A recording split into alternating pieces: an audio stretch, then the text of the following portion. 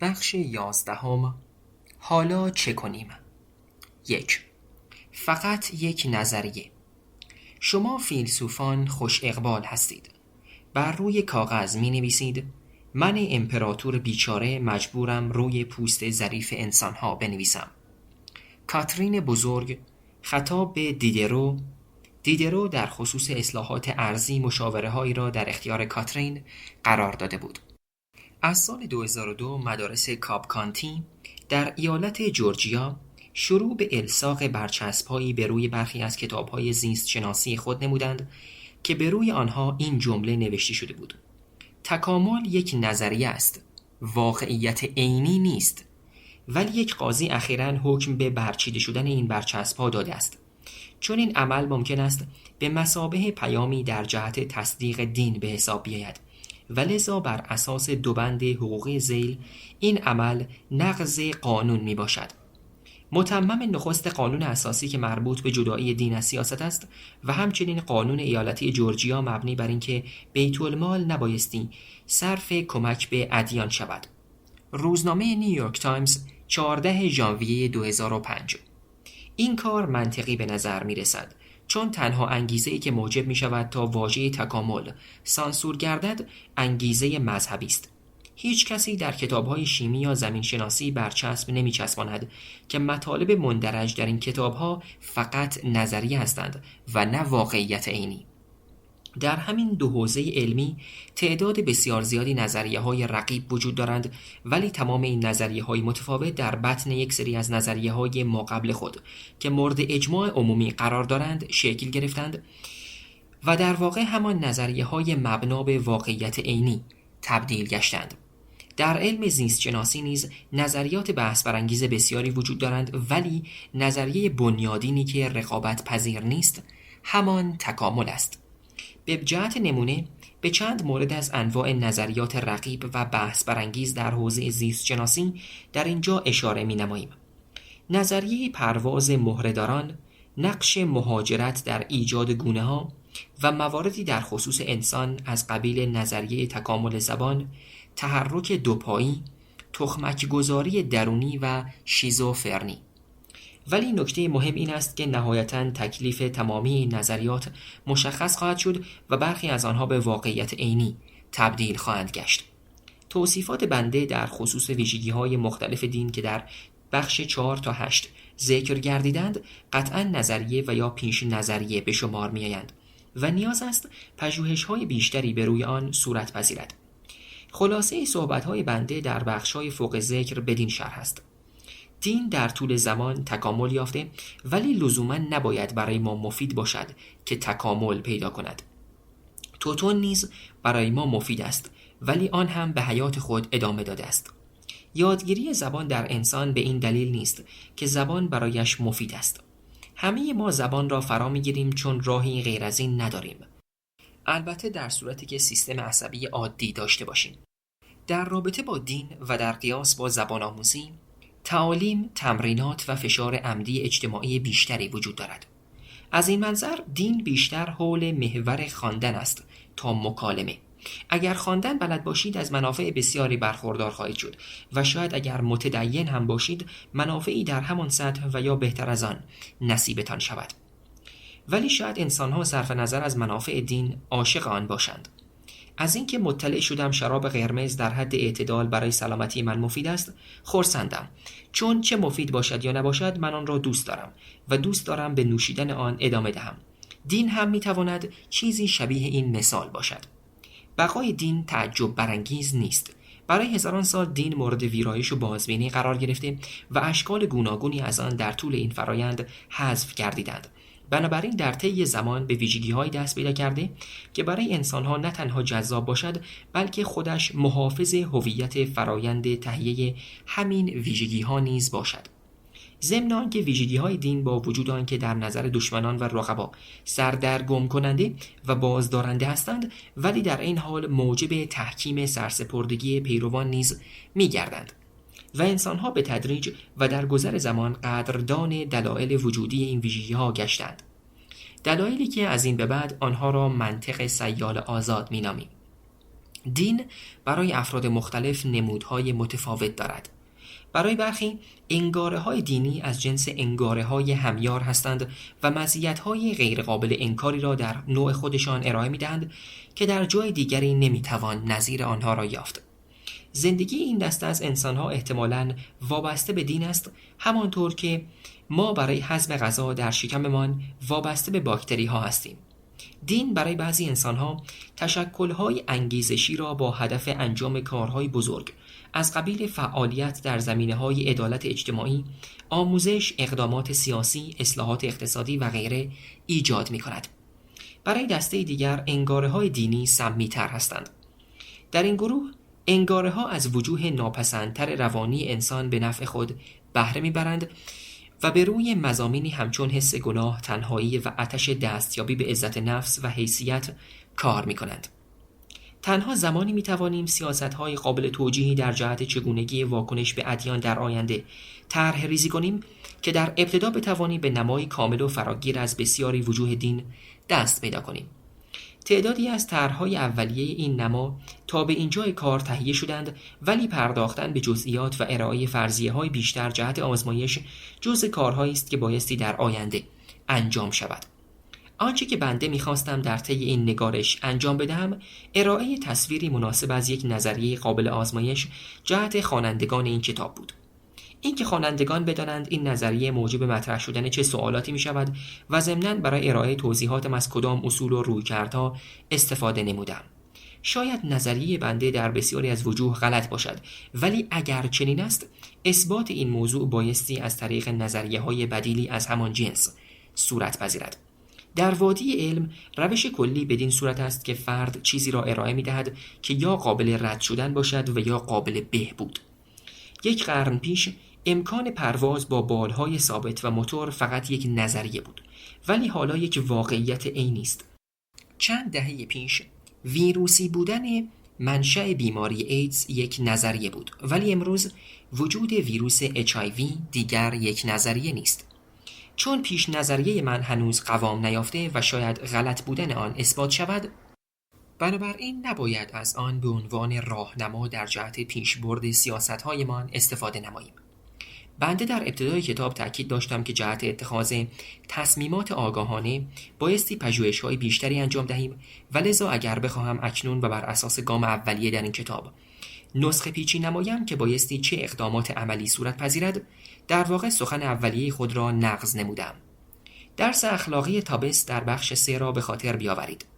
تابس در آنجا به سابقه یک جنبش فعالانه ساده‌لوح و گمراه که عامل انگیزشی اصلی آن تلاشی جانانه در جهت دستیابی به خوراک‌های کم‌چرب بوده اشاره می‌نماید. این وصفی از شرایطی است که طی آن اگر نیازهای سیاست سلامت عمومی یک جامعه و مثلا نیاز عمومی یک جامعه فقط و فقط برای اطلاع از یک راهنمایی ساده با ابهام گیج کننده‌ای از سوی علم واقعی به تعارض برخورد، چه اتفاقی ممکن است رخ دهد؟ همه ما تحت فشار هستیم که بر پایه اطلاعات کمی که فکر می‌کنیم تا امروز می‌دانیم با جدیت اقدام نماییم، ولی با این وجود توصیه بنده به صبر و بردباری است. شرایط فعلی هراس‌انگیز است و ممکن است در نهایت افراطیگری مذهبی فاجعه‌ای را به بار بیاورد، ولی با این حال بایستی از انجام چاره‌جویی‌های عجولانه و واکنش‌های دفعتی خودداری نماییم. اگر وصف بنده از دین صحیح بوده باشد، این امکان وجود خواهد داشت که امروز گزینه‌های خود را مورد بررسی قرار دهیم و به شکل فرضی تصور نماییم که چه سیاست‌هایی می‌تواند مناسب شرایط حال ما باشد. چنین محاسباتی موجب می‌شود تا انگیزش لازم برای انجام پژوهش افزایش یابد تا در نهایت ما بتوانیم به دلایل متقنی در جهت تشخیص فرضیه‌های صحیح دست پیدا کنیم. اگر کسی بخواهد به روی این کتاب برچسبی بچسباند و بگوید اینها فقط نظریه هستند، واقعیت عینی نیست، بنده نیز از همراهی با ایشان خرسند خواهم شد.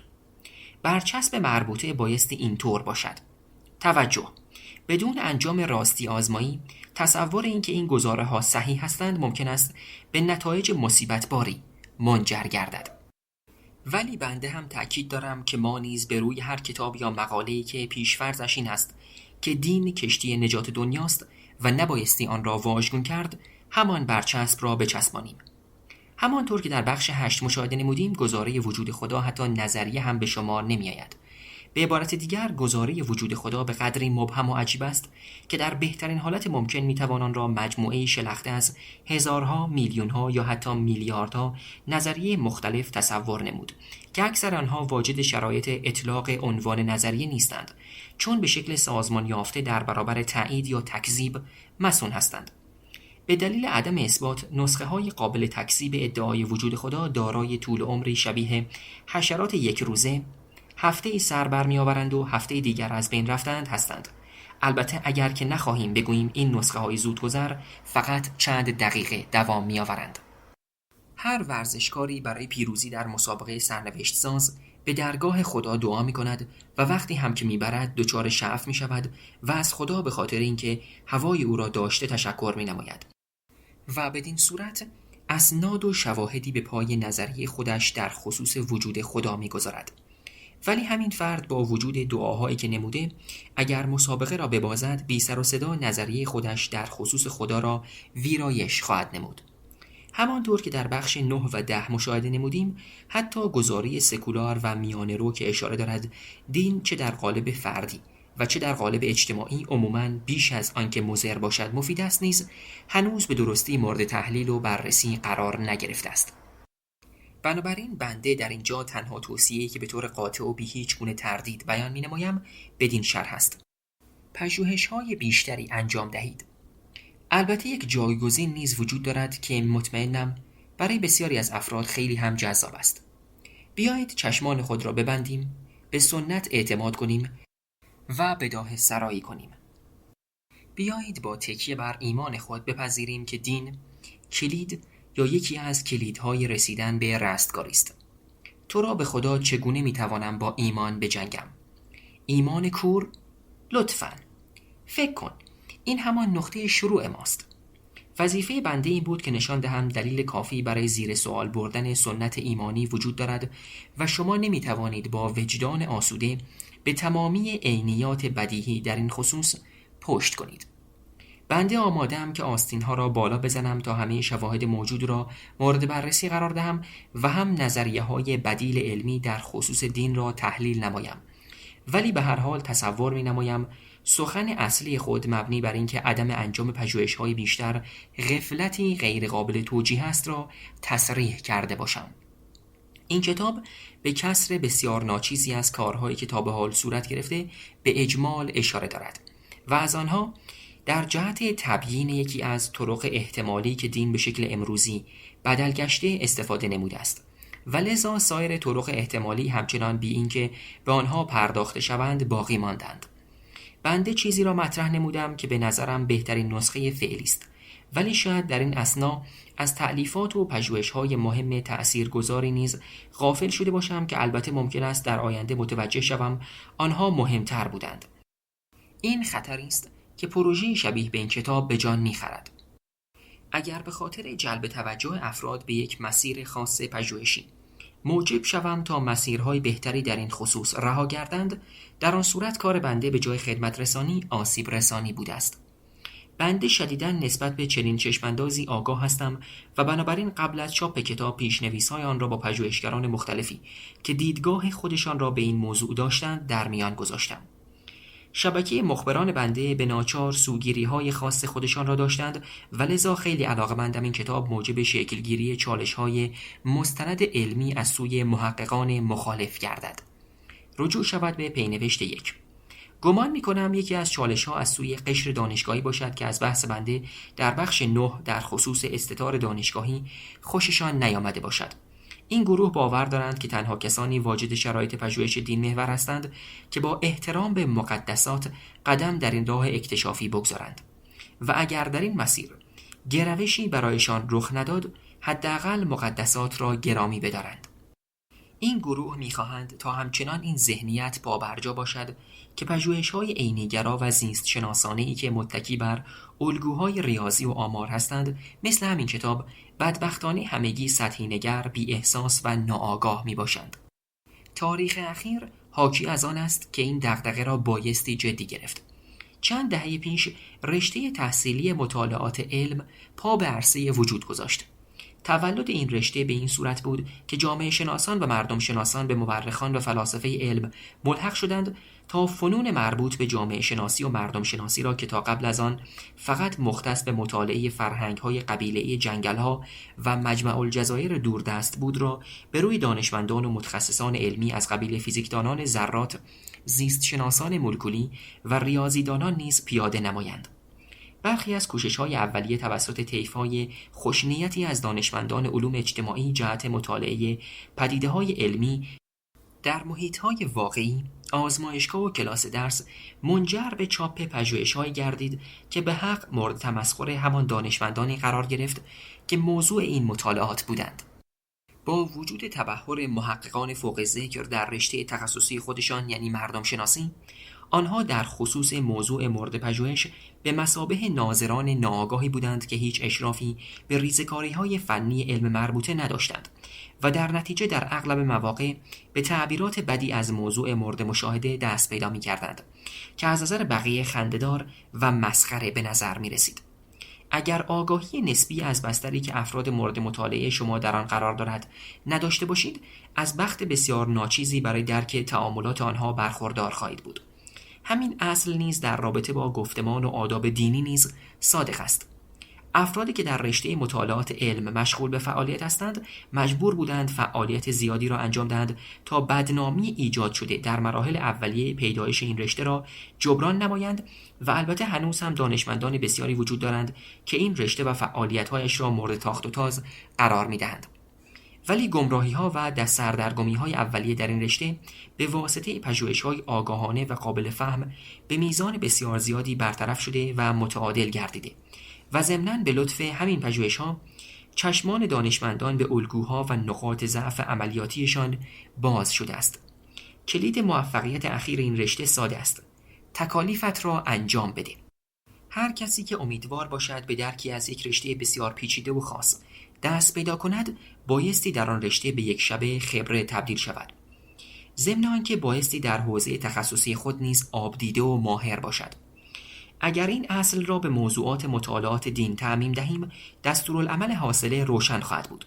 تلاش دانشمندان در جهت تبیین پدیده‌های دینی به معنای کنکاش عمیق و آگاهانه در معرفت، آداب، متون، فضای حاکم، زندگی روزانه و مشکلات انسان‌هایی است که در حال مطالعه آنها هستیم.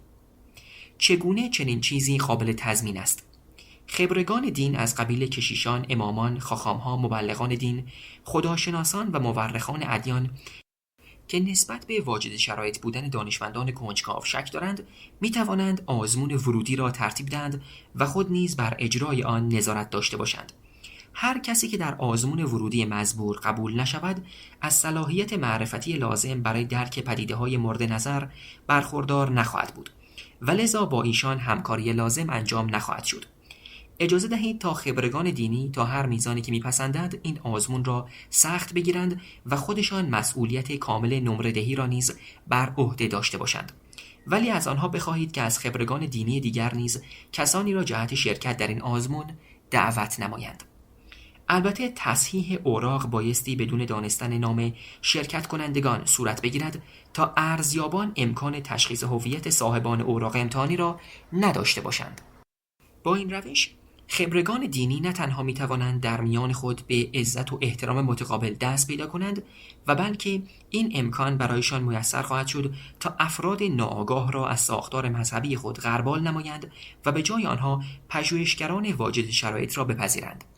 رجوع شود به پینوشت 2. مسیرهای جهت واکاوی. چگونه می توانیم بر روی یقین دینی متمرکز شویم؟ شما به پرسشنامه‌ها و سوالات در خصوص امور دنیا پاسخ نخواهید داد. در آزمونی که تحت قوانین خاصی باشد شرکت نخواهید نمود. شما با آمارشناسان همنشین نخواهید شد و قدم در وادی علوم اجتماعی نخواهید گذاشت. W.H. آدن، شعر قطعی در واکنش به اعصار. چه پژوهشی لازم است؟ برخی از پرسش‌های عینی گرایانه بنده که در بخش‌های قبلی این کتاب مطرح شده بود را در نظر بگیرید. بخش 4. وقتی که چیزی شبیه دین وجود نداشت، نیاکان ما چگونه بودند؟ آیا مانند دسته های شامپانزه ها بودند؟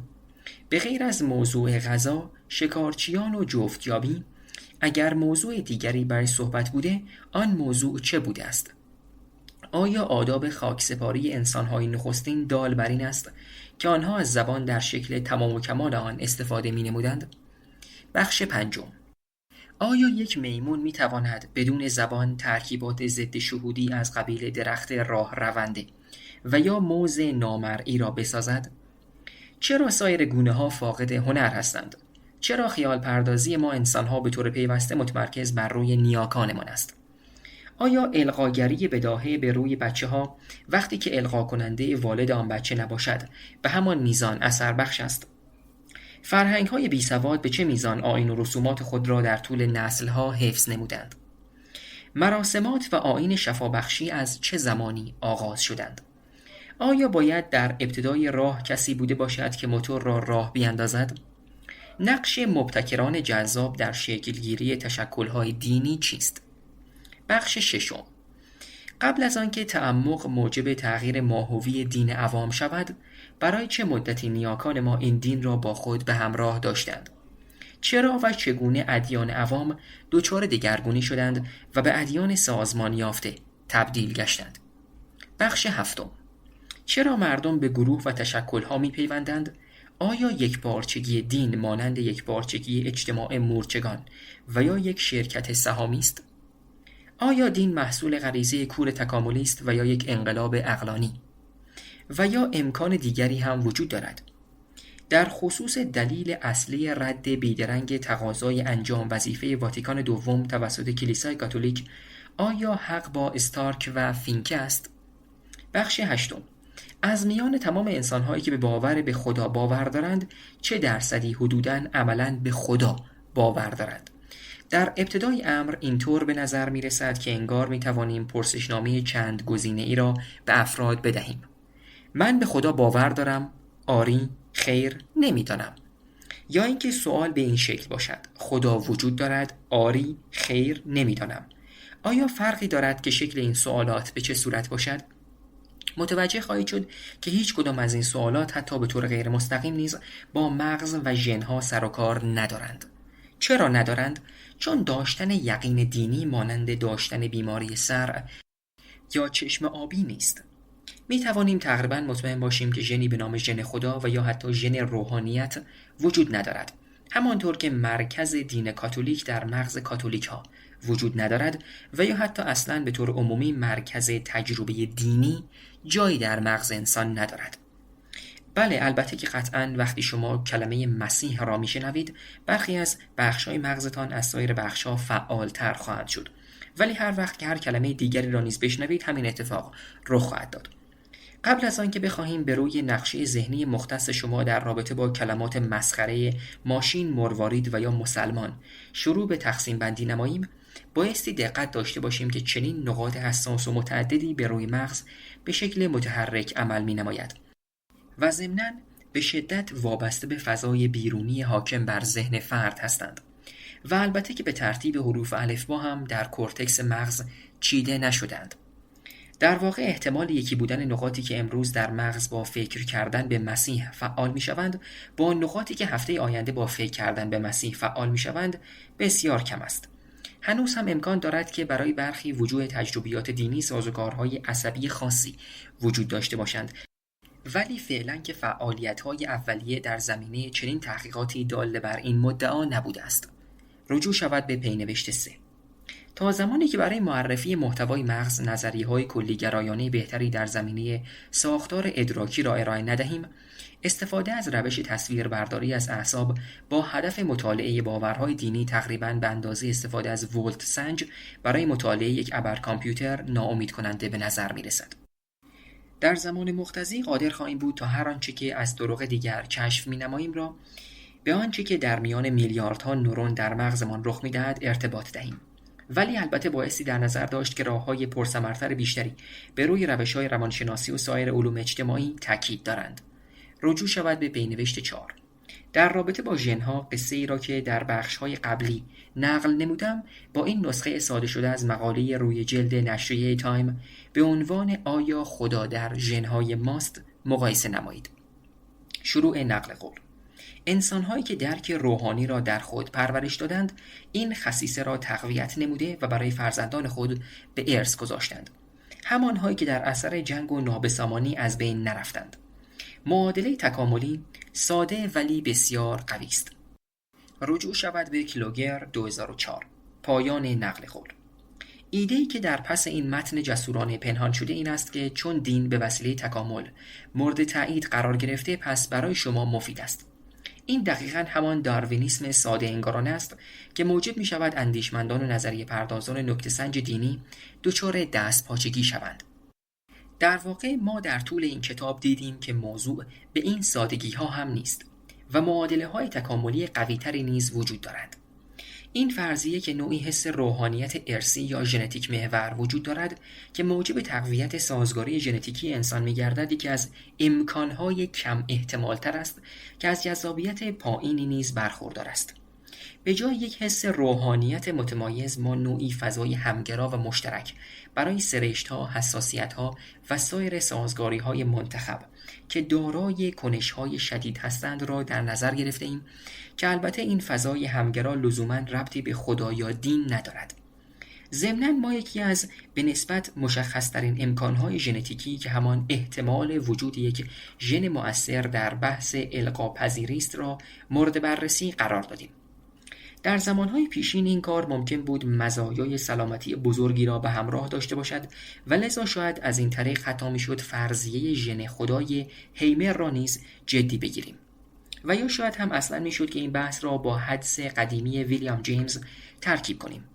طبق گفته جیمز، دو دسته انسان وجود دارند: کسانی که به دین حاد نیاز دارند و کسانی که نیازمند دین مزمن و ملایمتر هستند و می توانیم تلاش کنیم که بفهمیم آیا تفاوت‌های زیستی قابل توجهی بین افراد شدیداً مذهبی و افرادی که نسبت به دین علاقه ملایمتری دارند و یا اصلاً علاقه ندارند وجود دارد یا خیر.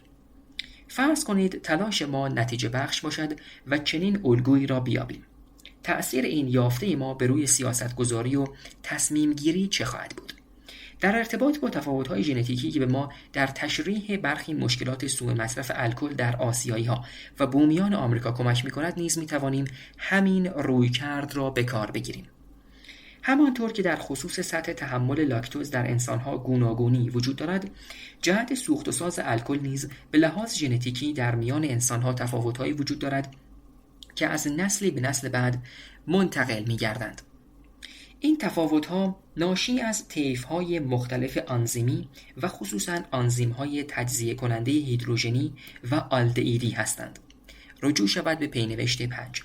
روشن است که بدون اینکه هیچ تقصیری بر گردن این افراد باشد، الکل برای افرادی که این ژن‌ها را داشته باشند سمی است و یا آنها را به انسان‌های الکلی بدل می‌کند. پس به این خاطر به آنها اکیداً توصیه می‌گردد که از الکل صرف نظر کنند. مشابه همین عدم علاقه ژنتیکی ارثی برای بسیاری از افراد در خصوص کلم بروکلی، کلم سفید و گشنیز وجود دارد. این دسته از افراد مشکلی در سوخت و ساز این نوع خوراکی‌ها ندارند، ولی برایشان بی‌مزه به نظر می‌رسد. علت این امر تفاوت‌های موجود در ژن‌های متعددی است که مسئولیت رمزگشایی حسگرهای بویایی را بر عهده دارند. نیازی نیست که به این افراد توصیه شود که از این گونه خوراکی‌ها پرهیز کنند. آیا ممکن است چیزهایی مثل عدم تحمل تجربه روحانی و یا تنفر از تجربه روحانی وجود داشته باشد؟ ممکن است. شاید در مواقعی که افراد مذهبی به وسیله عوامل محرک مذهبی که قابل طبقه بندی نیز هستند تحریک می‌گردند، ویژگی‌های روانی نشأت گرفته از خواص ژن‌ها نمود خود را نشان می‌دهند. در این زمینه ویلیام جیمز مشاهدات غیر رسمی را به ما ارائه می‌دهد که موجب می‌شود دلیلی برای تردید نسبت به این موضوع داشته باشیم. برخی افراد نسبت به مراسمات و سایر جلوه‌های مذهبی نفوذ ناپذیر هستند، در حالی که دیگران مثل من شدیداً تحت تأثیر مراسم، موسیقی و هنر موجود در آن قرار می‌گیرند، ولی در این حال آموزه‌های دینی برایمان ترغیب کننده نیستند. شاید هنوز هم عده‌ای با وجود این موانع به دنبال عوامل محرک مذهبی باشند و اشتیاق شدیدی به جاری ساختن آن عوامل در زندگی خود داشته باشند، ولی توصیه مناسب به آنها این خواهد بود که از این امر پرهیز کنند چون آنها قابلیت سوخت و ساز آن را به شکلی که بقیه از دستشان برمیآید ندارند. اگر این کار را انجام بدهند دیوانه و غیر قابل کنترل خواهند شد و یا شاید افسرده، مضطرب، حیران و یا اصلاً معتاد. اگر بتوانیم صرف نظر از اینکه الگوهای گوناگون در افراد ماهیت ژنتیکی دارند یا خیر، چون شاید فقط به لحاظ فرهنگی به ارث میرسند و نه ژنتیکی، آنها را در افراد شناسایی کنیم، در آن صورت فرضیه‌های مندرج قطعاً ارزش سازماندهی و تحلیل را خواهند داشت. در قالب یک مثال رویا پردازانه ممکن است مشخص شود که بایستی به افرادی که زبان مادریشان فنلاندی است صرف نظر از سابقه ژنتیکی آنها توصیه نماییم که میزان استفاده از دین را در میان خودشان کاهش دهند. شاید اثبات شود که حس روحانی هرچی که باشد بر اساس همان معنای لفظی آن یک سازگاری ژنتیکی بوده باشد، ولی البته بایستی توجه داشت که فرضیه‌های دقیق‌تر درباره الگوهای تمایلات انسانی در جهت واکنش به دین از امکان صحت بالاتری برخوردار هستند و راستی آزمایی آنها نیز راحت‌تر است. ضمن اینکه فرضیه‌ها در جهت حل سوالات پیچیده‌ای که با آنها درگیر هستیم نیز مؤثرتر خواهند بود. به طور نمونه مشخصاً مفید خواهد بود که بدانیم باورهای سکولار به چه شکل با باورهای دینی متفاوت هستند و همانطور که در بخش 8 مشاهده نمودیم به کارگیری واژه باور در اینجا غلط است. بهتر است به منظور تمایز بهتر نام آنها را یقین دینی بگذاریم. یقین دینی در وجوهی مانند شکلگیری، ماندگاری، انقراض و نقشی که در زندگی و رفتار مردم بازی می‌کنند به چه صورت با باورهای سکولار متفاوت است. لازم به ذکر است که بخش قابل توجهی از نظام نظرسنجی به بررسی وجوه مختلف دین اختصاص داده شده است. رجوع شود به پینوشت 6. همه ما به طور معمول خلاصه نتایج به دست آمده را در رسانه‌ها مشاهده می‌کنیم، ولی زیرساخت‌های نظری و رویه‌های تحلیلی مورد استفاده در پژوهش‌های انجام شده حتماً بایستی مورد بازبینی دقیق قرار بگیرند. مثلا آلن وولف 2003 صفحه 152 یکی از نفراتی است که فکر می‌کند نظرسنجی‌ها غیر قابل اطمینان هستند. ایشان می‌فرمایند نتایج نظرسنجی‌ها گسسته و گیج کننده است و در اکثر مواقع به نحوه طرح سوالات و یا افراد مورد مطالعه بستگی دارد. ولی آیا حق با اوست؟ موضوع در اینجا فقط بحث سلیقه شخصی نیست، باید پاسخ را یافت. یکی دیگر از گزارش‌های اخیر و قابل توجه را در نظر بگیرید. بر طبق گزارش نظرسنجی تعیین هویت مذهبی در آمریکا در سال 2001 سه بخش اصلی که از زمان نظرسنجی قبلی در سال 1990 بیشترین آمار کسب اعضا را داشتند، در درجه اول مسیحیان تبشیری یا دوباره متولد شده 42% بودند. رده دوم با 37% متعلق به دینداران غیر فرقه‌ای بود و 23% نیز فاقد دین بودند. این داده‌ها حاکی از آن است که مسیحیت تبشیری در حال رشد در آمریکاست، ولی در عین حال همین آمار نشان می‌دهد که سکولاریسم نیز در حال افزایش است. به وضوح و همانطور که بسیاری از افراد عادی جامعه ادعا بر این موضوع دارند، جامعه ما در حال دو قطبی شدن است. ولی چرا؟ آیا بر طبق نظر افرادی مانند استارک و فینکه که نگاه عرضه و تقاضایی دارند، فقط دین‌های پرهزینه جایی برای رقابت در بازار مکاری دین ندارند؟ شاید هم قضیه به این صورت است که هرچه بیشتر درباره طبیعت می‌آموزیم، تعداد بیشتری از افراد متوجه می‌شوند که علم از چیزی غافل مانده، چیزی که فقط یک ماهیت ضد علمی می‌تواند آن را تأمین نماید، و یا شاید توضیح دیگری در این خصوص وجود دارد. قبل از اینکه بخواهیم هر داده و اطلاعاتی را تفسیر کنیم، بایستی ابتدا از مفروضاتی که بر اساس آنها داده‌های مزبور جمع‌آوری شده اطمینان حاصل نماییم. داده‌های مزبور تا چه میزان قابل اطمینان هستند و چگونه جمع‌آوری شدند؟ مثلا در رابطه با مثال نتایج نظرسنجی پیروان ادیان در آمریکا، روش اخذ اطلاعات به جای فرم‌های مکتوب نظرسنجی تلفنی بوده است. چه تمهیداتی اندیشیده شده تا از ایجاد فضای جانبدارانه جلوگیری شود؟ چه سوالات دیگری از افراد تحت نظرسنجی پرسیده شده است؟ طول مدت هر نظرسنجی چقدر بوده است؟ شاید در طول نظرسنجی سوالات نامرتبطی پرسیده شده که پاسخ آنها از اهمیت برخوردار بوده است. در روزی که نظرسنجی انجام شده چه اتفاقاتی در اخبار افتاده است؟ آیا فرد مصاحبه کننده لهجه داشته است؟ و غیره. رجوع شود به پینوشت 7. انجام نظرسنجی‌های فراگیر پرهزینه است، ضمن آنکه هیچ کسی هزاران دلار خرج نمی‌کند که بخواهد از طریق یک ابزار تصادفی یعنی پرسشنامه داده جمع‌آوری نماید. در رابطه با تشخیص منشأ سوگیری و ساختگی بودن آنها در نظرسنجی‌های پژوهشی تحقیقات بسیاری انجام شده است. چه زمانی باید از سؤال ساده آری خیر استفاده کرد؟ و فراموش نکنید که گزینه مهم من نمیدانم را نیز حتما لحاظ نمایید. و چه زمانی باید از مقیاس 5 درجه‌ای لایکرت بهره ببریم؟ گزینه‌های آشنایی مثل خیلی موافق، تا حدودی موافق، مردد، تا حدودی مخالف و خیلی مخالف. پرسش اول در نظرسنجی سال 1990 به این شکل بود: دین شما چیست؟ در سال 2001 پرسش مربوطه اصلاح گردید: اگر دینی دارید دین شما چیست؟ افزایش تعداد دینداران غیر فرقه‌ای و بیدینان به خاطر اعمال تغییر در کلمات پرسشنامه بوده است؟ چرا عبارت اگر دینی دارید به پرسش مربوطه اضافه شد؟ مایکل شرمر، مدیر انجمن شکاکان، در طول نگارش کتاب چگونه باور داریم، علم، شکاکیت و جستجو برای خدا، چاپ دوم، سال 2003، اقدام به یک نظرسنجی متحورانه در خصوص انواع یقین دینی نمود. نتایج به دست آمده بسیار قابل توجه است و بخشی از دلیل این موضوع تفاوت خیره کننده آن با نتایج سایر نظرسنجی‌های مشابه است. اکثر نظرسنجی‌های اخیر نشان می‌دهد که 90% جمعیت آمریکا به خدا باور دارند. منظور فقط ذهنیت خدا نیست، بلکه خدایی است که دعاهای آنها را مستجاب می‌کند. در نظرسنجی شرمر تنها 64% اعلام نمودند که به خدا باور دارند و همچنین 25% نیز اعلام نمودند که به خدا باور ندارند. رجوع شود به صفحه 79 از کتاب ایشان. این تفاوت بسیار فاحشی است و علت آن یک اشتباه ساده در جامعه آماری مورد بررسی نیست. مثلا ارسال پرسشنامه به تعدادی شکاک که از نزدیک آنها را میشناسیم. رجوع شود به پینوشت 8. گمان شرمر بر این است که کلید معما آموزش است.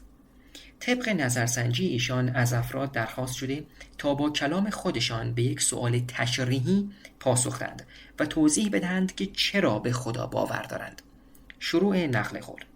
بر اساس نتایج به دست آمده مشخص شده که افرادی که این نظرسنجی را به طور کامل انجام دادند به نسبت میانگین کلی آمریکایی‌ها از تحصیلات بالاتری برخوردار بودند و در این حال مشخص شده که تحصیلات عالی با گرایشات ضعیفتر مذهبی متناسب است. بر حسب آمار اداره سرشماری آمریکا در سال 1998 1/4 از جمعیت بالای 25 سال آمریکا دارای مدرک کارشناسی هستند، در حالی که در جامعه آماری نظرسنجی این تعداد 2/3 بوده است.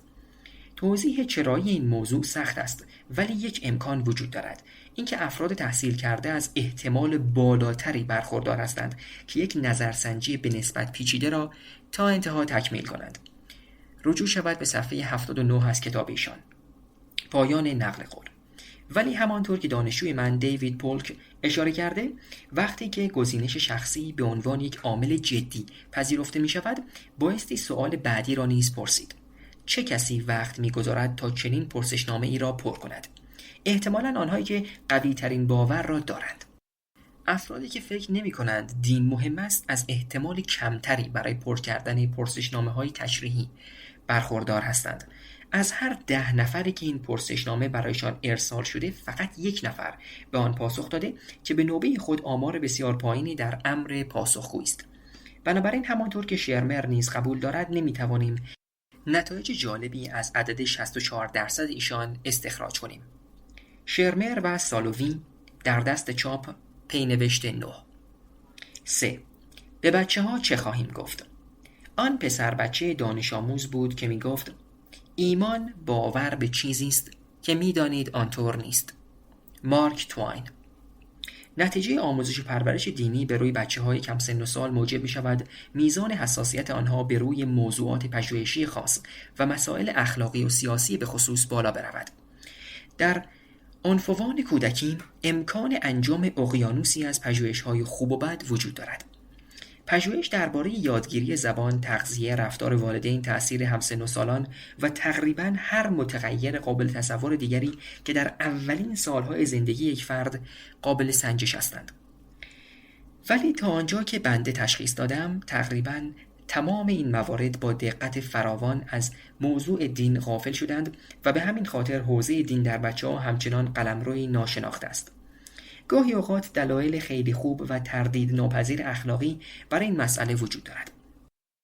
تمام موانع محافظتی و بازدارنده‌ای که برای انجام تحقیقات پزشکی روی نمونه‌های انسانی به کار گرفته می‌شوند، با همان شدت و حدت نیز برای هر تحقیق قابل تصوری در خصوص پرورش دینی نیز قابل تعمیم هستند. قرار نیست که ما آزمایشات شبه واقعی و بی اثر انجام دهیم که مثلا در آنها گروه الف یک سری تعالیم مذهبی را حفظ کنند، گروه ب نیز یک سری تعالیم مذهبی متفاوت با گروه الف را حفظ کنند و دست آخر گروه دال فقط یک سری عبارات بی معنا را از بر نمایند. قرار نیست در خصوص موضوع جابجایی حضانت از فرزند، آن هم به طریق مبادله بچه‌های والدین مسلمان و مسیحی با یکدیگر به پژوهش بپردازیم. این موارد کاملا آن سوی خط قرمز هستند و همانطور نیز بایستی باقی بمانند. ولی خط قرمز کجاست؟ این پرسش مهمی است، چون به همین نسبت که در حال طراحی راه‌های غیر مستقیم و غیر متجاوزانه‌ای هستیم تا مدارج مورد نیاز خود را به دست بیاوریم، با الزاماتی برخورد می‌کنیم که معمولاً محققانی که به دنبال درمان‌های پزشکی هستند با آنها مواجه می‌شوند. شاید انجام پژوهش بی دردسر در خصوص این جنس از موضوعات غیر ممکن باشد. AvoyaBook.com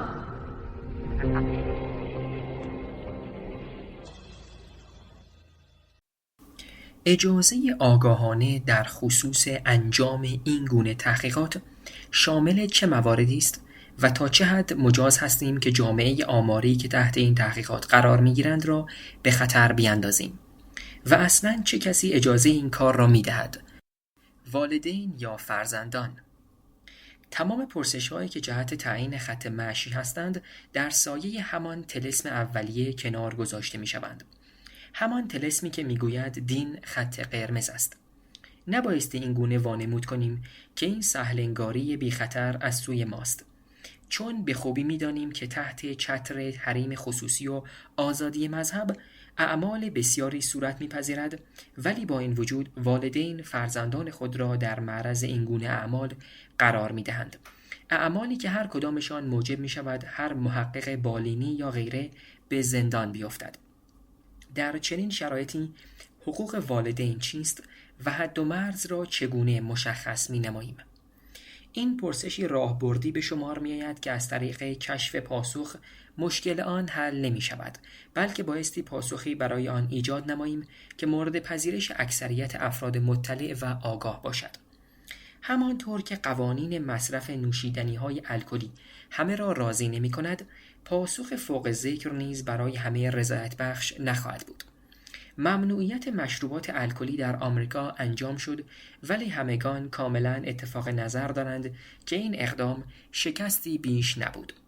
درک فعلی جامعه از آن مسئله به نسبت باثبات و پایدار است. احتمال اینکه در آینده نزدیک به دوران ممنوعیت مشروبات الکلی برگردیم بسیار ضعیف است، ولی با این وجود همچنان قوانین محدود کننده‌ای در خصوص فروش مشروبات الکلی به افراد نابالغ وجود دارد.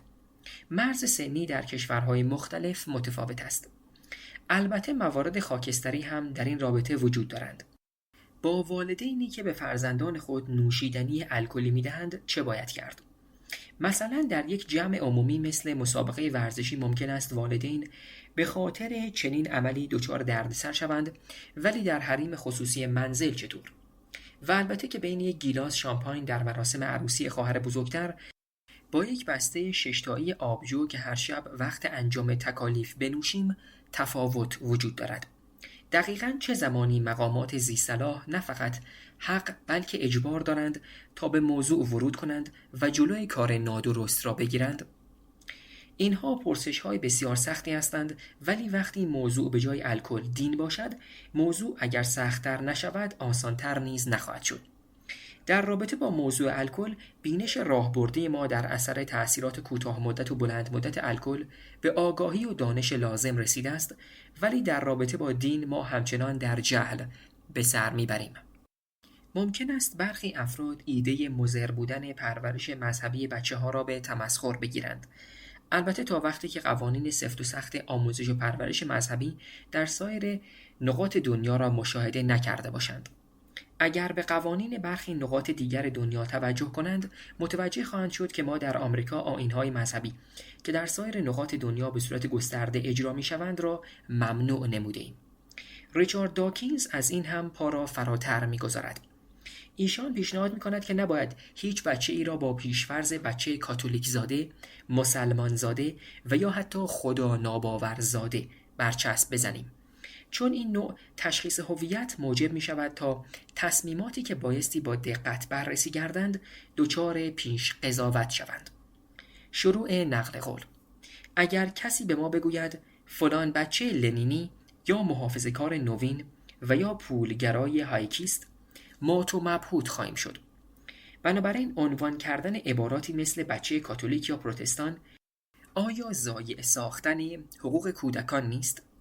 خصوصا در ایرلند شمالی و گلاسکو که چنین برچسب‌هایی در طی نسل‌های مختلف سینه به سینه منتقل شده و برای قرن‌های متمادی موجب تفرقه ساکنان یک منطقه گردیده و حتی کار را به جایی رسانده که به این برچسب‌های دینی به دیده مجوز کشتن فرد نگاه می‌کنند. رجوع شود به کتاب ایشان سال 2003 ب. پایان نقل قول. یا تصور کنید چون پدر یا مادر کودکی اهل مصرف دخانیات یا مشروبات الکلی بوده، پس فرزند آنها را به همان عنوان یک فرد سیگاری و یا مشروب خور جوان در نظر بگیریم. در این خصوص و فقط در همین خصوص سخن داکینز من را به یاد پدر بزرگم می اندازد. او پزشکی بود که در دهه 50 میلادی از دوره خودش بسیار پیشروتر بود و نامه‌های پرشور متعددی را برای سردبیران روزنامه‌های شهر بوستون می‌نوشت و طی آنها به آسیب‌های دود سیگار برای سلامت بچه‌هایی که والدینشان در منزل دخانیات مصرف می‌کردند اشاره می‌نمود. ولی همه ما می‌خندیدیم و به سیگار کشیدن خود ادامه می‌دادیم. مگر آن یک ذره دود چقدر می‌تواند به کسی ضرر برساند؟ ولی بعدها فهمیدیم. نقل قول مشهور یا نقل قول اشتباه جسوت‌های کاتولیک این است: بچه ای را تا قبل از 7 سالگی به من بده و من مردی را به شما نمایان خواهم نمود. ولی نه جسوت‌ها و نه هیچ کس دیگر واقعاً به درستی نمی‌داند که بچه‌ها چقدر حالت واجهندگی دارند و مثل فنر عمل می‌کنند.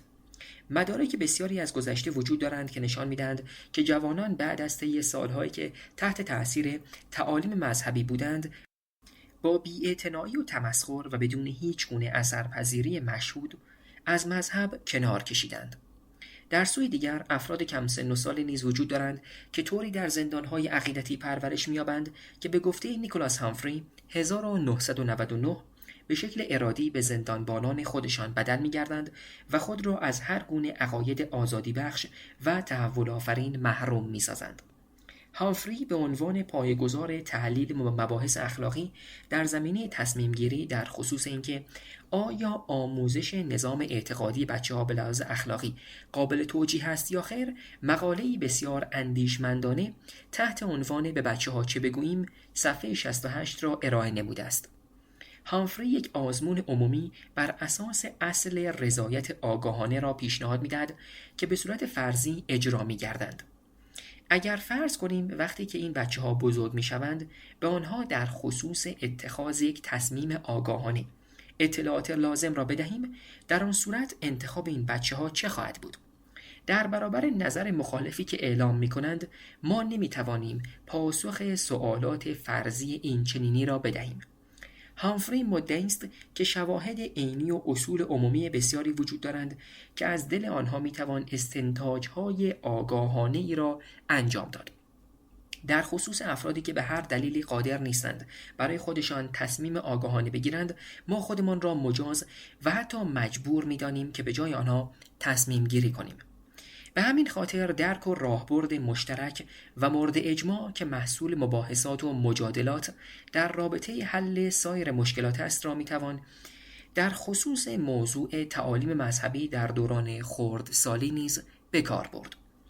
البته بایستی در نظر داشت که راه حل نهایی برای موقعیت‌های سختی نظیر آنچه که اشاره شد روشن نیست. این موضوع را با موضوعی بسیار مشابه در رابطه با چگونگی مواجهه ما یعنی بیگانگان با قبایل سنتینین السه و جاروا که هنوز در وسط جزایر اقیانوس هند، جزایر آندامان و نیکوبار در زندگی عصر حجری خود به سر میبرند مقایسه نمایید. این مردمان موفق شدند با دفاع جانانه از قلمروهای خود به وسیله تیر و کمان بیباکترین مکتشفان و بازرگانان را از خود به دور نگه دارند. در مورد این مردمان اطلاعات بسیار ناچیزی در اختیار داریم و در حال حاضر مدتی است که دولت مرکزی هند که از این جزایر فاصله بسیاری دارد هر گونه تماس با این مردمان را ممنوع اعلام کرده است. ولی حالا که به خاطر سونامی عظیم دسامبر 2004 توجه جهانی به سوی آنها جلب شده، حفظ این انزوا دور از ذهن به نظر می رسد. ولی حتی اگر فرض را بر این بگذاریم که حفظ این انزوا قابل ادامه است، آیا اصلاً چنین کاری باید انجام بشود یا خیر؟ چه کسی از حق تصمیم گیری برخوردار است؟ قطعاً پاسخ مردم شناسان نخواهند بود. البته که همین مردم شناسان برای مدت طولانی به سختی تلاش کردند تا ساکنان آن جزایر را از شر هر گونه تماس حتی با خود مردم شناسان مصون بدارند. آنها که هستند که می‌خواهند از این انسان‌ها حفاظت کنند. مردم شناسان مالک آنها نیستند که بخواهند این اقوام را به مثابه نمونه‌های آزمایشگاهی ببینند که نیاز به جمع‌آوری دقیق و مراقبت از هر گونه آلودگی را دارند. ضمناً ایده نگهداری از این جزیره‌ها به عنوان باغ وحش‌های انسانی توهین‌آمیز است و البته توهین‌آمیزتر از آن باز کردن درب آنجا به روی مبلغان دینی خواهد بود که مشتاقانه به آنجا سرازیر خواهند شد تا روح آن مردمان را آمرزیده نمایند. اگر تعدادی بزرگسال بدون کسب نظر مردمان آن قبایل تصمیم بگیرند که بیگانگان صرف نظر از نقش آنها مدافع، استعمارگر، محقق و یا مبلغ دینی و یا غیره را از برقراری ارتباط با آن مردمان منع کنند، نباید فریب این توهم را بخوریم که آن بزرگسالان مسئله اخلاقی مربوطه را حل نمودند. آن مردمان می‌خواهند در انزوا بمانند، پس بایستی آنها را در انزوا گذاشت. دو مشکل در رابطه با این راه حل پیشنهادی وجود دارد. این تصمیم به قدری ناآگاهانه است که حتی اگر اجازه دهیم تمام ملاحظات و نظرات دیگر نیز کنار گذاشته شوند، آیا پس ما به اندازه کسی که به هیچ اعلام هشداری اجازه می‌دهد شخصی معجون سمی را به اختیار خودش بنوشد مقصر نیستیم؟ و در هر صورت حتی با وجود اینکه بزرگسالان از حق اعطای اجازه برخوردار هستند، آیا فرزندان آنها به خاطر جهل والدینشان قربانی نمی‌شوند؟ ما هرگز اجازه نمی‌دهیم فرزند همسایه‌مان دچار گمراهی شود. پس آیا نباید بدون در نظر گرفتن تکان دهنده و یا دردناک بودن اقداماتمان از اقیانوس‌ها گذر کنیم و این بچه‌ها را نجات دهیم؟ آیا در این لحظه احساس نمی کنید آدرنالین خونتان بالا رفته باشد؟ به نظر بنده مسئله حقوق والدین در مقابل حقوق فرزندان در تحریک واکنش‌های احساساتی در جایی که بایستی واکنش‌های عقلانی صورت بگیرد بی‌رقیب است و ضمناً گمان می‌کنم عامل ژنتیکی نقش مستقیمی در این مسئله دارد. در میان پستانداران و پرندگان که باید از فرزندان خود مراقبت نمایند، غریزه محافظت از فرزند در مقابل تمام عوامل بیرونی عنصری فراگیر و به شدت قوی است. بی هیچ درنگ و تردیدی جان خود را به خاطر دور نمودن خطرات واقعی یا خیالی به خطر می‌اندازیم. این واکنش دقیقاً مشابه یک رفلکس فیزیکی است و در این مورد خاص در عمق وجودمان حس می‌کنیم که والدین حق دارند که فرزند خود را آنطور که صلاح می‌دانند بار بیاورند. هرگز دچار این اشتباه نشوید که بخواهید بین یک خرس مادر و بچه‌اش قرار بگیرید و به همین خاطر نیز هیچ چیزی نباید مابین والدین و فرزندان قرار بگیرد. این نکته هسته ارزش‌های خانواده را تشکیل می‌دهد. ولی در عین حال والدین مالک فرزندان خود نیستند. آنطوری که بردهداران صاحب برده ها بودند، بلکه کارگزار یا کفیل هستند و به همین دلیل بایستی آنها را در قبال کفالتشان مسئول دانست. البته مسئول دانستن والدین به این معنا نیست که غریبه ها حق مداخله دارند، چون چنین کاری باعث بالا رفتن سطح حساسیت و جدل می گردد. وقتی متوجه شویم آنچه که در عمق وجودمان احساس می کنیم قابل دفاع در دادگاه عقل نیست، حالت تدافعی و بدخلق به خود می گیریم و به دنبال چیزی می گردیم که در پس آن پنهان شویم. مثلا پشت یک پیوند مقدس و غیر قابل تردید، وای این کلید ماجراست. در اینجا ما بین اصول مقدسی که به آنها متوسل می شویم تنش بدیهی وجود دارد که کمتر به آن پرداخته می شود. از یک سو خیلی ها بیان می کنند که حق حیات حقی مقدس و گزند ناپذیر است.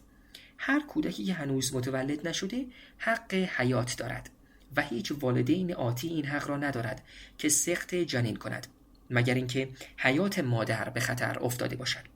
از سوی دیگر بعد از تولد نوزاد بسیاری از همان افراد معتقدند که اگر آن نوزاد به وسیله والدینش که از حق پرورش بدون آزار فرزند خود به نحوی که صلاح می‌دانند برخوردار هستند، مورد ارشاد مذهبی، شستشوی مغزی و یا سوء استفاده روانی قرار نگیرد، حق حیاتش سلب خواهد شد. بیایید ارزش آزادی را در جهان بگسترانیم، ولی مشخصاً نه برای بچه‌ها. هیچ بچه‌ای حق عدم برخورداری از ارشاد مذهبی را ندارد. آیا بایستی چنین دیدگاهی را تغییر دهیم؟ چی؟ بگذارم که غریبه‌ها درباره این که من چگونه فرزندانم را بزرگ می‌کنم نظر بدن؟ حالا آیا سرازیر شدن آدرنالین در خون را احساس می‌کنید؟ وقتی با سوالات مربوط به ساکنان جزیره آندامان دست و پنجه نرم می‌کنیم، متوجه می‌شویم که همزمان در حال توسعه زمینه تفکری مشابه در خصوص پرورش مذهبی هستیم. با وجود نگرانی‌های به حقی که در خصوص اثرات مداخله وجود دارد، نبایستی این چنین فرض کنیم که اغواگری‌های فرهنگ غربی به طور خودکار کلیه گنجینه‌های شکننده سایر فرهنگ‌ها را در خود می‌بلعد. لازم به ذکر است که بسیاری از زنان مسلمانی که تحت شرایطی پرورش یافتند که به زعم زنان غیر مسلمان غیر قابل تحمل است، وقتی که به آنها فرصت ترک حجاب و کنار گذاشتن سنت‌هایشان داده می‌شود، انتخابشان حفظ آنهاست. شاید در همه جا بتوان به افراد اعتماد نمود و لذا به آنها اجازه داد تا انتخاب آگاهانه خود را داشته باشند. انتخاب آگاهانه، چه ایده محشر و تحولگرایانه‌ای! شاید بایستی به افراد اعتماد کرد تا انتخاب خود را داشته باشند و نه انتخاب‌هایی که ما به آنها توصیه می‌کنیم. ولی در این صورت حداقل باید انتخاب‌های خود آنها طوری باشد که از بالاترین امکان برای تحقق اهداف مد نظر بهره‌مند باشند. ولی در کل تا وقتی که بچه‌ها به آگاهی و بلوغ لازم برای تصمیم گیری نرسیدند، چه چیزهایی را باید به آنها آموزش داد؟ با رویکردی عینی گرایانه و بر مبنای پایه‌های تاریخی و زیست شناسی به آنها راجع به تمام ادیان آموزش بدهیم، دقیقاً به همان شکلی که جغرافیا، تاریخ و ریاضیات را آموزش می‌دهیم. بهتر است که در خصوص مبحث دین آموزش بیشتری در مدارس داشته باشیم و نه کمتر. بایستی به فرزندانمان در خصوص آیین‌ها و آداب، منعیات و رسومات و متون و موسیقی مذهبی آموزش دهیم و وقتی تاریخ ادیان را به اتمام رساندیم، بایستی هم به نقش مثبت ادیان، نقش کلیساها در جنبش حقوق مدنی دهه 1960 میلادی، شکوفایی هنر و علم در صدر اسلام، نقش مسلمانان سیاه‌پوست در زندگی شکننده بسیاری از زندانیان از طریق امیدبخشی به آنها و بازیابی غرور و عزت نفس، و هم به نقش منفی آنها، تفتیش عقاید توسط کلیسا، نگرش ضد یهود در طول سالیان متمادی، نقش کلیسای کاتولیک در شیوع بیماری ایدز در آفریقا به خاطر مخالفت در استفاده از کاندوم در طول تاریخ اشاره نماییم. نباید از هیچ دینی طرفداری شود و نباید از هیچ دینی غافل شد. و همینطور که در گذر زمان به یافته‌های بیشتری در خصوص مبناهای زیستی و روانشناختی آداب و رویکردهای مذهبی دست پیدا می‌کنیم، این کشفیات جدید بایستی به بدنه آموزشیمان اضافه گردد. دقیقاً به همان شکلی که تعلیم و تربیت خود در حوزه علم، سلامت و رویدادهای فعلی در جهان را به روز رسانی می‌نماییم. این کار باید بخشی از برنامه‌های آموزشی اجباری تمامی مدارس خصوصی و دولتی باشد. در اینجا بنده به یک پیشنهاد اشاره می‌نمایم. تا وقتی که والدین 1. از طریق الغای حس ترس یا تنفر، 2. یا منع بچه از پرسشگری، مثلا از طریق سلب حق برخورداری از آموزش و یا منزوی نگه داشتن آنها از دنیای پیرامون به بچه‌هایشان چیزی را تعلیم نمی‌دهند که احتمالاً ذهن را بسته نگه می‌دارد، از این حق برخوردار هستند که به بچه‌هایشان هر آموزه دینی را که می‌پسندند یاد بدهند. البته این فقط یک ایده است و شاید ایده‌های بهتر از این هم برای لحاظ نمودن وجود داشته باشد، ولی هر ایده‌ای که منتخب شود بایستی برای عاشقان آزادی در هر جا جذابیت داشته باشد. تأکید بر این ایده که پیروان تمامی مذاهب بایستی با یک چالش مهم روبرو شوند، حصول اطمینان از ارزشمند بودن، جذابیت، عملی و با مفهوم بودن و قابلیت مقاومت در برابر وسوسه رقبا.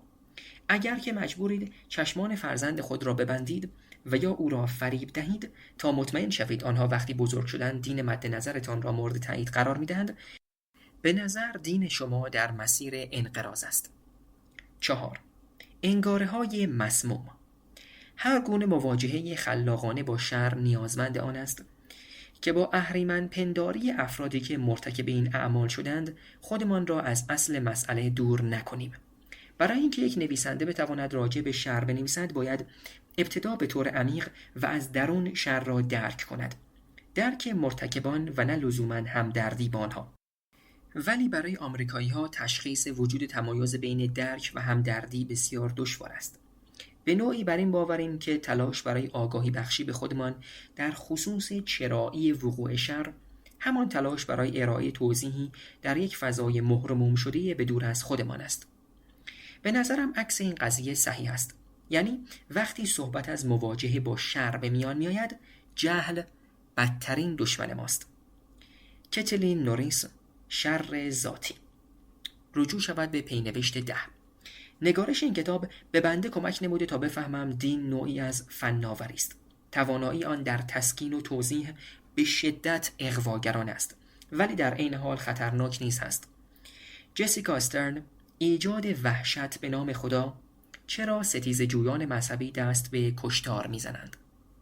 تا به حال اسم مردمان یاهوز به گوشتان خورده؟ افرادی که فکر می‌کنند آنچه که ما هرزه‌نگاری کودکان می‌نامیم یک سرگرمی بی‌آلایش است. آنها به طور روزانه ماریجوانا مصرف می‌کنند، مراسم عمومی جهت دفع کردن مدفوع دارند که طی آن رقابت نشاط‌آوری برای تعیین اینکه چه کسی مسئول نظافت خواهد شد برگزار می‌کنند و وقتی بزرگسالان این گروه به سن 80 سالگی می‌رسند، ضیافت خاصی برگزار می‌شود که طی آن فرد مزبور طی مراسمی اقدام به خودکشی می‌نماید و سپس فرد متوفی توسط بقیه افراد گروه خورده می‌شود. حالتان به هم خورد؟ در این صورت متوجه خواهید شد که بسیاری از مسلمانان چنین حسی را نسبت به فرهنگ معاصر ما دارند. وجود الکل، لباسهای تحریک کننده و رویکرد اهمالگرانه نسبت به منزلت خانواده. بخشی از تلاش من در این کتاب سوق دادن شما به تفکر به جای احساس است. با توجه به مثال مندرج بایستی بدانید که تنفر شما فقط یک داده است. داده‌ای مهم که فقط در مورد شماست. ولی این تنفر مساوی با حقیقت اخلاقی نیست. در واقع این حالت شبیه تنفر مسلمانان از برخی کردارهای فرهنگی ماست. ما بایستی به مسلمانان احترام بگذاریم، با آنها همدلی کنیم و تنفرشان را جدی بگیریم و در نهایت بایستی به آنها پیشنهاد دهیم که برای بحث در خصوص نقاط افتراقی گرد هم بیاییم.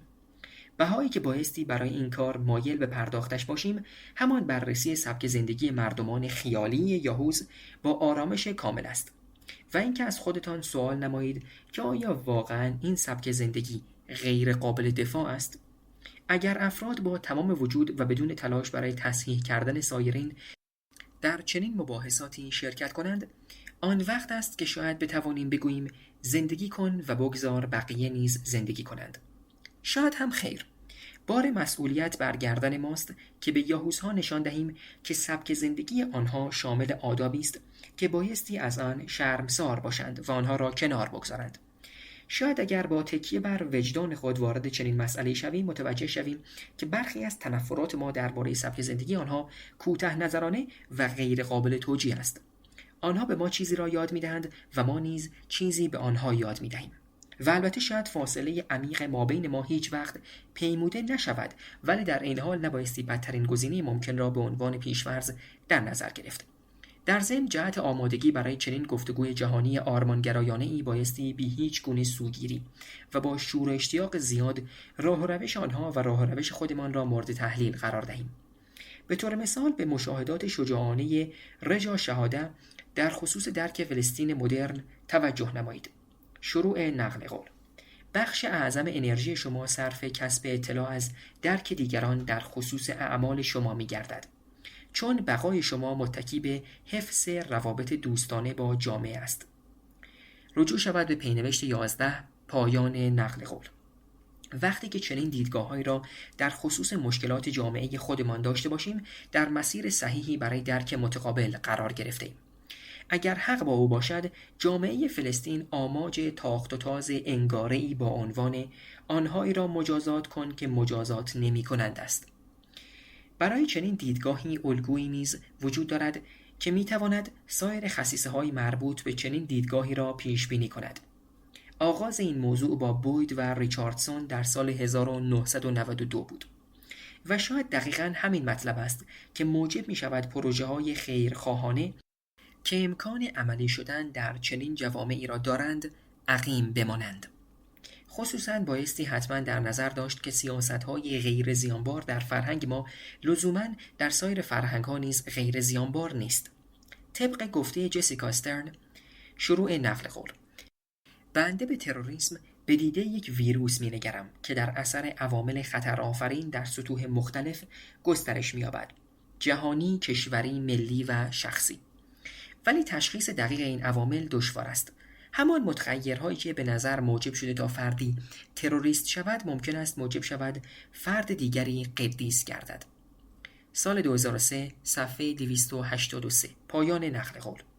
به همان نسبت که فناوری‌های ارتباطاتی در انزوا نگه داشتن ملل مختلف به وسیله رهبرانشان را دشوار می‌کند و به همان نسبت که واقعیات اقتصادی قرن 21 به وضوح نشان می‌دهد که آموزش مهمترین سرمایه‌گذاری است که هر والدینی می‌تواند در حق فرزند خود انجام دهد، در نهایت همه اینها منجر به شکسته شدن صدها و ایجاد هیاهوی عجیبی خواهد شد.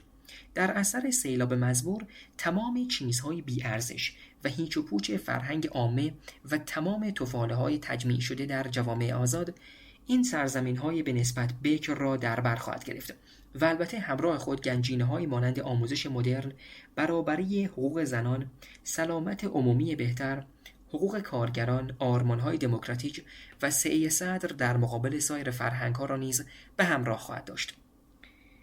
همانطور که تجربه اتحاد جماهیر شوروی سابق نشان می‌دهد، بدترین ویژگی‌های نظام سرمایه‌داری و فناوری جزء فعالترین باز تولید کنندگان انفجار عظیم این انگاره بودند و در این میان زمینه برای دیگر هراسی، صنعت هراسی و تفکر وسوسه انگیز بنیادگرایی تضعیف کننده بسیار فراهم خواهد بود.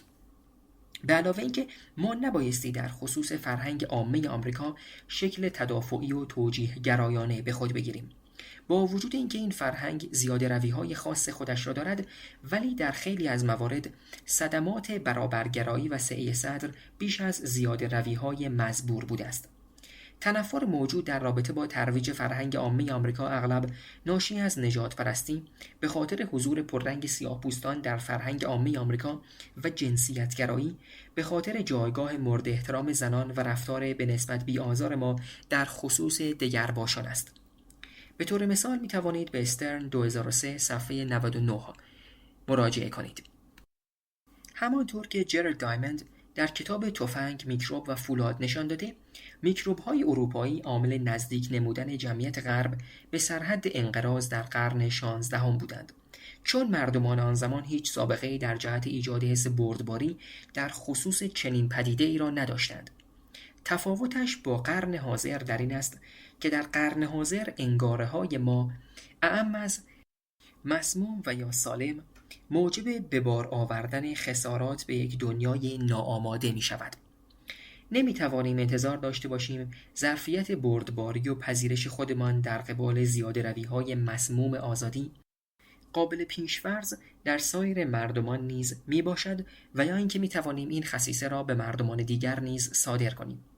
قابلیت بی حد و مرز آموزش پذیری در انسانها به ما نوید موفقیت را می دهد، ولی در این حال طراحی و اجرای واکسیناسیون فرهنگی جهت مصونیت از فجایع با در نظر گرفتن احترام به حقوق افراد تحت واکسیناسیون وظیفه‌ای واجب و بسیار پیچیده است. انجام چنین کاری نه تنها به توانمندی بیشتر در حوزه علوم اجتماعی نیازمند است، بلکه به سطح بالایی از حساسیت، تخیل و شهامت نیاز دارد. توسعه حوزه سلامت عمومی و لحاظ شدن سلامت فرهنگی در آن بزرگترین چالش قرن آینده خواهد بود. رجوع شود به پینوشت 12. جسیکا استرن به عنوان یک فرد پیشگام و جسور در این حوزه متذکر شده است که مشاهدات شخصی ایشان در این رابطه چیزی نیست جز آغاز راه. شروع نقل قول. انجام پژوهش بی‌طرفانه و دقیق در خصوص ریشه‌های تروریسم در سطوح فردی نیازمند تحلیل افرادی است که از همان خاستگاه مورد بحث نشأت گرفتند. جوانانی که در معرض همان فضا قرار گرفته بودند و تجربه همان تحقیرها، نقض حقوق انسانی و محرومیت‌ها را داشتند، ولی برای ابراز درد و رنج‌هایشان یا از روش‌های غیر خشونت‌آمیز استفاده نمودند و یا که اصلاً ترجیح دادند که اصلاً چیزی به زبان نیاورند.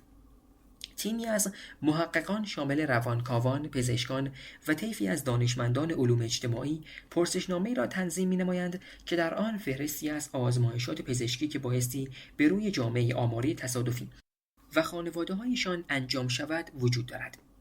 رجوع شود به کتاب ایشان 2003 مقدمه کتاب. پایان نقل قول. در بخش 10 بنده مدعی شدم که محققان برای اینکه موضوعی را درک کنند لزوما نباید به آن موضوع باور داشته باشند و بایستی امیدوار باشیم که حق با بنده باشد، چون ما مایلیم محققانمان بطن تروریسم اسلامی را از بعد درونی آن درک کنند، ولی در این حال خودشان طی این فرایند مسلمان و یا مسلماً تروریست نشوند. رجوع شود به پینوشت 13. ولی تا زمانی که به درک درستی از سایر انواع تروریسم مثل تروریسم هندو، مسیحی، تروریسم محیط زیست و یا تروریسم ضد جهانی سازی نرسیم، تروریسم اسلامی را نخواهیم فهمید. و علاوه بر آن، تا زمانی که ما شرایط پیرامونی موثر که موجب تبدیل یک گروه بی خطر به یک فرقه فاجعه آفرین می شود، مثلا جونستاون، گویانا در واکو ایالت تگزاس و یا فرقه آوم شینریکیو در ژاپن را مورد تحلیل قرار نداده باشیم، به درک صحیحی از تروریسم اسلامی، مسیحی یا هندو نخواهیم رسید. یکی از وسوسه انگیزترین فرضیه ها این است که این جهش های مسموم زمانی تمایل به گسترش پیدا می کنند که رهبران محبوب فرقه های عقیدتی در تلاش های خود برای بازی در نقش مهندسان انگاره دچار خطای محاسباتی می گردند و لذا هر انگاره سازگار جدیدی را مانند داستان شاگرد جادوگر در فضا به حال خود رها می کنند و دیگر نظارتی هم بر آن ندارند و سپس دوباره از سر ناامیدی و برای حل مسئله فعلی همین چرخه معیوب را تکرار می کنند. در همین رابطه هاروی وایت هاوس، مردم شناس 1995 توضیحاتی را در خصوص فضاحتی که گریبان رهبران فرقه پومیوکی وانگ دین جدید پاپوآگینی نو که در آغاز بخش 4 به آن اشاره شد را گرفته بود ارائه نموده است. به زعم بنده توضیحات ایشان به گونه‌ای است که انگار چیزی شبیه انتخاب جنسی لگام گسیخته و بی قید و بند در میان آن فرقه رخ داده است. پاسخ رهبران به درخواست شدید مردم ثابت کنید که حرفتان جدی است، تحویل مجدد هم کذبیاتی بوده که به وسیله همانها به قدرت رسیده بودند و به همین خاطر این چرخه معیوب موجب سقوط آنها گردید. این حالت یادآور طوفان خلاقیت ناگهانی یک دروغگو در زمانی است که دقیقاً می‌داند به زودی دستش رو خواهد شد. وقتی افراد را متقاعد می‌کنید که تمام اندوخته‌های خود را با این آرزو که روزهای خوب اقتصادی از راه خواهد رسید حیف و میل نمایند، هیچ راه فراری جز سقوط نخواهید داشت و یا اینکه می‌توانید آن را گردن کس دیگری بیاندازید. تقصیر آنهاست، همان کافران، آنها دلیل تمام بدبختی‌های ما هستند. پیچیدگی‌ها و متغیرهای بسیاری وجود دارند. پس آیا ما هرگز قادر خواهیم بود پیشبینی‌هایی را انجام بدهیم که بتوانیم بر اساس آنها اقدام کنیم؟ بله، به واقع که قادر خواهیم بود. به عنوان نمونه، در هر نقطه‌ای که تروریسم رشد پیدا کرده، افرادی که جذب آن شدند تقریباً همگی مردان جوانی هستند که آنقدر اطلاعات دارند که بدانند اگر به آن گروه‌های افراطی نپیوندند آینده‌ای تاریک و مأیوسانه در انتظارشان خواهد بود. مانند آینده همانهایی که بازیچه دست مارج و گورتنر ما شدند. شروع نقل قول. آنچه که پیوستن به گروه‌های شبه نظامی مذهبی را جذاب می‌کند، صرف نظر از مجموعه دلایلی که فرد شخصاً اعلام می‌کند، این است که زندگی ساده می‌شود. خیر و شر به حالتی صریح و بی‌پرده نمایان می‌شود. زندگی از طریق عمل دگرگون می‌گردد، خصوصاً برای افرادی که دچار از خود بیگانگی، سردرگمی، تحقیر و ناامیدی شدند. شهادت برای این افراد به عنوان بالاترین درجه قهرمانی و توحید، پیام‌آور رهایی از مشکلات سخت زندگی خواهد بود. استرن 2003 صفحات 5 و 6. پایان نقل قول. در کجا انبوه عظیمی از این جوانان را در آینده نزدیک پیدا خواهیم نمود؟ در بسیاری از کشورها، ولی به خصوص در چین که قوانین سخت و بیرحمانه تک‌فرزندی انفجار جمعیتی چین را به حد بسیار زیادی کاهش داده و این کشور را به یک قدرت اقتصادی شکوفا با ابعادی وصف ناپذیر تبدیل کرده است. همین سیاست اثرات جانبی خودش را نیز بر جای گذاشته و موجب شده تا میان فرزندان پسر و دختر عدم تعادل جمعیتی شگرفی ایجاد شود. همه خانواده‌ها به دنبال داشتن فرزند پسر بودند، انگاره‌ای کهن که در فضای اقتصادی گذشته در میان مردم جا افتاده بود. بنابراین تعداد بسیاری از فرزندان دختر یا پیش از تولد سقط می‌شدند و یا در هنگام تولد کشته می‌شدند.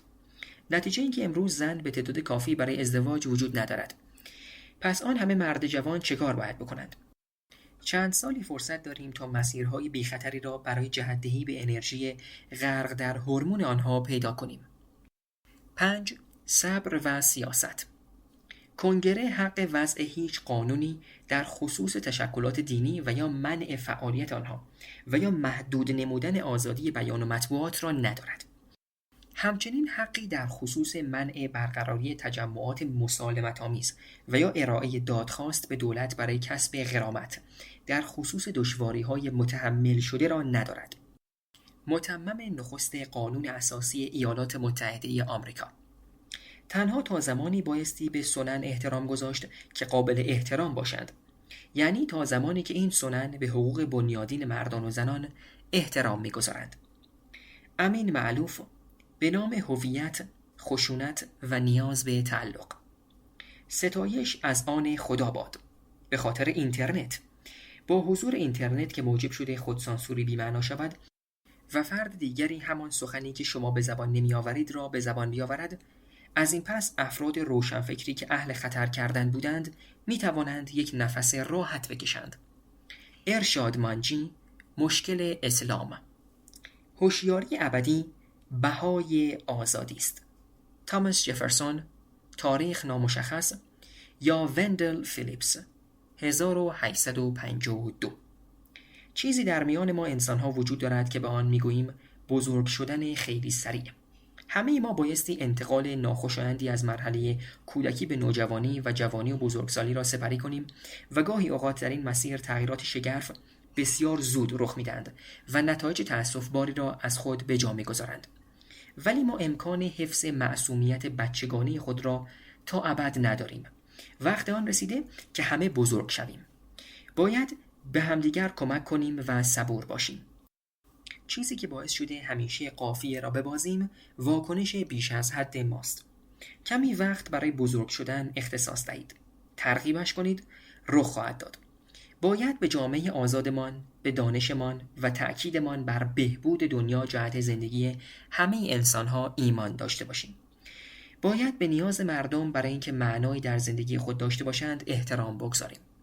آتش و جستجو برای یافتن هدف یا معنا سیری ناپذیر است و اگر راه‌های مناسب و بی‌خطری را مهیا نکنیم، برای همیشه با ادیان مسموم مواجه خواهیم بود. به جای تلاش در جهت از بین بردن مدارس اسلامی که عامل بسته نگه داشتن هزاران ذهن پسران مسلمان است، بایستی مدارس جایگزینی را برای پسران و دختران مسلمان ایجاد نماییم. پینوشت 15 که پاسخگوی نیازهای واقعی و واجب آنها باشد و ضمناً اجازه دهیم تا این مدارس نوین در جهت تعداد کسب دانش آموز با مدارس اسلامی رقابت کنند. چگونه می‌توانیم با وعده رستگاری و شکوه شهادت رقابت کنیم؟ می‌توانیم دروغ بگوییم و وعده‌هایی را بدهیم که نه در این دنیا و نه در هیچ جای دیگر عملی نخواهد شد. و یا اینکه میتوانم کار صادقانه تری را انجام دهم. میتوانم به آنها بگویم که پذیرش هر گونه ادعای دینی بایستی با مقداری از شکاکیت همراه باشد. میتوانیم نگرش کلی در خصوص اینکه دین موضوعی فراتر از بحث، نقد و چالش است را تغییر دهیم. تبلیغات کذب است. پس اگر تشکلات دینی را در مقابل ادعاهایشان مسئول بدانیم و البته نه اینکه بخواهیم آنها را به دادگاه بکشانیم، بلکه فقط به صورت مداوم و عینی گرایانه به مضحک بودن ادعاهایشان اشاره کنیم، در آن صورت می توانیم به تدریج فرهنگ زود باوری را از بین ببریم. در حوزه رسانه‌های عمومی مهارت بسیاری در ایجاد شک پیدا کرده ایم. آیا مطمئن هستید که دهان شما بوی خوبی می دهد؟ آیا آهن مورد نیاز بدن شما به قدر کفایت تأمین می شود؟ شرکت بیمه شما اخیراً چه کاری برایتان انجام داده است؟ پس حالا می توانیم به دقت و به صورت تدریجی همین رویکرد را در خصوص موضوعاتی که تا قبل از این خط قرمز تلقی می شدند پیاده نماییم. باید اجازه داد تا ادیان راستگو به حیات خود ادامه دهند، چون پیروان این ادیان به عنوان انتخابگران آگاه آنچه که به دنبالش هستند را دریافت می کنند. ضمناً ما می توانیم در جهت تغییر برخی وجوه بستری که در آن این رقابت صورت می پذیرد نیز اقداماتی را انجام دهیم. گودالی بی انتها در این بستر که به زعم بنده بایستی از آن گذر کرد، سنت سرزمین مقدس است. در اینجا به صحبت‌های یوئل لرنر، تروریست سابق اسرائیلی که توسط استرن نقل قول شده اشاره کرد. شروع نقل قول. در تورات 613 فرمان وجود دارد. آیین مربوط به پرستشگاه یهود در حدود 240 عدد از این فرمانها را تشکیل می‌دهد. برای مدت حدود 2000 سال از زمان نابودی پرستشگاه یهودیان با وجود میل باطنیشان امکان برگزاری آیین پرستش و اجرای آن فرمانها را نداشتند. لرنر اشاره می کند که آن پرستشگاه به مثابه یک خط تلفن جهت ارتباط با خدا بود. آن خط ارتباطی از بین رفته است. ما می خواهیم آن را از نو بسازیم. 2003 صفحه 88 پایان نقل قول. من که میگویم چرند است. به یک مورد خیالی اشاره میکنیم. تصور کنید که معلوم شود جزیره‌ای که مجسمه آزادی در آن قرار گرفته، جزیره بدلو سابق و جزیره آزادی فعلی، زمانی قبرستان سرخپوستای موهاک، مثلا از قبیله متیناکاک، ساکن در جزیره لانگ بوده است. ضمناً تصور کنید که ماهوک ها ادعا کنند که این مکان بایستی به قداست نخستین خود بازگردد. نباید در اینجا هیچ قمارخانه‌ای وجود داشته باشد و همچنین مجسمه آزادی بایستی حذف گردد و به جای همه اینها فقط یک قبرستان بزرگ احداث شود. چرند است و شرم بر ماهوکی باد که آنقدر گستاخ باشد که بخواهد سایر ماهوک ها را با خودش جهت تحقق این موضوع همراه کند. این تاریخ گذشته است و قدمت آن هم بسیار کمتر از پرستشگاه یهودیان است و لذا بایستی اجازه دهیم که به آرامی در دل گذشته باقی بماند. ما به ادیان اجازه نمی دهیم اعلام کنند که سنن مقدسشان بر بردهداری افراد چپ دست تاکید دارد و یا باید مردمی که در نروژ زندگی می کنند را بکشیم. به همین شکل نمی توانیم به ادیان اجازه دهیم تا اعلام کنند که کافرانی که برای نسل‌های متمادی در قلمروی مقدس آنها معصومانه میزیستند دیگر حق زندگی در آنجا را ندارند. علاوه بر آن، این سیاست که به عمد سکونتگاه‌هایی را بسازیم و تا خودمان ساکنان معصومی را خلق کنیم و سپس حق سکونت ساکنان سابق آن سرزمین‌ها را از آنها سلب کنیم، عملی مزورانه و سزاوار سرزنش است. این عمل سابقه طولانی دارد. اسپانیایی هایی که بخش زیادی از نیمکره غربی را فتح کرده بودند، اغلب کلیساهای خود را بر روی آوار به جا مانده از پرستشگاه‌های مردمان بومی آن سرزمین‌ها بنا می‌کردند. از دل برود هر آن که از دیده برفت. بایستی توجه داشت که هیچ کدام از دو طرف این مناقشه مبرا از بوته نقد نیستند. اگر بتوانیم موضوع ارزشمندی سرزمین مقدس و بحث آشغال آن را ملغا کنیم، با دیدگاه بازتری میتوانیم به موضوع بی‌عدالتی‌های موجود رسیدگی کرد. شاید شما با بنده بر سر این موضوع مخالف باشید. ایرادی ندارد. می توانیم این موضوع را با شفافیت و آرامش کامل به بحث بگذاریم. ولی به یاد داشته باشیم که در طول این بحث نباید به احکام الهی و مقدس متوسل شویم. اگر که بایستی به تکریم ادعاهای موجود در خصوص سرزمین مقدس ادامه دهیم، به این دلیل است که با در نظر گرفتن جمیع جهات این بهترین اقدام عادلانه، حیات بخش و ممکن در جهت رسیدن به صلح خواهد بود. هر سیاستی که خارج از قواعد قابل آزمایش و ارزیابی باشد، ارزش توجه را نخواهد داشت. بحث‌های شبیه موارد فقه تنها در صورت قابل انجام هستند که در یک جامعه آزاد زندگی کنیم و اگر مایلیم خللی در این مسئله پیش نیاید، بایستی در پاسداری از ساختار و اصول دموکراسی و جلوگیری از تخریب آن هوشیار باشیم. مارکسیسم را به خاطر می‌آورید؟ وقتی که با نیش و کنایه ایده‌های محبوب ولی متناقض مارکسیست‌ها را مورد تمسخر قرار می‌دادیم، موجب خشم آنها می‌شدیم. مارکسیست‌های خوب باور داشتند که انقلاب طبقه کارگر اجتناب ناپذیر بوده است. ولی اگر که اینطور بوده، پس چرا آنقدر تأکید دارند که ما را هم با خودشان همراه کنند؟ اگر که قرار بوده اتفاق بیفتد، پس چه با ما چه بی ما اتفاق میافتاد. ولی البته که اجتناب ناپذیری که مارکسیست‌ها از آن سخن میگوید، متکی بر رشد جنبش و فعالیت‌های سیاسی آنها دارد. در گذشته مارکسیست‌هایی وجود داشتند که بسیار سخت در تلاش بودند تا انقلاب را عملیاتی نمایند و البته که برای چنین قشری باور به تضمین موفقیت در آینده آرامش بخش بوده است. و برخی از آنها، همانهایی که خطرناک بودند، آنقدر عمیقاً به راستین بودن باور خود معتقد بودند که برای گسترش باور خود انجام هر دروغ و فریبی را مجاز می‌دانستند. حتی از کودکی نیز همین دیدگاه را به فرزندان خود آموزش می‌دادند. اینها نوزادان پوشک قرمزی هستند، همان فرزندان اعضای تندروی حزب کمونیست آمریکا، و هنوز هم می‌توان برخی از آنها را یافت که در حال پراکندن تفکرات مسموم در حلقه‌های چپ سیاسی آمریکا میباشند. ولی لازم به ذکر است که این عمل آنها موجب آزار و ناامیدی شدید سوسیالیست‌های صادق و سایر اقشار طیف چپ شده است. امروزه شاهد پدیده مشابهی هستیم که در سمت مذهبیون راستگرا در حال رخ دادن است. اجتناب ناپذیری روز قیامت یا رستاخیز که طی آن آمرزیدگان از ملعونان تمیز داده خواهند شد.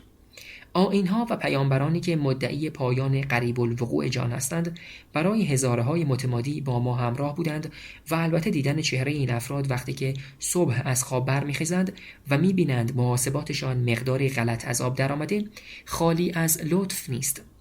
ولی اینها هم به مانند مارکسیست‌ها کسانی را در جمع خود دارند که سخت در تلاش هستند تا آن رستاخیز اجتناب ناپذیر را تسریع کنند.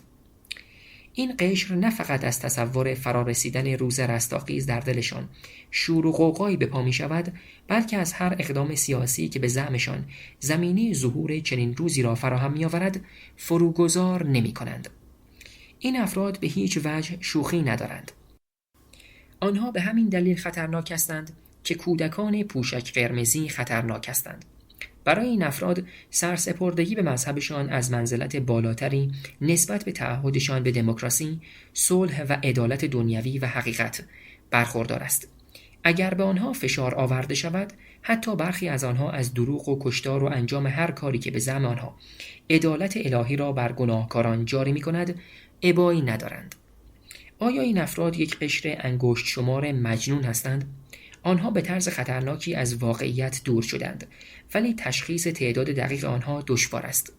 رجوع شود به پینوشت 16. آیا تعداد آنها در حال افزایش است؟ ظاهراً که اینطور است. آیا این افراد در تلاش هستند تا در سمت‌های مختلف قدرت نفوذ کنند و بر دولت‌ها تأثیر بگذارند؟ ظاهراً که اینطور است.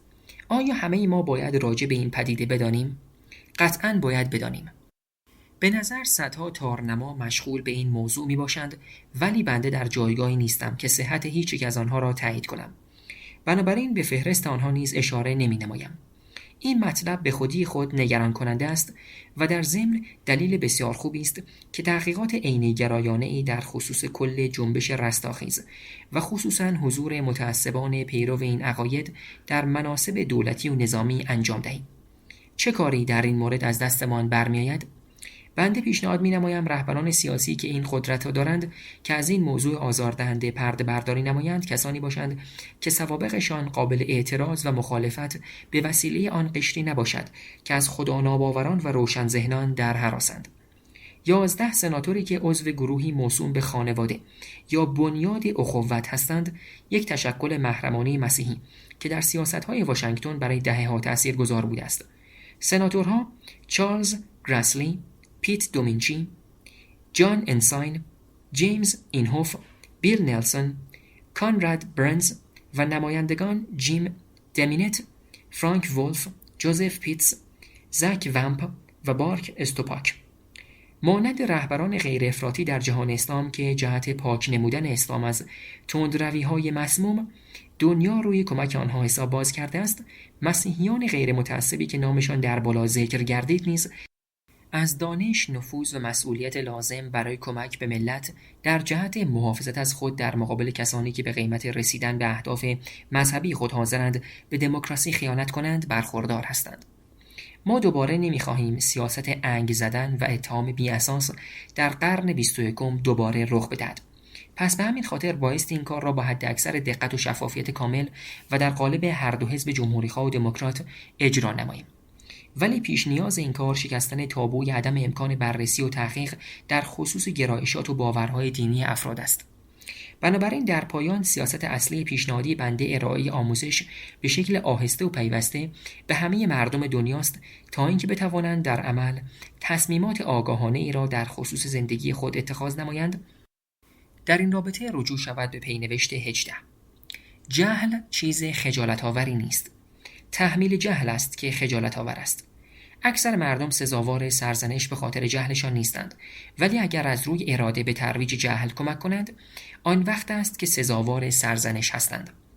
برخی ممکن است فکر کنند که این مطلب به قدری بدیهی است که نیاز به پیشنهاد و توصیه ندارد، ولی بایستی توجه داشت که در بسیاری نقاط دنیا در مقابل گسترش آگاهی مقاومت صورت می‌گیرد. مردم از این می‌ترسند که از فرزندان خود جاهل‌تر باشند، خصوصاً از دختران خود. ما اجبار خواهیم داشت تا آنها را متقاعد نماییم که لذت‌های انگشت شماری در دنیا وجود دارند که از لذت یادگیری از فرزندان شیرین‌تر و دلنشین‌تر باشند. دیدن اینکه فرزندان ما به روی آنچه که نسل‌های پیش از این ساختند چه بنایی خواهند ساخت تا ما را به سلامت به دل آینده ببرند شگفت‌انگیز خواهد بود. پیوست الف، باز تولید کنندگان جدید. مربوط به بخش 3، کسب مجوز از دایره المعارف تکامل، آکسفورد، انتشارات دانشگاه آکسفورد 2002. از خیلی مدت‌ها پیش مشخص شد که به لحاظ اصولی فرایند انتخاب طبیعی امری بنیادین و خنثی در طبیعت است. تکامل زمانی رخ می‌دهد که 3 شرط فراهم باشند: 1. باز تولید، 2. تنوع و 3. سازگاری ناهمسان. به کلام شخص داروین اگر در یک تبار گونه‌هایی وجود داشته باشند که هر کدام در تنازع برای بقا دچار تغییراتی شدند، از میان آنها آن گونه‌هایی که برای این رقابت از شرایط بهتری برخوردار هستند باقی خواهد ماند.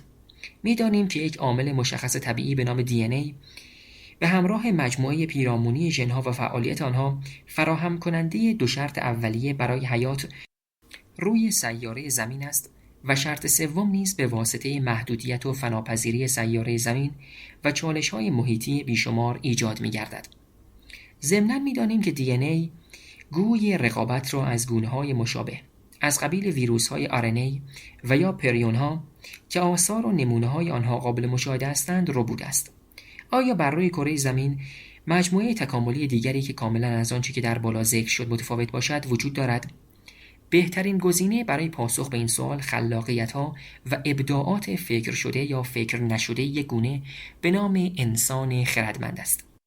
داروین برای این موضوع واژه‌ها را به عنوان نمونه پیشنهاد نمود. بقا یا ماندگاری واژه‌های محبوب و معین در تنازع وجود انتخاب طبیعی به شمار می‌آید. زیرگونه انسان 1871 صفحه 61. روزانه میلیاردها واژه گفته و شنیده می‌شوند و تقریباً تمام آنها به مفهومی که در ذیل راجع به آن توضیح داده خواهد شد رونوشتی از واژه‌های به کار رفته پیشین هستند. باز تولید رونوشت برداری به طور تمام و کمال رخ نمی‌دهد و به همین خاطر موقعیت‌های زیادی برای تنوع یا جهش در تلفظ، صرف و یا معنا و یا هجی در صورت نگارش وجود خواهند داشت. در ضمن واژه‌ها به سختی قابل طبقه بندی و جداسازی در زنجیره‌های تباری باز تولید شده هستند. به طور مثال این امکان را داریم تا واژه‌های نشأت گرفته از لاتین به فرانسوی و سپس به کاژون را شناسایی کنیم. واژه‌ها برای طول مدت پخش و استتار در رسانه‌های مختلف با یکدیگر در رقابت هستند. در این رقابت برخی واژه‌ها منسوخ می‌گردند و کنار گذاشته می‌شوند، ولی برخی دیگر سر برمی‌آورند و شکوفا می‌شوند. در میابیم که واژه مناقشه در دو نقطه جغرافیایی مختلف به دو گونه آوایی متفاوت تلفظ می‌گردد و یا مفهوم اولیه عبارت جای سوال دارد ممکن است به نحوی از آنها در برخی نقاط دچار تغییر شود. تغییرات تاریخی قابل شناسایی در زبانها از دیدگاه داروینی و یا سایر دیدگاه‌ها از زمان خود داروین به این سو در حال وقوع است و اکنون دانسته‌های ما در رابطه با الگوهای بازتولید، تنوع و رقابت در فرآیندهایی که موجب شکلگیری زبانهای گوناگون امروزی شدند بسیار زیاد است. به واقع برخی از روش‌های تحقیقی زیستشناسی تکاملی مدرن، مثلا در فناوری اطلاعات زیستی، نشأت گرفته از تحقیقات پیشا داروینی توسط خطشناسان و سایر محققان نوپای زبانشناسی تاریخی بوده است. طبق گفته داروین، شکلگیری زبانهای مختلف و گونه‌های زیستی متفاوت و شواهدی که دال بر شکلگیری تدریجی هر دو این موارد هستند به طرز بسیار جالبی یکسان هستند. سال 1871 صفحه 59 پایان نقل قول.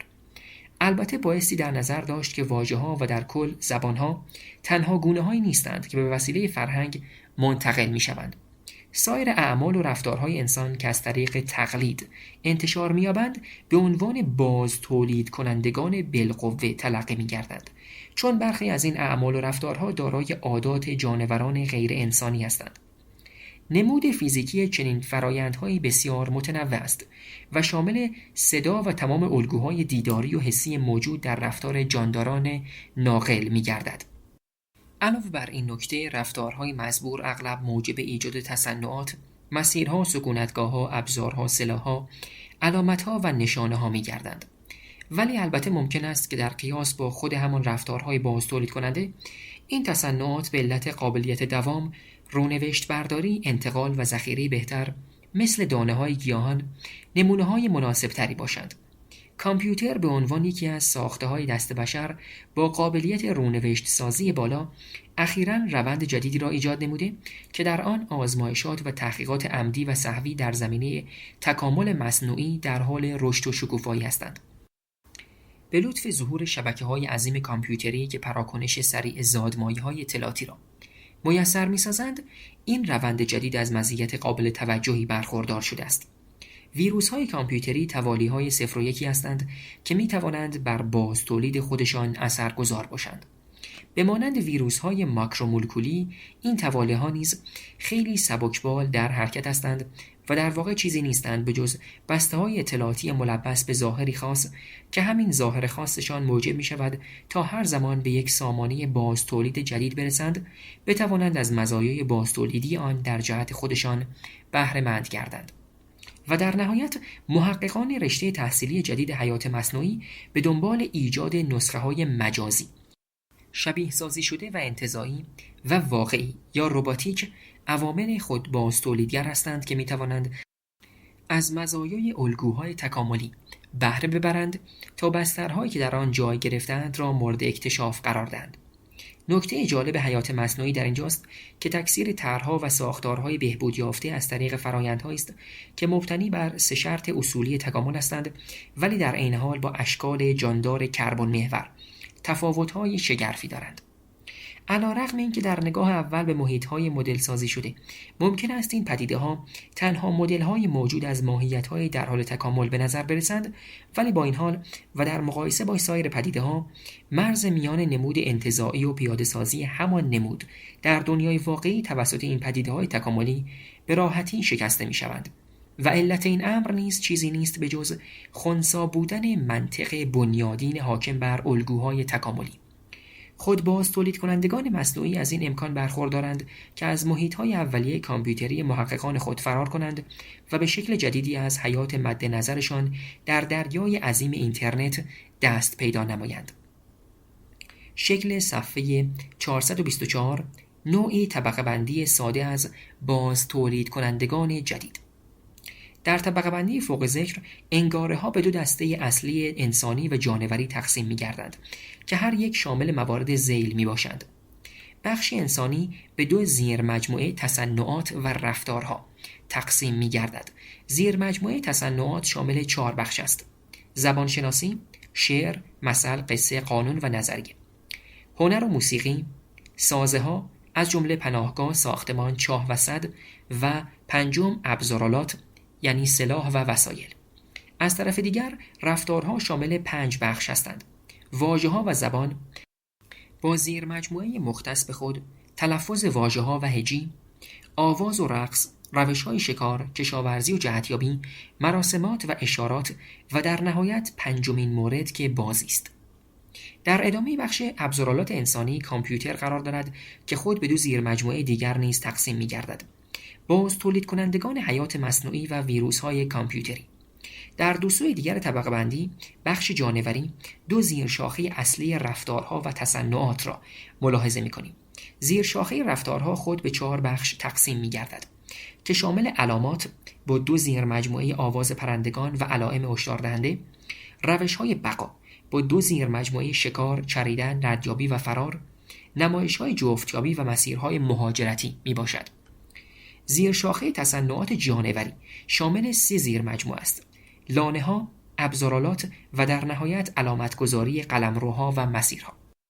می توان تشخیص داد که تمام تقسیم بندی های این باز تولید کنندگان جدید مانند ویروس ها متکی بر سامانه باز تولید است و این سامانه باز تولید نیز خود به صورت مستقیم یا غیر مستقیم محصول و تحت نظارت فرایند والد تکامل زیستی است. اگر قرار باشد که کل حیات مبتنی بر DNA منقرض شود، تمام عادات، فراعادات، تصنعات و فراتصنعات مرتبط با DNA نیز از بین خواهد رفت، چون به خودی خود از ابزار لازم، هم سامانه مورد نیاز و هم انرژی مورد نیاز برای آن سامانه جهت بازتولید بی بهره خواهد بود. البته ممکن است این حالت برای همیشه صادق نباشد. در حال حاضر شبکه‌های کامپیوتری، تولیدات رباتیک و تجهیزات تعمیراتی مربوطه نیازمند حفظ و نظارت گسترده از جانب ما هستند. ولی متخصص علم رباتیک هانس موراویچ 1988 بر این نظر است که تصنعات الکترونی یا فوتونی سیلیکون محور امکان تبدیل به پدیده‌های خودپایدار و خودباز تولید کننده را دارند و می توانند خود را از حضانت خالقان کربن محور خود به در بیاورند. ولی در عین حال این رخداد نامحتمل و بعید برای تکامل و یا برای حیات به عنوان شرط به حساب نمی آید. هرچه که باشد باز تولید و مراقبت از خودمان نیز کاملا وابسته به میلیاردها باکتری است که بدون وجود آنها سوخت و ساز بدن ما دچار شکست می شود. پس اگر نوادگان ساخته دست ما مجبور باشند که خیلی عظیمی از نوادگان زیستی ما را به بردگی بگیرند تا فعالیت خود را پایدار نگه دارند، این عمل آنها خدشه‌ای به ادعای طبقه بندی آنها به عنوان یک شاخه جدید در درخت حیات وارد نمی آورد. با توجه به وجود تقسیم بندی های متعدد در نظریه تکامل در خصوص چگونگی تعیین زیر مجموعه ها و نامگذاری آنها، اختلاف نظر و سردرگمی های بسیاری وجود دارد. برخی از این سردرگمی ها قابل توجه هستند و برخی دیگر فقط اختلاف سلیقه بر سر نامگذاری هستند. ریچارد داکینز جانورشناس لفظی به عنوان انگاره را در فصلی از کتاب ژن خودخواه 1976 مطرح نمود که از آن زمان به بعد مورد استفاده قرار گرفته است. داکینز بحث خود در خصوص این باز تولید کنندگان جدید را با اشاره به آوای پرندگان آغاز می کند، ولی سایر کسانی که از این لفظ استفاده نمودند بران بودند تا انگاره ها را محدود به فرهنگ انسان نمایند. آیا عادات جانوری در حال تکامل از قبیل اعلام هشدار، روش‌های ساخت لانه و ابزارهایی که یک شامپانزه در اختیار دارد را بایستی انگاره بنامیم؟ پژوهشگرانی از قبیل جان تایلر بونر 1980 و ایتان آویتال و ایوا جابلونکا 2000 که بر روی انتقال فرهنگ جانوری در میان حیوانات متمرکز هستند با این لفظ مخالفت نمودند و پژوهشگران دیگر از قبیل لویجی لوکا کاوالی اسفورتزا و مارکوس فلدمن 1981 و همچنین رابرت بوید و پیتر ریچاردسون 1985 که در حوزه تکامل فرهنگ انسان فعالیت دارند از الفاظ دیگری به عنوان جایگزین استفاده نمودند. ولی از آنجایی که لفظ انگاره در زبان انگلیسی جا افتاده و در اکثر نسخه‌های اخیر فرهنگ لغات آکسفورد به این شکل تعریف شده است: عنصر فرهنگی که تصور می شود به صورت غیر ژنتیکی انتقال می یابد. لذا بنده برای اشاره کلی به باز تولید کنندگان فرهنگ محور، اگر که اصلاً چنین چیزی وجود داشته باشد، از این لفظ استفاده می نمایم. کسانی که در ارتباط با بکارگیری لفظی که هنوز بر سر آن مجادله وجود دارد سختگیری می کنند، بایستی به خودشان یادآور شوند که همچنان بر سر تعریف نقطه مقابل انگاره، یعنی همان ژن، اختلاف نظر وجود دارد، ولی فقط افراد انگشت شماری هستند که انتظار دارند از لفظ ژن استفاده ننماییم. انگاره ها فقط شامل عادات جانوری نمی شوند، بلکه به دو دلیل باز تولید کنندگان کامپیوتری را نیز در بر می گیرند. نه فقط برای کامپیوتر، عملیات، تعمیر و نگهداری آن وابسته به فرهنگ انسان است، بلکه مرز تمایز بین ویروس‌های کامپیوتری و انگاره‌های مرسوم‌تر انسان به نحوی از آنها تار و غیر قابل تشخیص شده است. ویروس‌های ساده کامپیوتری دستوری در خود دارند که مضمون آن این جمله است: از من رونوشت بساز. این دستور به صورت زبان ماشینی به کامپیوتر ابلاغ می شود و کاملا از دید کاربر کامپیوتر پنهان است. شبیه مواد سمی موجود در ماهی‌های تازه صید شده که توسط انسان مصرف می شود، ویروس کامپیوتری نیز با وجود اینکه عنصری از محیط پیرامونی کاربران است، ولی جزء محیط فرهنگی آنها به حساب نمی آید. اگرچه به همان اندازه سطح انتشار و واگیری ویروس‌های معمول کامپیوتری، هشدارهای جعلی وجود ویروس نیز در قالب زبان طبیعی و قابل فهم خطاب به کاربر کامپیوتر ارسال می‌گردد. این هشدارهای جعلی که برای بازتولید در فضای اینترنت مستقیما نیازمند وجود یک انسان ناقل فهمیده ولی فریب خورده هستند، به طور قطع در حوزه ادراکی انگاره‌ها می‌گنجند.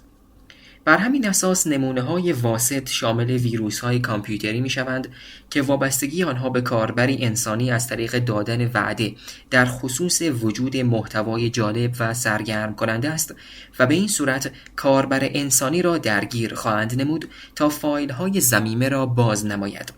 این نوع بازتولید نیز متکی به درک انسانی است. مثلا اگر چنین پیام جعلی به زبان آلمانی باشد ولی برای کامپیوترهای ارسال شود که کاربران آنها فقط به زبان انگلیسی تسلط دارند، خیلی سریع انتشار بالایی نخواهد داشت. اگر کاربران همواره از خدمات ترجمه آنلاین استفاده نمایند، ممکن است الگوی مذکور تغییر کند. در مسابقه تسلیحاتی بین ویروس‌ها و آنتی ویروس‌ها تصور می‌رود از انسان‌ها بهره برداری‌های بیشتری صورت بگیرد. بنابراین به نظر می رسد که بهترین راه لحاظ نمودن تمام این باز تولید کنندگان تحت سرفصل انگاره هاست. البته بایستی در عین حال این نکته را در نظر داشت که برخی از این انگاره فقط به طور غیر مستقیم از ناقل انسانی استفاده می نماید و به همین خاطر جزء عناصر غیر مستقیم فرهنگ انسانی محسوب می گردند. حال می بینیم که این مرزبندی ناپایدار و خاکستری سمت و سوی دیگری نیز دارد. تا قبل از این زمان واقعیت این بود که باز تولید ناهمسان انگاره های کلاسیک مثل آوازها، اشعار و دستورات غذایی متکی بر برنده شدن آنها در مسابقه از بر شدن توسط کاربر انسانی بوده است. ولی حالا که تعداد کثیری از موتورهای جستجو خود را مابین مؤلفان و مخاطبان انسانی آنها تحمیل نمودند، رقابت بر سر ذخیره‌سازی و نگهداری از محصولات فرهنگی با کیفیت و تجمیع انگاره‌های سازگار و مهم می‌تواند بدون کوچکترین دخالت و درک انسانی انجام گیرد.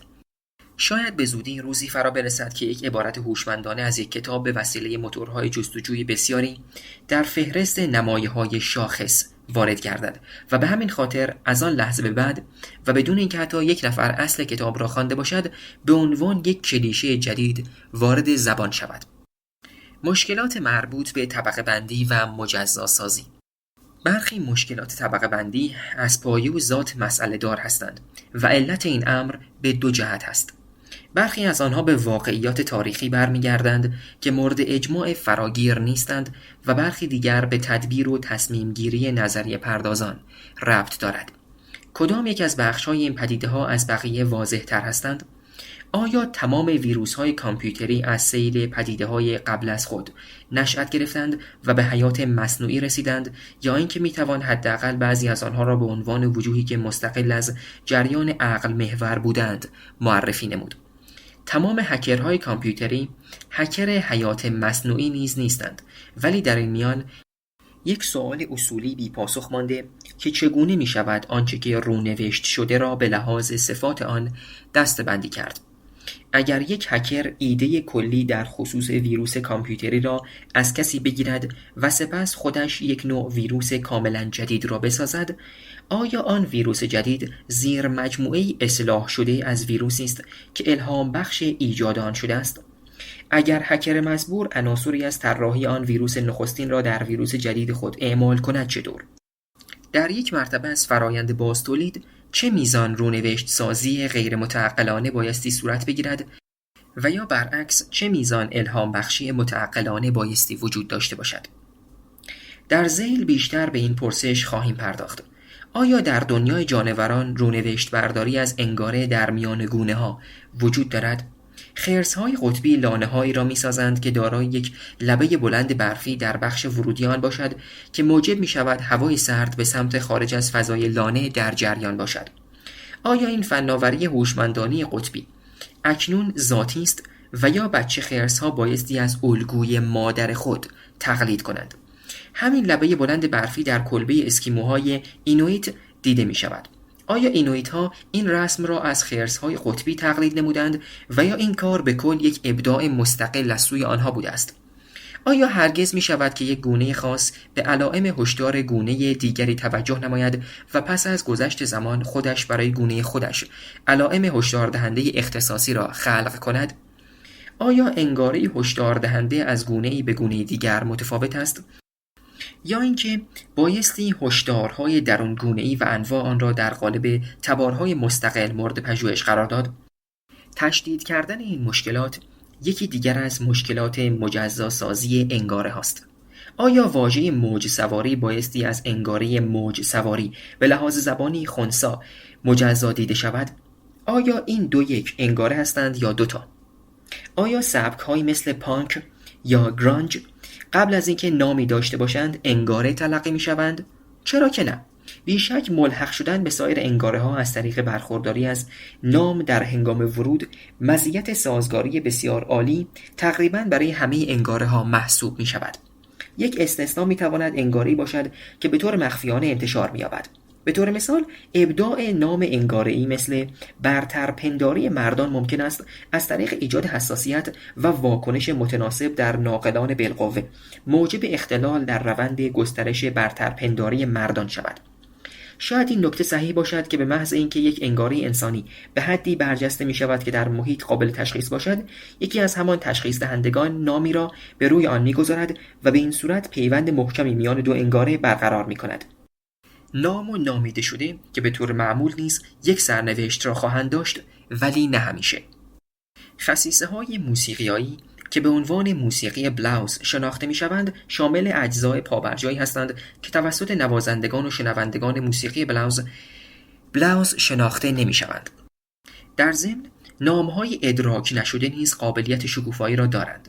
به طور نمونه تغییرات در تلفظ و معنای یک واژه ممکن است خیلی قبلتر از اینکه توسط یک زبانشناس تیزگوش و یا پژوهشگر فرهنگی تشخیص داده شوند در یک جامعه تثبیت گردند.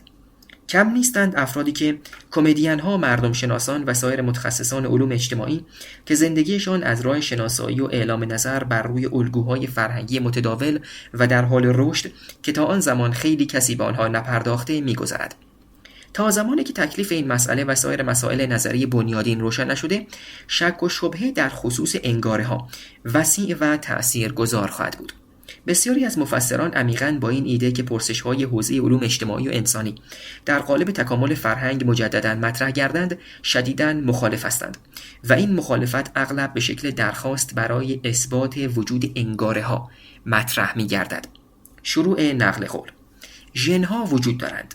این منتقدان به این موضوع اذعان دارند. ولی انگاره‌ها چه هستند؟ از چه چیزی ساخته شدند؟ ژن‌ها از دی ساخته شدند. آیا انگاره‌ها از الگوهای نورونی در مغز افرادی که در سیطره فرهنگ قرار گرفتند تشکیل شده است؟ ماده جوهری انگاره‌ها چیست؟ پایان نقل قول. برخی از موافقان انگاره‌ها نیز هستند که تلاش نمودند تا از طریق برخی ساختارهای مشخص مغزی انگاره‌ها را شناسایی نمایند. البته این پروژه هنوز سرنوشت نامعلومی دارد.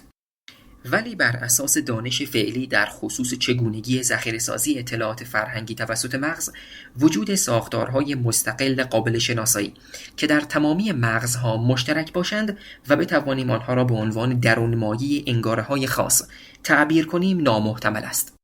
با وجود اینکه برخی ژن‌ها که در شکل گیری چشم نقش دارند در ژنوم یک پشه، ماهی یا فیل قابل شناسایی هستند، دلیل منطقی وجود ندارد که انتظار داشته باشیم که انگاره‌های مرتبط با عینک‌های دوکانونی نیز به همان صورت قابل تفکیک در الگوهای نورونی مغز انسان‌ها هستند. بسیار دور از ذهن است که مغز بنجامین فرانکلین به عنوان مخترع عینک دوکانونی و مغز دیگرانی که از آن نوع عینک استفاده می‌نمایند، ایده عینک‌های دوکانونی را در یک زبان مشترک کدگذاری شده مغزی به طور یکسان هجی نماید. علاوه بر آن، این مسیر خیالی به سوی اعتبار علمی بر مبنای یک مقایسه غلط بنا نهاده شده است. جورج ویلیامز، نظریه پرداز تکاملی، در کتاب سازگاری و انتخاب طبیعی 1966 تعریف تأثیرگذاری در خصوص ژن‌ها را اینطور مطرح نمود: هر گونه اطلاعات ارثی که برای آن سوگیری متمایل یا غیر متمایلی جهت انتخاب وجود دارد و این انتخاب چندین برابر آهنگ تغییرات درونزاد آن مجموعه اطلاعاتی باشد.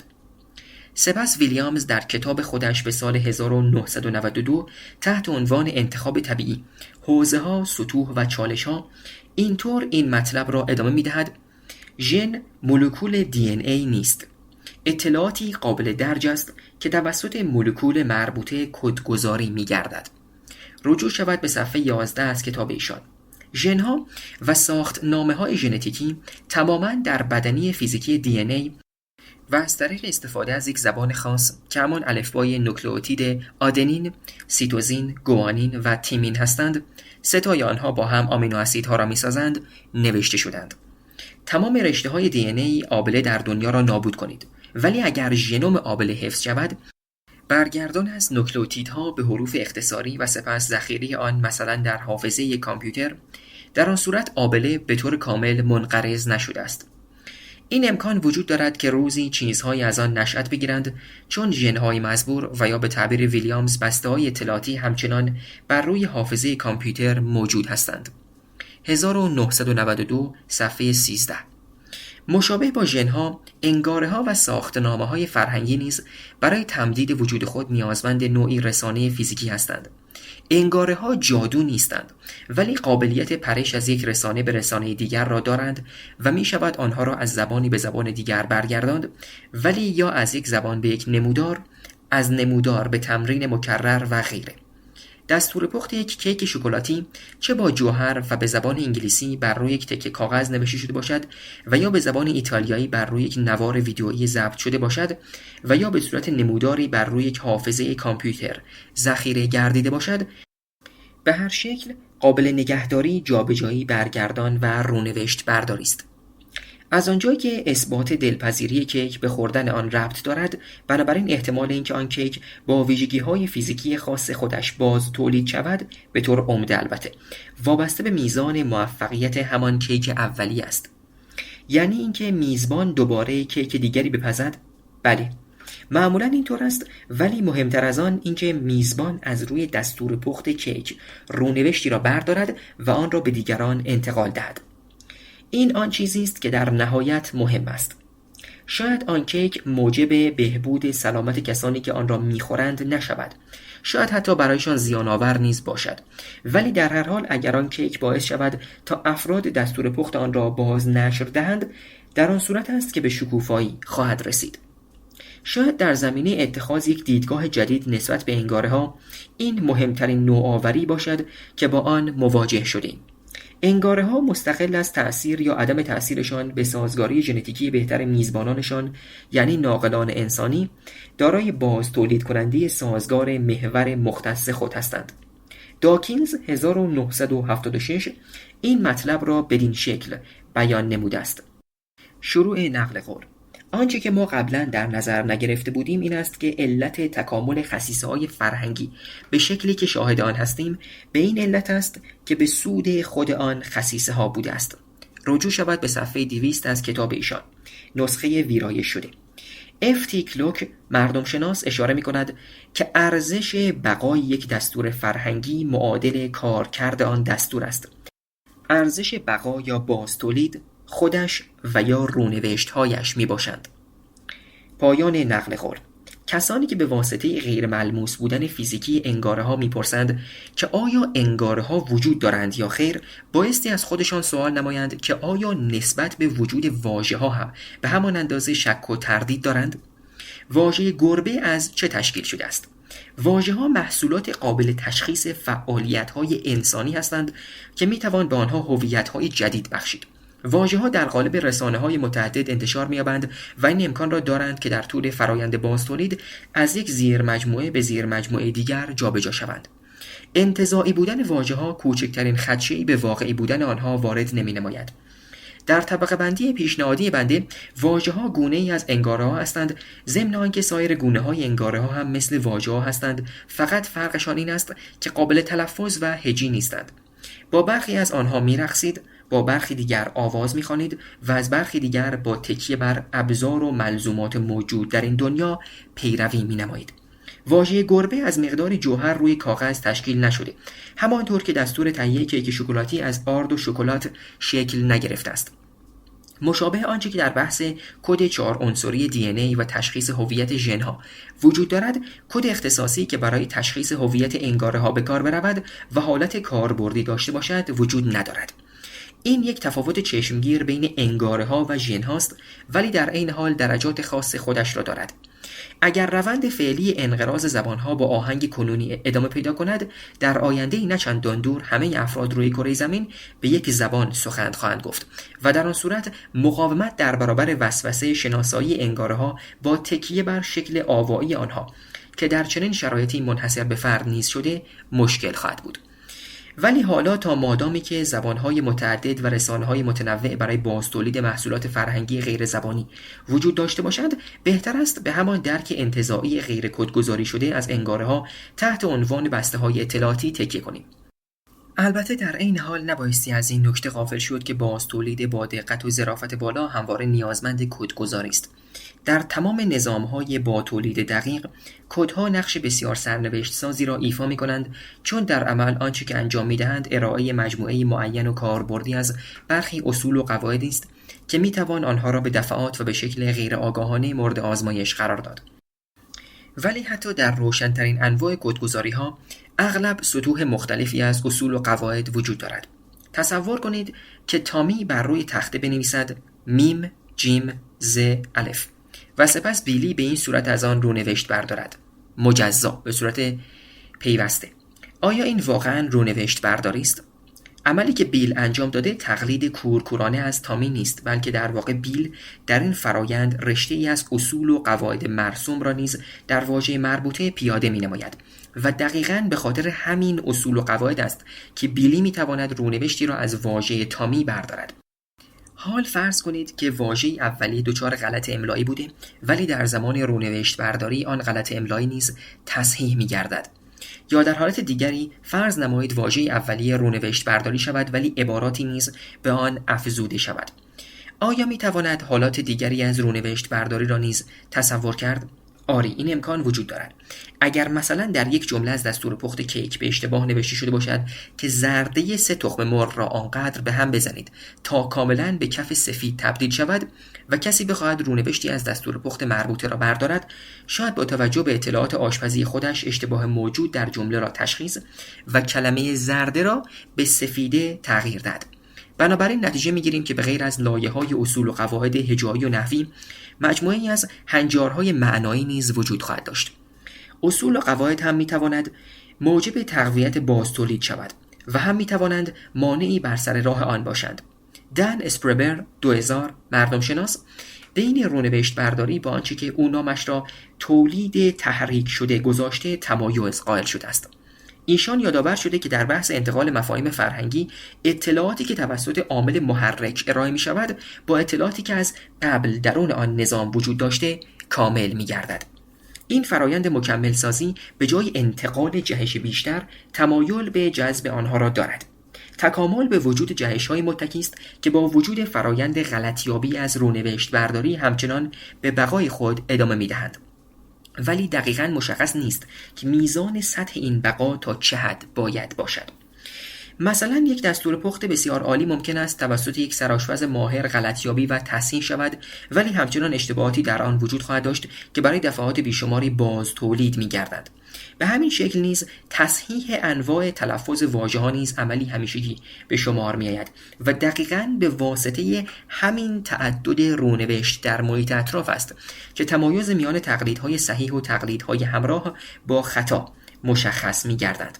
بر طبق کلام ویلیامز، آهنگ گسترش یک بسته اطلاعاتی کودکس باید بیش از آهنگ تغییراتش باشد و به این صورت است که میتوان تباری با ویژگی‌های معین برای آن متصور شد.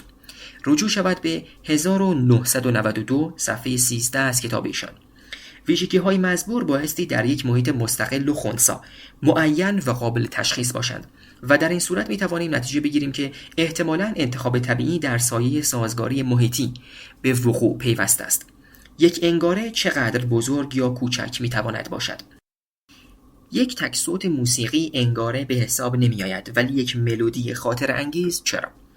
آیا یک سمفونی یک انگاره است و یا نظامی از انگاره ها؟ می توانیم همین پرسش را نیز در خصوص ژن ها مطرح نماییم. یک نوکلئوتید و یا کدون به شکل تکی ژن به حساب نمی آید.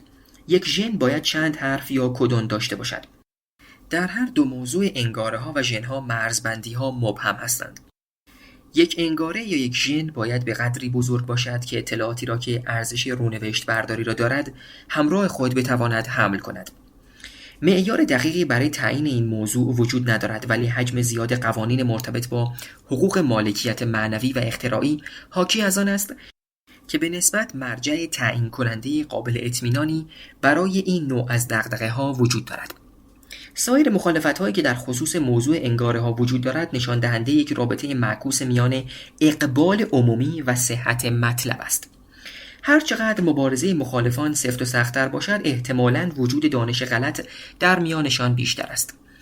در مقابل اعتراض آنها، استدلال‌های بسیاری نیز از جانب طرفداران این نظریه مطرح شده، ولی آنهایی که از هر گونه رویکرد تکاملی در فرهنگ انسانی گریزان هستند، به این مسئله توجهی ندارند.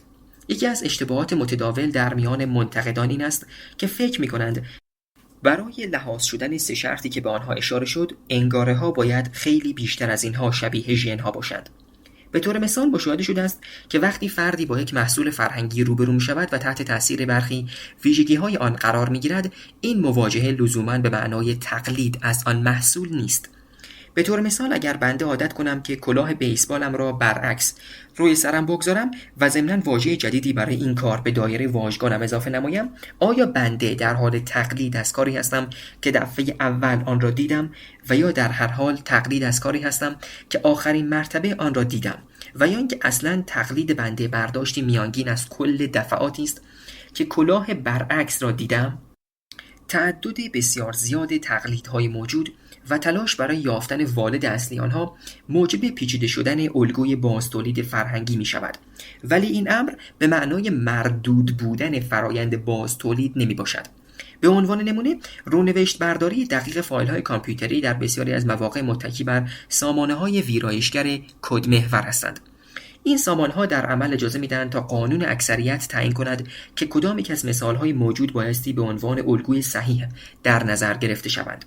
در چنین شرایطی هیچ ناقل اطلاعاتی را نمیتوان به عنوان تنها منبع بازتولید در نظر گرفت. 3 شرط داروین در خصوص تکامل هم به لحاظ زیرساخت و هم به لحاظ اجرا کاملا خنثی هستند، به طوری که حتی مواقعی اصلاً متوجه وجودشان نمیشویم. آیا تکامل فرهنگ پدیده‌ای داروینی به حساب می‌آید؟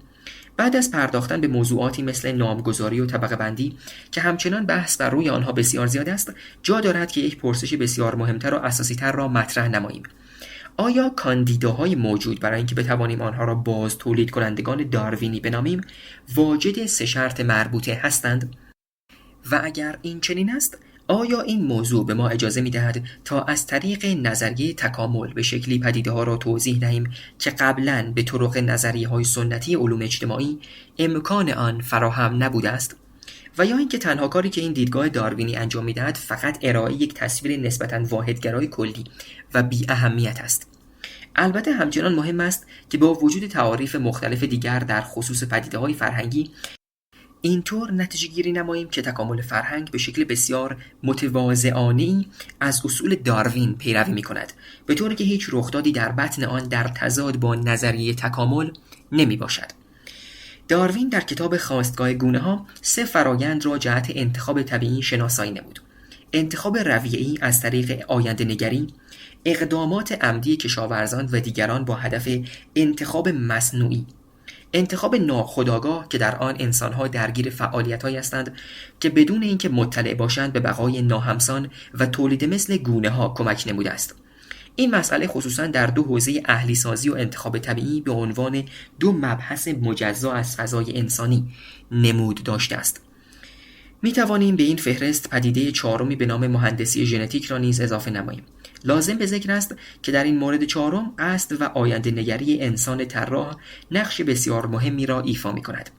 هر 4 پدیده مندرج به شکل بسیار فروتنانه‌ای داروینی هستند. همانطور که پرورش دهندگان گیاهان در طول اعصار مثالهای نقضی در خصوص نظریه تکامل از طریق انتخاب طبیعی را ارائه ننمودند، مهندسان ژنتیک نیز از این قاعده مستثنا نیستند. در واقع آنچه که آنها انجام می‌دهند تولید میوه‌های جدید از میوه‌های نشأت گرفته از میوه‌های تکامل از طریق انتخاب طبیعی است.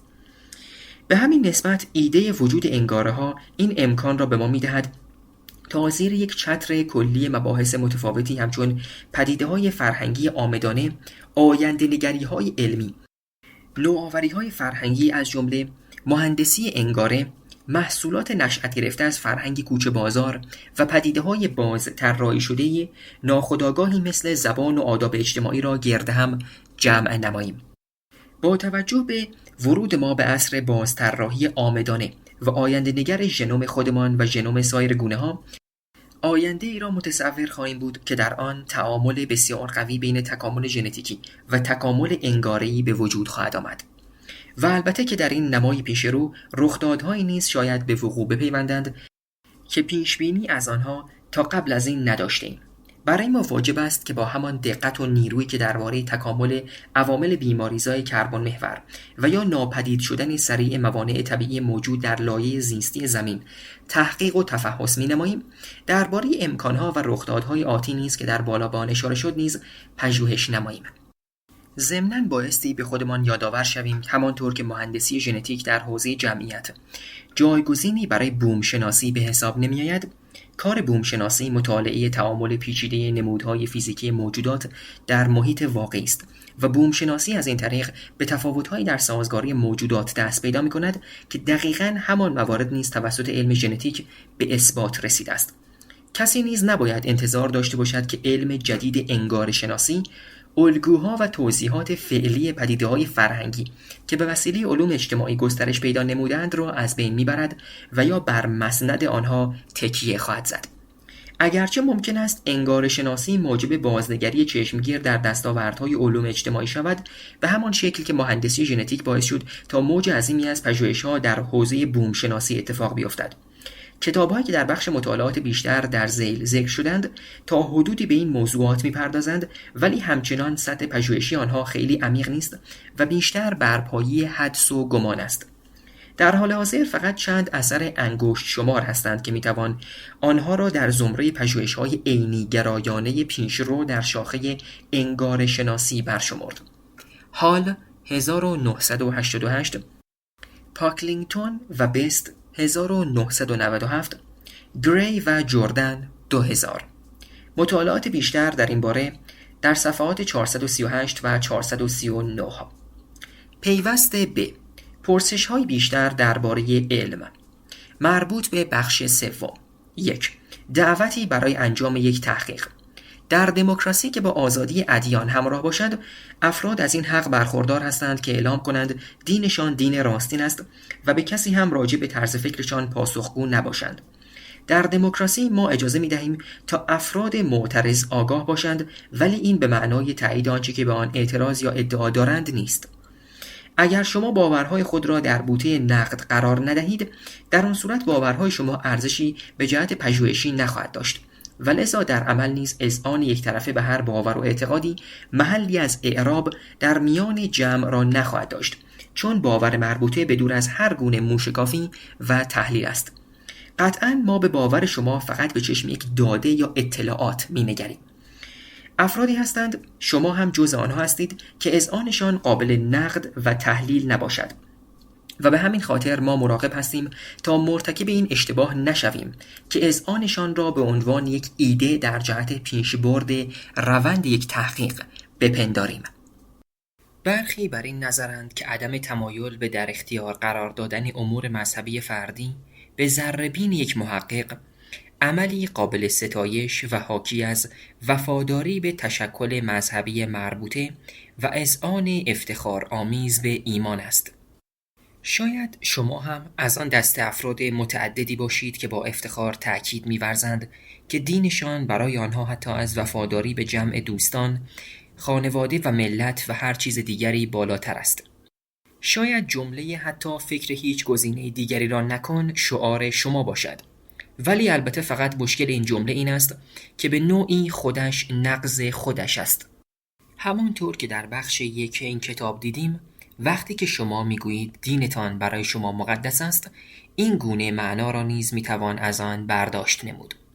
مایلم تا این نوع دیدگاه را در بستر بزرگتری در نظر بگیریم. حتی اگر شما یقین داشته باشید که دین شما یگانه راه رسیدن به حقیقت است، بایستی کنجکاو باشید که بدانید پس چرا سایر ادیان در دنیا آنقدر طرفدار دارند. و اگر تصور می‌کنید که دعوت از این مردمان که جمعیتشان از کل جمعیت پیروان دین شما بیشتر است، جهت مشاهده حقیقت کار مفیدی به حساب می‌آید، پس بایستی متوجه این دلیل بشوید که چرا افراد غیر دیندار با کنجکاوی بسیار به ادیان می‌نگرند تا عامل بقای آنها را شناسایی نمایند. علاوه بر این نکته، این که بدانید دین شما از منظر سایرین چگونه به نظر می‌رسد، تمرین ارزشمندی به شمار می‌آید. آیا اینطور نیست؟ برخورداری از این مزیت که واکنش دیگران در مواجهه با خود را درک می‌کنید و به شما کمک می‌کند تا تأثیرگذاری خود در هنگام انتقال مفاهیم به دیگران را بالا ببرید. وقتی به دنیای آکنده از ناخوشایندی‌های امروز می‌نگریم، شاهد عدم توفیق برخی کشورها، خشونت قومیتی و بی‌عدالتی دهشتناک در هر سویی از کره زمین هستیم و از این رو پرسشی که ذهن ما را به خود مشغول می‌نماید این خواهد بود که باید اجازه دهیم کدام یک از کشتی‌های نجات همچنان شناور بمانند. برخی بر این عقیده استوارند که ملل دموکراتیک دنیا بهترین امید ما هستند. این ملل مطمئن‌ترین و امن‌ترین و کم خطاترین بستر را در این سیاره برای بهبود سعادت انسان و دوری از خطر آشوب هسته‌ای و نسل کشی فراهم می‌آورند. ولی اگر کشتی آنها واژگون شود، همگی ما غرق در مشکلات عدیده‌ای خواهیم شد. دسته دیگری هستند که معتقدند که ادیان فراملیتی آنها کشتی‌های نجات بهتری هستند و اگر قرار بود بین سعادت دینی و سعادت ملی یکی را انتخاب می‌نمودند، بی تردید انتخاب آنها سعادت دینی می بود. شاید شما هم یکی از آنها باشید. چون اگر که شما در حال خواندن این کتاب هستید، به احتمال قریب به یقین در میان یک ملت دموکراتیک زندگی می‌کنید که از اصل آزادی ادیان برخوردار است و به همین خاطر موقعیت شما موقعیت بسامانی است و شما در عین اینکه از امنیت کشتی نجات دموکراتیک بهره می‌برید، از اعلام وفاداری به آن سرباز می‌زنید. از طریق بهره برداری از آزادی که ارمغان ملتی است که به آزادی ادیان احترام می‌گذارد، شما خود را از ارائه کمک به هم‌میهنانتان در رابطه با مسئله‌ای که به لحاظ امنیت ملی و فراملی بسیار مهم به حساب می‌آید معذور می‌دارید.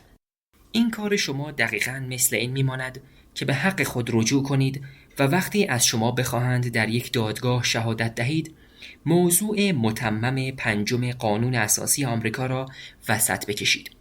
شما دارید سواری مجانی میگیرید چون تعهد دینی خود را مقدم بر هم‌میهنانتان میدانید. از خوش اقبالی شما شهروندان انسان دوست بسیاری هستند که جبران کننده نبود شما باشند و مادامی که شما غرق در جایگاه اصولی و ایمانی خود هستید، آنها عامل حفاظت از یک ملت هستند. در این خصوص شما هیچ تفاوتی با شیعه و سنی هایی که در دلشان این جمله را به زبان می آورند ندارید. اگر لازم است عراق نابود شود هم مهم نیست، فقط قبیله مذهبی من سر جای خودش باقی بماند.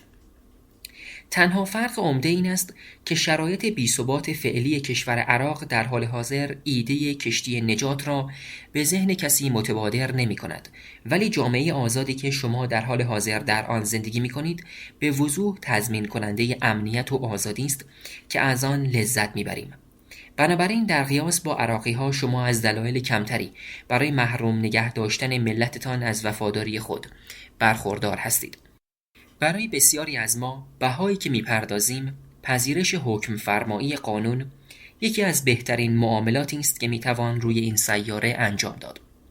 آن دسته از ما که به شکل نقادانه، ضمنی و یا مشروط اولویت وفاداری خود را معطوف به نظام‌های سکولار دموکراتیک می‌دانیم، منطق موجود در اصل آزادی ادیان تشخیص داده شده است و به همین خاطر وقتی منافع خاصی به خاطر وجود این اصل تحت شعاع قرار می‌گیرند، اقدام به دفاع از آن منافع می‌نماییم. ولی کسانی که تعلقات دیگری دارند و از ارائه تعهد مزبور به هم‌میهنان خود سرباز می‌زنند، مسئله‌ای را مطرح می‌کنند که فقط یک مسئله نظری نیست. در ترکیه امروز یک حزب اسلامگرا با اکثریت آرا در رأس قدرت است و لذا این امکان را دارد تا قانون اسلامی را در میان یک ملت پیاده نماید، ولی به شکل هوشمندانه‌ای جلوی این کار گرفته شده و ضمناً این دیدگاه به حدی پیشرفت داشته که به استناد سلب آزادی ادیان برای ملت جلوی اقدامات مسلمانان تندرو گرفته می شود و اعمال افراطی قانون شکنی محسوب می گردند. نتیجه کار شکننده و پر از ایراد است، ولی با این وجود شرایط الجزایر بسیار متفاوت است. در الجزایر خصوصاً از سال 1990 که مشخص شد انتخابات دموکراتیک موجب بر سر کار آمدن یک حزب اسلامگرا شده که قصدش کنار گذاشتن نردبان دموکراسی و تغییر شیوه حکومتداری به حکومت دینی بوده است، خشونت و ناامنی سایه خود را بر سر مردمان آنجا گسترانید. 50 سال پیش پرزیدنت آیزنهاور چارلز ای ویلسون که در آن زمان رئیس شرکت جنرال موتورز بود را به عنوان وزیر دفاع خود معرفی نمود. در جلسه رأی اعتماد در حضور کمیته تخصصی دفاعی سنا از ویلسون خواسته شد تا سهام خود در شرکت جنرال موتورز را بفروشد، ولی او مخالفت کرد. وقتی که به او گفته شد حفظ سهام جنرال موتورز موجب می شود تا ناخواسته در امور خود دچار سوء تصمیم گیری شود، او این گونه پاسخ داد: برای سالیان متمادی بنده بر این عقیده بودم که آنچه که برای کشور خوب بوده برای جنرال موتورز نیز اینطور بوده است و برعکس. برخی از روزنامه‌نگاران آن زمان که از جواب وی رضایت نداشتند، فقط به روی بخش دوم سخنان او تأکید می‌کردند: آنچه برای جنرال موتورز خوب است برای کشور نیز خوب است. در اثر جنجال به پا شده، ویلسون مجبور شد به خاطر نامزدیش جهت پست وزارت دفاع سهام شرکتی خود را بفروشد. این درس بسیار خوب و عینی در خصوص صراحت درباره اولویت است. حتی اگر اینطور فرض کنیم که حق با ویلسون بوده و آنچه که برای جنرال موتورز خوب بوده برای کشور نیز خوب بوده باشد، باز با این حال مردم می‌خواستند اگر احیانا تنشی رخ داد، خیالشان از بابت وفاداری او به کشورش راحت باشد. در چنان شرایطی ویلسون به دنبال منافع چه خواهد بود؟ به درستی که حق با مردم بود که بخواهند از چنین چیزی نگران باشند. آنها می‌خواستند که تصمیم گیری وزیر دفاع در عمل مستقیما وابسته به منافع ملی کشور باشد. حتی اگر فرض کنیم که در شرایط بی خطر و عادی تصمیمات اتخاذ شده به نفع جنرال موتورز تمام می‌شد، که با توجه به سابقه طولانی ویلسون در آن شرکت احتمالاً هم اینطور می‌بود، باز هم مسئله‌ای وجود نداشت. ولی مردم از این نگران بودند که اولویت‌های ویلسون متأثر از نگاه او به گذشته کاریش باشد. حال تصور کنید که اگر ویلسون به عنوان یک مسیحی متدیست میگفت به عنوان یک متدیست خوب او باور داشت آنچه که برای کلیسای متدیست خوب است برای کشور آمریکا نیز خوب است، آن وقت چه غوغایی به پا میشد. وفاداری به اصول یک جامعه آزاد و دموکراتیک تا زمانی که آن اصول از منافع دین شما حمایت کنند. البته این فقط برای شروع است و در ادامه می توانیم درخواست‌های دیگری نیز داشته باشیم. اگر این بهترین سنگر شما باشد، ایرادی ندارد، موافقیم. ولی بایستی بدانید که باقی ما این حق را دارند که شما را قسمتی از خود مشکل بدانند. آیا این قضاوت عادلانه است؟ این موضوعی بحث برانگیز است و بنده با کلماتی صریح این موضوع را مطرح نمودم تا بتوانم تضاد موجود در آن را نشان دهم. این دیدگاه نیز به همان اندازه باید جدی گرفته شود که دیدگاه سنتی و عامه پسندی که تأکید دارد بایستی به معافیت‌های مذهبی و مبرا بودنشان از هر گونه موشکافی احترام عمیقی قائل شویم. مواقعی که در تلاش هستیم تا از یک دیدگاه جامع تفاوت‌های موجود میان نگرش علم محور و دین محور را برطرف کنیم، نیز با چنین شرایط بغرنجی مواجه می‌گردیم و همین مطلب باعث می‌شود تا اذهان علم محور دچار سردرگمی می‌شوند. چگونه بایستی واکنش نشان داد؟ خط مشی محترمانه اینطور خواهد بود که تفاوت‌های عمیق نظری و عملی با احترام متقابل و به شکل خوشرویانه مورد تایید قرار بگیرند. ولی این کار موجب پنهانسازی و به عقب انداختن بی حد و حصر در تحلیل نوعی عدم تقارن می‌گردد. ما هرگز حتی برای یک لحظه هم که شده به سخن دانشمندی که این چنین بگوید توجه نمی کنیم. شروع نقل قول: اگر نظریه من رو درک نمی کنی به خاطر اینه که بهش ایمان نداری، یا تنها اعضای رسمی آزمایشگاه من از این توان برخوردارن که نتایج اون رو تشخیص بدن، یا تعارضی که فکر میکنی در استدلال من میبینی چیزی نیست جز نشانه‌ای از محدودیت‌های ادراک انسانی. چیزهایی وجود دارند که از دایره ادراک خارجن. پایان نقل قول. چنین اظهاراتی اگر توسط یک دانشمند بیان شود نشان از بی‌مسئولیتی پژوهشی وی دارد و علامتی دال بر ورشکستگی عقلانی اوست. بر طبق نظر آوری کاردینال دالیس 2004، مدافعه یا همان توجیه مذهبی دفاع سنتی از ایمان است و در گذشته قرار بود که مؤکداً به جهت اثبات وجود خدا، الهی بودن مسیح، زاده شدن او از یک زن باکره و غیره به کار برود، ولی در عمل بی اعتبار گردید. این شبهه به وجود اومد که مدافعه مذهبی بیش از اون که امکان ارائه داشته باشه وعده میده و ضمناً اسناد و شواهد رو طوری دستکاری میکنه تا دال بر نتایج دلخواه خودش باشه. بی مسما نبوده که پل تیلیچ این عیب را بی صداقتی مقدس نامیده است. رجوع شود به صفحه 19 از کتاب ایشان. به واسطه تشخیص این مسئله بسیاری از پارسایان رو به اذعان مذهبی مسالمت‌آمیز آوردند، ولی کاردینال دالیس از این تغییر جدید تأسف می‌خورد و همه را به انجام یک بازنگری و اصلاح در بحث مدافعه مذهبی فرا می‌خواند. شروع نقل قول. رفع اختلاف نظر گرچه رحیمانه و محترم به نظر می‌رسد، ولی حیله‌ای در آن نهفته است. دین به قدری به حاشیه رانده می شود که دیگر جرأت بلند کردن صدایش در جمع را نخواهد داشت. عدم تمایل باورمندان به دفاع از ایمانشان مسبب ایجاد موج عظیمی از مسیحیان بیمیل و توجه و زودگذر شده که خیلی به آنچه که بایستی به آن باور داشت توجه نمی کنند. رجوع شود به صفحه 20 از کتاب ایشان. پایان نقل قول. دالیس تأکید می‌ورزد که مدافعه مذهبی بایستی بستر فعالیت خود را تغییر داد. شروع نقل قول. در یک دین آسمانی مثل مسیحیت، پرسش کلیدی این است که چگونه خداوند به سوی ما می آید و دنیایی از معنا را به روی ما می گشاید که خارج از دسترس قدرت پژوهشی انسان است. پاسخی که بنده پیشنهاد می دهم شهادت دادن است. شهادت دادن به جهت معرفت شناسی از آنچه که به لحاظ علمی مرسوم است کاملا متفاوت است. طرز برخورد دانشمندان با داده ها به این صورت است که آنها را به عنوان مفعولانی که بایستی بر آنها اشراف و تسلط پیدا نمود می‌بینند. تعابیر پیشنهادی سایرین به واسطه مقام و منزلت فردی به تایید نمی‌رسند، بلکه جهت تایید نیازمند تحقیق و تفحص خواهند بود.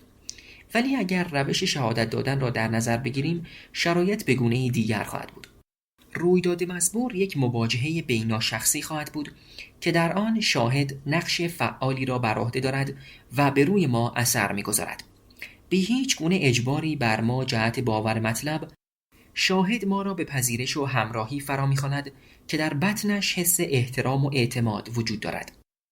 پذیرفتن مطلب مزبور به معنای تسلیمی حاکی از اعتماد به مقام شاهد مربوط است، به طوری که طی آن ما خود مختاری خودمان را نفی می‌نماییم و مشتاقانه به قضاوت دیگران اتکا می‌کنیم. رجوع شود به صفحه 22 از کتاب ایشان. پایان نقل قول.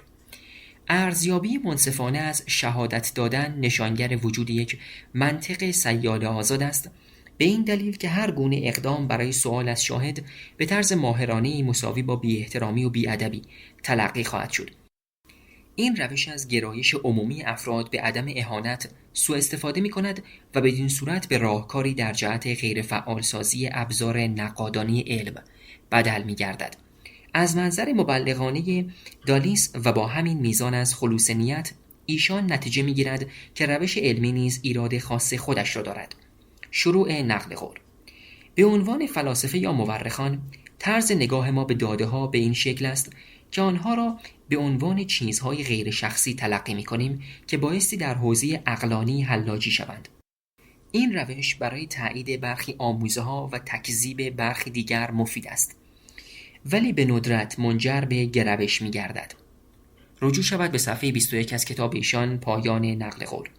به عبارت دیگر، وقتهایی که مفید است از روش علمی استفاده کن و وقتهایی که اینطور نیست از روش‌های دیگر. برای چنین عملی در میان دانشمندان یک اصطلاح وجود دارد. به آن دستچین کردن میگویند و یک گناه علمی به شمار میآید. رجوع شود به پینوشت 1.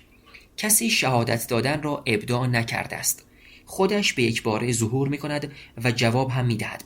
در برخی مواقع از رقابت هم بهتر جواب میدهد و به همین دلیل نیز دچار باز تولید میگردد. کاردینال دالیس این عمل را ستایش می‌کند، ولی چرایی آن را نیز توضیح می‌دهد. البته لازم به ذکر است که چرایی آن دلیل وجودیش نیست.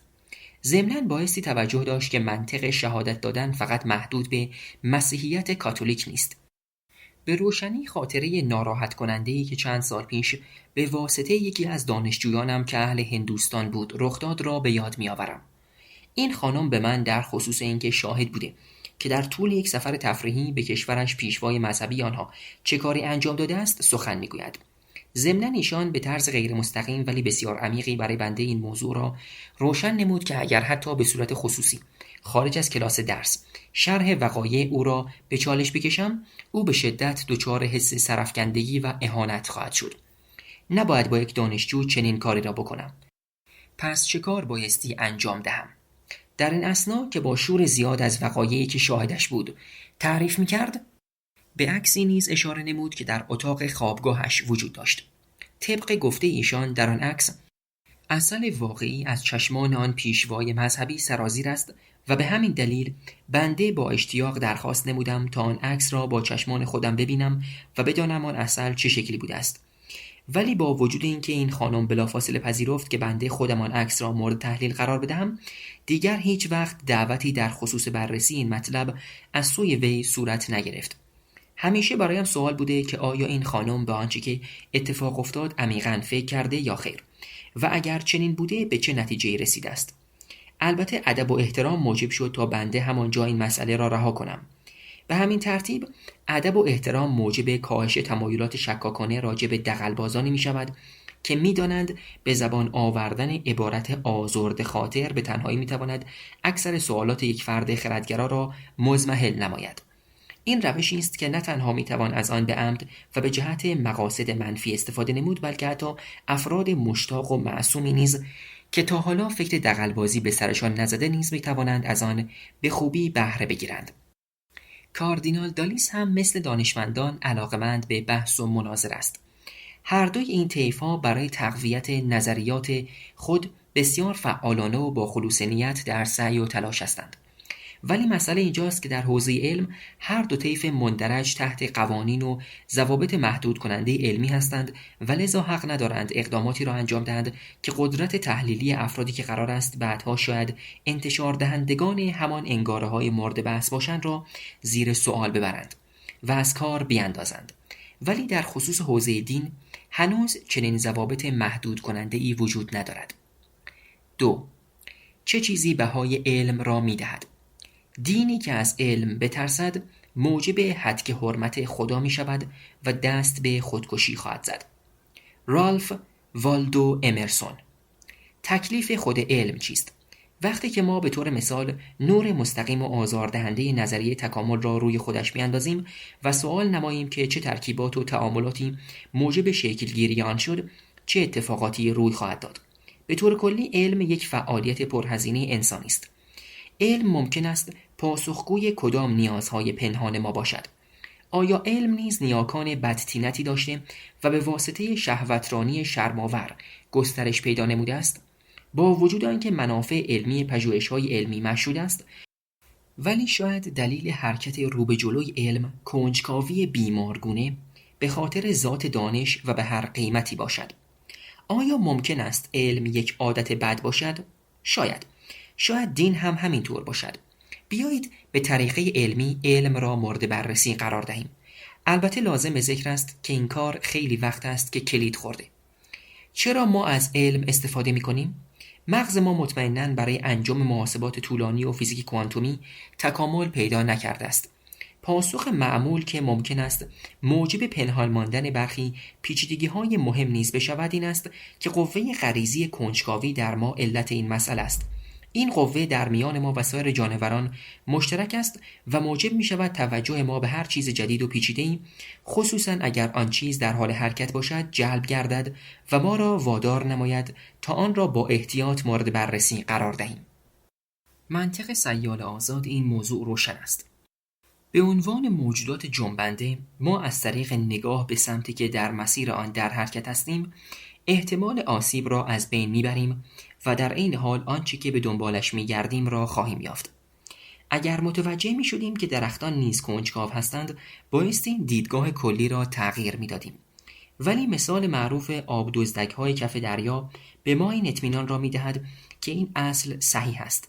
آب دزدک جوان در کف اقیانوس در حرکت است تا جای مناسبی را برای سکنا گزیدن انتخاب نماید. وقتی صخره ای را می‌یابد که می‌تواند برای باقی عمر خود به آن به عنوان یک موجود چسبنده متصل گردد، دیگر به سیستم عصبی خود نیاز نخواهد داشت. بنابراین آن را تجزیه و در بدن خود هضم می‌نماید. این سندی روشن دال بر این مدعا است که کنجکاوی همراه با هزینه است و وقتی خودش نتواند از طریق جنبندگی هزینه خودش را توجیه کند، کنار گذاشته می‌شود. نکته طنز مشابهی با این موضوع در خصوص استادان دانشگاه بیان می شود. به طوری که می گویند فقط که استادی به هیئت علمی دانشگاه ورود پیدا می کند، دیگر از آن به بعد این حق را دارد که از مغز خود تغذیه کند. آن را در بدن خود هضم کند. کنجکاوی بایستی همراه با احتیاط و عقل معاش باشد، بنابراین تعجب برانگیز نیست که جانوران فقط در خصوص شاخص‌ترین دغدغه‌های زیست محیطیشان از خود کنجکاوی به خرج می‌دهند. گیاهخواران گیاهان اطراف سکونتگاه خود را بررسی می‌کنند، در حالی که گوشتخواران عموماً اعتنایی به گیاهان ندارند. همه چیزخواران نسبت به گیاهخواران موجودات کنجکاوتری هستند، ولی با این وجود هر دو طیف حواسشان به شکارچیان و غیره هست.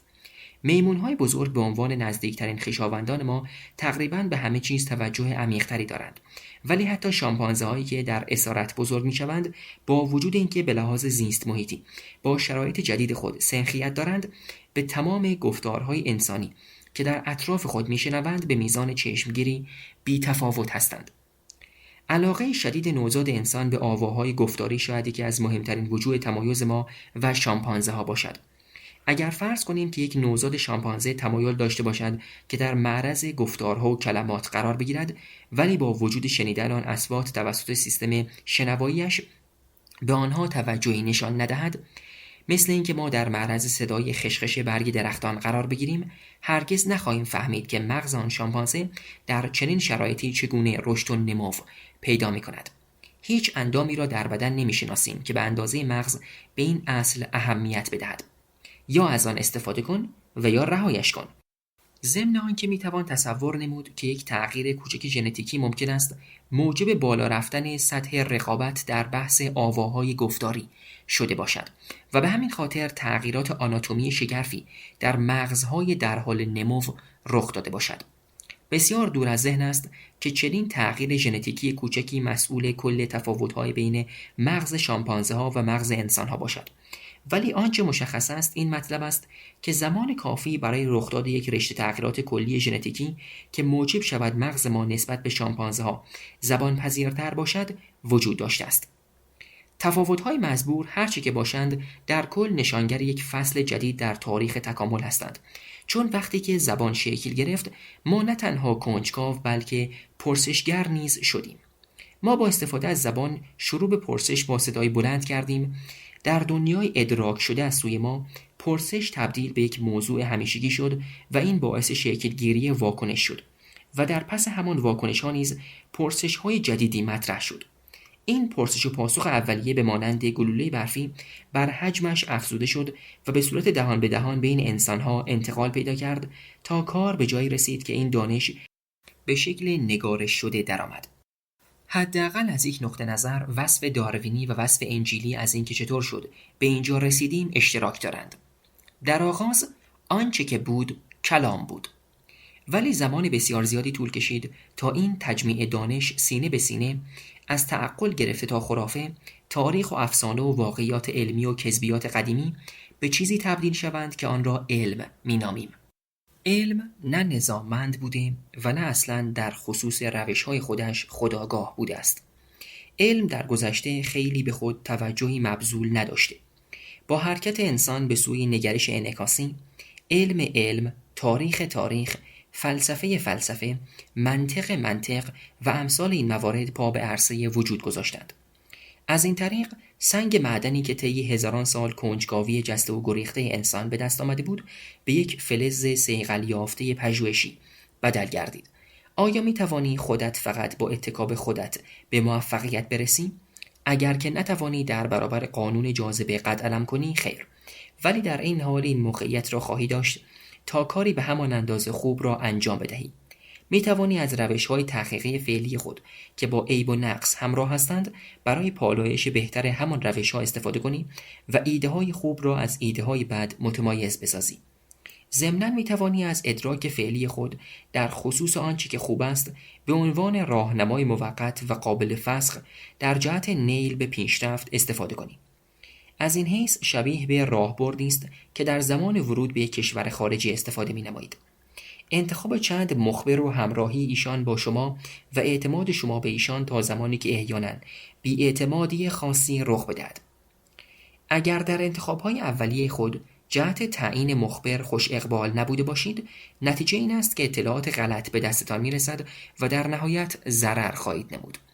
ولی از طرف دیگر اگر مخبرین شما تا حدودی قابل اطمینان باشند، شما می توانید برخی از حد و حدود اطمینان به آنها را متوجه شوید و بر اساس آن شروع به اعمال تغییرات هدفمند نمایید. به لحاظ منطقی تضمینی بر موفقیت این راهکار نیست. ولی خب که چی؟ حداقل که از شیر یا خط انداختن بهتر است و ضمناً درصد موفقیت شما در طی زمان بالاتر خواهد رفت. مسئله جالب کشیدن یک خط مستقیم را در نظر بگیرید. واقعاً یک خط مستقیم. چگونه این کار را انجام می دهیم؟ البته که از یک سطح صاف و مستقیم استفاده می نماییم. و حالا ما این سطح صاف را از کجا پیدا می کنیم؟ در طول قرنها ما فنون خود را در جهت هرچه صافتر نمودن خطوط با استفاده از سطوح صافی به همین منظور بهبود بخشیدیم. آنچه که در واقع برای بالا بردن میزان دقت به کار بردیم، مقایسه تصنعات بشری به صورت دقیق و ریزبینانه بوده است. اکنون ما دستگاه‌هایی داریم که میزان دقت آنها نسبت به ابعاد خودشان 1 میلیونیوم اینچ است، ضمن آنکه به لطف وجود تصور فراگیر خود در درک خط مستقیم مطلق مشکلاتی داریم. از طریق فعالیت خلاقانه‌مان رجوع شود به پینوشت 2، مفهوم حقیقی مستقیم بودن خط و یا به عبارت دیگر فرم افلاطونی خط مستقیم را دریافتیم. چه بخواهیم ریشه آغاز علم را به دوران هندسه مصر باستان ارتباط دهیم که عملاً اندازه‌گیری ابعاد زمین به حساب می آمد و یا آن را به تغییر ماهیت اقشار دینی و علاقمند شدنشان به اجرام آسمانی و دوره‌های تقویمی در بحث ستاره شناسی ربط دهیم، در هر حال علم به طور کلی از همین چند هزار سال پیش دچار دغدغه خود انتقادی جهت مباحثی همچون شواهد و مستندات موشکافانه گردید. البته سابقه دین نسبت به علم بسیار طولانی تر است، ولی با این وجود ادیان سازمان یافته که از مذاهب، ردبندی‌های فرقهی و طبقه بندی‌های عقیدتی و عبادی و نظام‌های امر به معروف و نهی از منکر تشکیل شدند، به لحاظ سابقه با علم و نگارش تقریباً در یک سطح هستند. احتمال اینکه این مطلب یک همزمانی تصادفی باشد بسیار کم است. به منظور حل مسئله محدودیت حفظیات توسط مغز انسان، نیاز به ثبت و ضبط و نگارش بسیاری از مطالب وجود دارد و ما در بخش 56 این کتاب به این موضوع پرداختیم. ستاره شناسان و ریاضیدانان در آغاز این راه با مبلغان دینی همکاری نمودند تا از طریق کمک به یکدیگر بتوانند پاسخ سوالات سخت را بیابند. چند روز مانده به مراسم بلندترین شب سال، چه زمانی بهترین وضعیت گردش ستارگان خواهد بود تا بتوانیم در آن موقع مراسم نذر و قربانی خود را ادا کنیم. بنابراین بدون ایراد سوال از طرف دین، شاید هیچگاه علم پشتیبانی لازم برای برخاستن از جای خودش را پیدا نمی نمود. ولی در زمانهای اخیرتر این دو دیدگاه اهل فن به جهانبینی‌های رقیب تغییر مسیر دادند. یعنی در واقع تلاقی که در سپیددم علم مدرن در قرن 17 علنی و غیر قابل ابطال شد.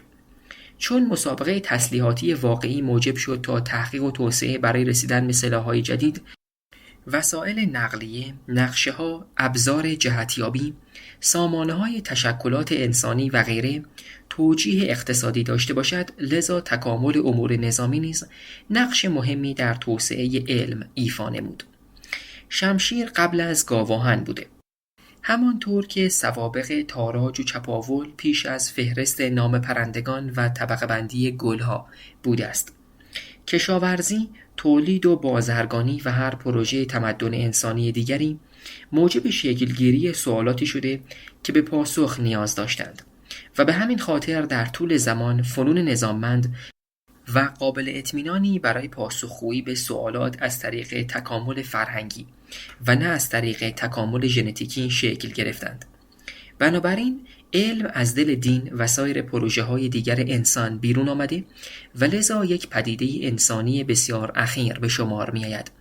ولی در این حال چیزی مثل آن این سیاره را در طی 65 میلیون سال گذشته دگرگون ننموده است. مهندس رویاپرداز پاول مکریدی محاسبه جالب توجهی را انجام داده است. 10,000 سال پیش انسان‌ها به علاوه حیوانات اهلیشان به لحاظ وزنی در حدود 0.1% کل مهره‌داران به روی زمین و هوا بودند. در آن دوران ما یک گونه پستاندار بودیم، ولی نه لزوماً یک گونه پرجمعیت، به نظر مکردی کل جمعیت انسان در آن زمان 80 میلیون نفر بوده است. ولی امروزه آن عدد مذکور با لحاظ نمودن حیوانات اهلی و خانگی به نزدیکی 98% رسیده است. به گفته ایشان سال 2004 در طول میلیاردها سال یک عامل به نام تصادف لایه کوچکی از حیات را نقاشی کرد. لایه‌ای نه تنها پیچیده و غیر محتمل بلکه شگفت‌انگیز و شکننده. ولی به ناگهان ما انسان‌ها به عنوان یک گونه تازه از راه رسیده که مطابق با نظارت و تعادلات ذاتی طبیعت نیز نبوده است، دچار انفجار جمعیت، فناوری و اطلاعات شدیم و از این طریق به قدرتی وحشتناک دست پیدا کردیم. حالا اختیار قلموی نقاشی دست خود ماست. رجوع شود به پینوشت 3. بنابراین علم و فناوری حاصل از آن هر دو به میزان عظیمی شکل کاربردی داشتند و به بلندگوهایی تبدیل گشتند که در هر بعد قدرت انسان را فریاد میزنند و از این طریق ما را نیرومندتر، سریعتر، عمیقتر در ابعاد مکان و زمان، سلامتتر، محفوظتر، داناتر در مورد همه چیز و حتی خواستگاه خودمان می نمایند. ولی تمام اینها به معنای آن نیست که علم میتواند به تمام سوالات پاسخ دهد و پاسخگوی تمام نیازها نیز باشد. علم نسبت به حقیقت صاحب حق انحصاری نیست، ضمن آنکه برخی از منتقدانش اینطور ادعا نمودند که علم حتی به اندازه‌ای که خودش تبلیغ می‌کند به عنوان منبعی قابل اطمینان در جهت نیل به علم عینی گرایانه نیز قابلیت عمل به وعده‌هایش را ندارد. بنده بایستی به 2 دلیل سریعاً به این ادعای عجیب واکنش نشان دهم. بنده و تنی چند به این موضوع به تفصیل در جای دیگری پرداخته ایم. دنت 1997، گراس و لویت 1998 و واینبرگ 2003 و علاوه بر آن همه از هیاهوی مشاجرات دانشگاهی در این خصوص مطلع هستند و هر روز این موضوع در زندگی آنها نمود پیدا می کند. بنده هنوز کسی که منتقد علم پسامدرن باشد ولی از پرواز با هواپیما بترسد، چون به محاسبات هزاران مهندس و فیزیکدان هوافضا به عنوان متخصصان اصول پرواز اعتماد ندارد را ندیدم و یا هرگز نشنیدم که یک وهابی بخواهد درباره میزان ذخایر نفت عربستان سعودی به جای کمک گرفتن از زمینشناسان با پیشوای دینی خود مشاوره نماید. اگر برای تلفن همراهتان یک باتری جدید بخرید و انتظار داشته باشید که کار بکند، اگر که کار نکند شدیداً متعجب و عصبانی خواهید شد. تقریباً حاضرید به هیچ درنگی زندگی خود را بر روی قابل اطمینان بودن خارق‌العاده فناوری محیط پیرامونتان شرط ببندید. همه اماکن دینی به علم حسابداری و ثبت قبوز مبالغ اعانه دریافتی به شکل دقیق اطمینان دارند. ضمن اینکه همه ما با خیال راحت داروهایی از آسپرین گرفته تا زوکور که همان داروی کنترل کلسترول است را مصرف می‌کنیم و اطمینان داریم که اسناد بسیار زیاد علمی وجود دارد که در تایید سالم و اثر بخش بودن این داروهاست. پس تکلیف اختلاف نظرهای موجود در علم چه می شود؟ نظریه‌های جدید در یک هفته سرازیر می شوند و در هفته بعد تکذیب می گردند. وقتی برندگان جایزه نوبل بر روی یک ادعای علمی دچار اختلاف نظر می شوند، حتی با وجود اینکه همگی در پرستشگاه علم به بالاترین افتخار مزین گردیدند، حداقل استدلالی که از آنها در آن مورد خاص غلط است. تکلیف رسوایی‌های علمی جعلی و عدم انتشار نتایج تحقیقات چه می شود؟ دانشمندان نه خطا ناپذیر هستند و نه به لحاظ اصولی برتر از مردم کوچه و بازار، ولی با این وجود مقررات و ضوابط قابل توجه و بازدارنده‌ای را در این وادی جهت خودشان وضع می‌نمایند که موجب می‌شود صداقتشان با وجود امیال باطنی خودشان دچار خدشه نشود و از شخصی سازی مسائل نیز جلوگیری گردد. بنابراین با وجود صحت این موضوع که دانشمندان معروفی نژاد پرست، جنسیتگرا، معتاد و یا دیوانه بودند، ولی آثار ایشان بدون تکیه بر ضعف‌های فردی این دانشمندان در زندگی شخصی خود تایید و یا رد می‌گردند و این مهم به لطف وجود چیزی نیست جز صافی‌ها، بازنگری‌ها و توازن‌هایی که برای تمیز دادن کار قابل اطمینان از کار غیر قابل اطمینان مورد استفاده قرار می‌گیرند. هر چند وقت یک بار یک دانشمند و یا کل یک پروژه علمی دچار بی‌آبرویی و طرد شدگی می‌گردند و چون دانشمندان جدی نمی‌خواهند از آثار مذکور در کتاب‌های خود نقل قولی را بیاورند، همین امر به خودی خود باعث می‌شود تا برای یک نسل یا بیشتر انجام تحقیق و پژوهش در خصوص آن موضوع خاص دچار وقفه گردد. به طور نمونه در علم روانشناسی تحقیقات بر روی تصویربرداری ذهنی حافظه عکس محور برای مدت بسیار طولانی متوقف شده بود، فقط به خاطر اینکه برخی از تلاش‌های اولیه در این زمینه توسط نازی‌ها صورت گرفته بود. از زاویه دید یک میکروسکوپ لبه بران یک اره تیز شده شبیه به کوهستان راکی ناهموار و دندانه به نظر می‌رسد، ولی در واقعیت آنچه که به این اره نیرو بخشیده ضربات کند و آهسته فولادی است که این شکل را به آن تکه فلز بخشیده است. مشابه با همین مطلب لبه بران علم نیز ممکن است فضایی پر هرج و مرج و نامنظم به نظر برسد که مشتی افراد پر ادعا مشغول داد و فریاد در آن هستند و قضاوت‌هایشان به خاطر حسادت، جاه طلبی و آزمندی دچار خطا شده است. ولی در پس این ظاهر و به زعم همه طرف‌های درگیر حجم عظیمی از داده‌ها و نتایج علمی وجود دارد که در عمل علت قدرت علم به حساب می‌آید. تعجبی ندارد که آنهایی که به دنبال تخریب وجهه علم و از بین بردن جایگاه شکوهمند و تأثیرگذار آن هستند، تمایل به بی‌اعتنایی به نگرش جامعه گرایانه دارند و به جای آن بر روی تنش‌های میان مکاتب و دغدغه‌های علنی آنها تمرکز نمودند. ولی در این حال جالب است که وقتی همین جماعت سعی در متهم نمودن علم دارند که این هم از طریق ابزار صیقل خورده علم منطق و آمار است، تمام اسناد و شواهد خوب مربوط به ضعف‌ها و سوگیری‌های علم که آنها مطرح می‌کنند از دل اعمال و ضوابط خیش بازدارنده و خیش ناظر خود علم بیرون می‌آید. به همین خاطر منتقدان چاره‌ای ندارند. در ارتباط با هر موضوعی هیچ منبع حقیقتی بهتر از علم متناسب با آن نیست و آنها به این واقعیت آگاهند.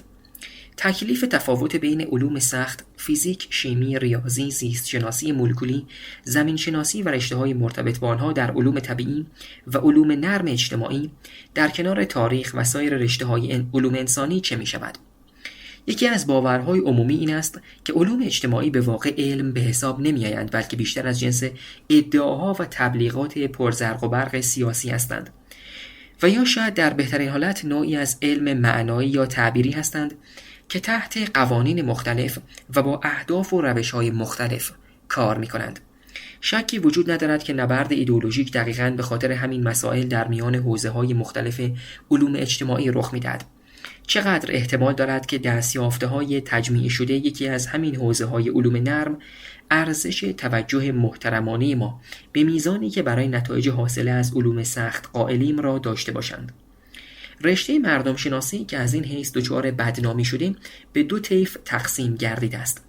از یک سو مردم شناسان ماده محوری قرار دارند که با زیست شناسان و سایر دانشمندان علوم سخت همسنگرند.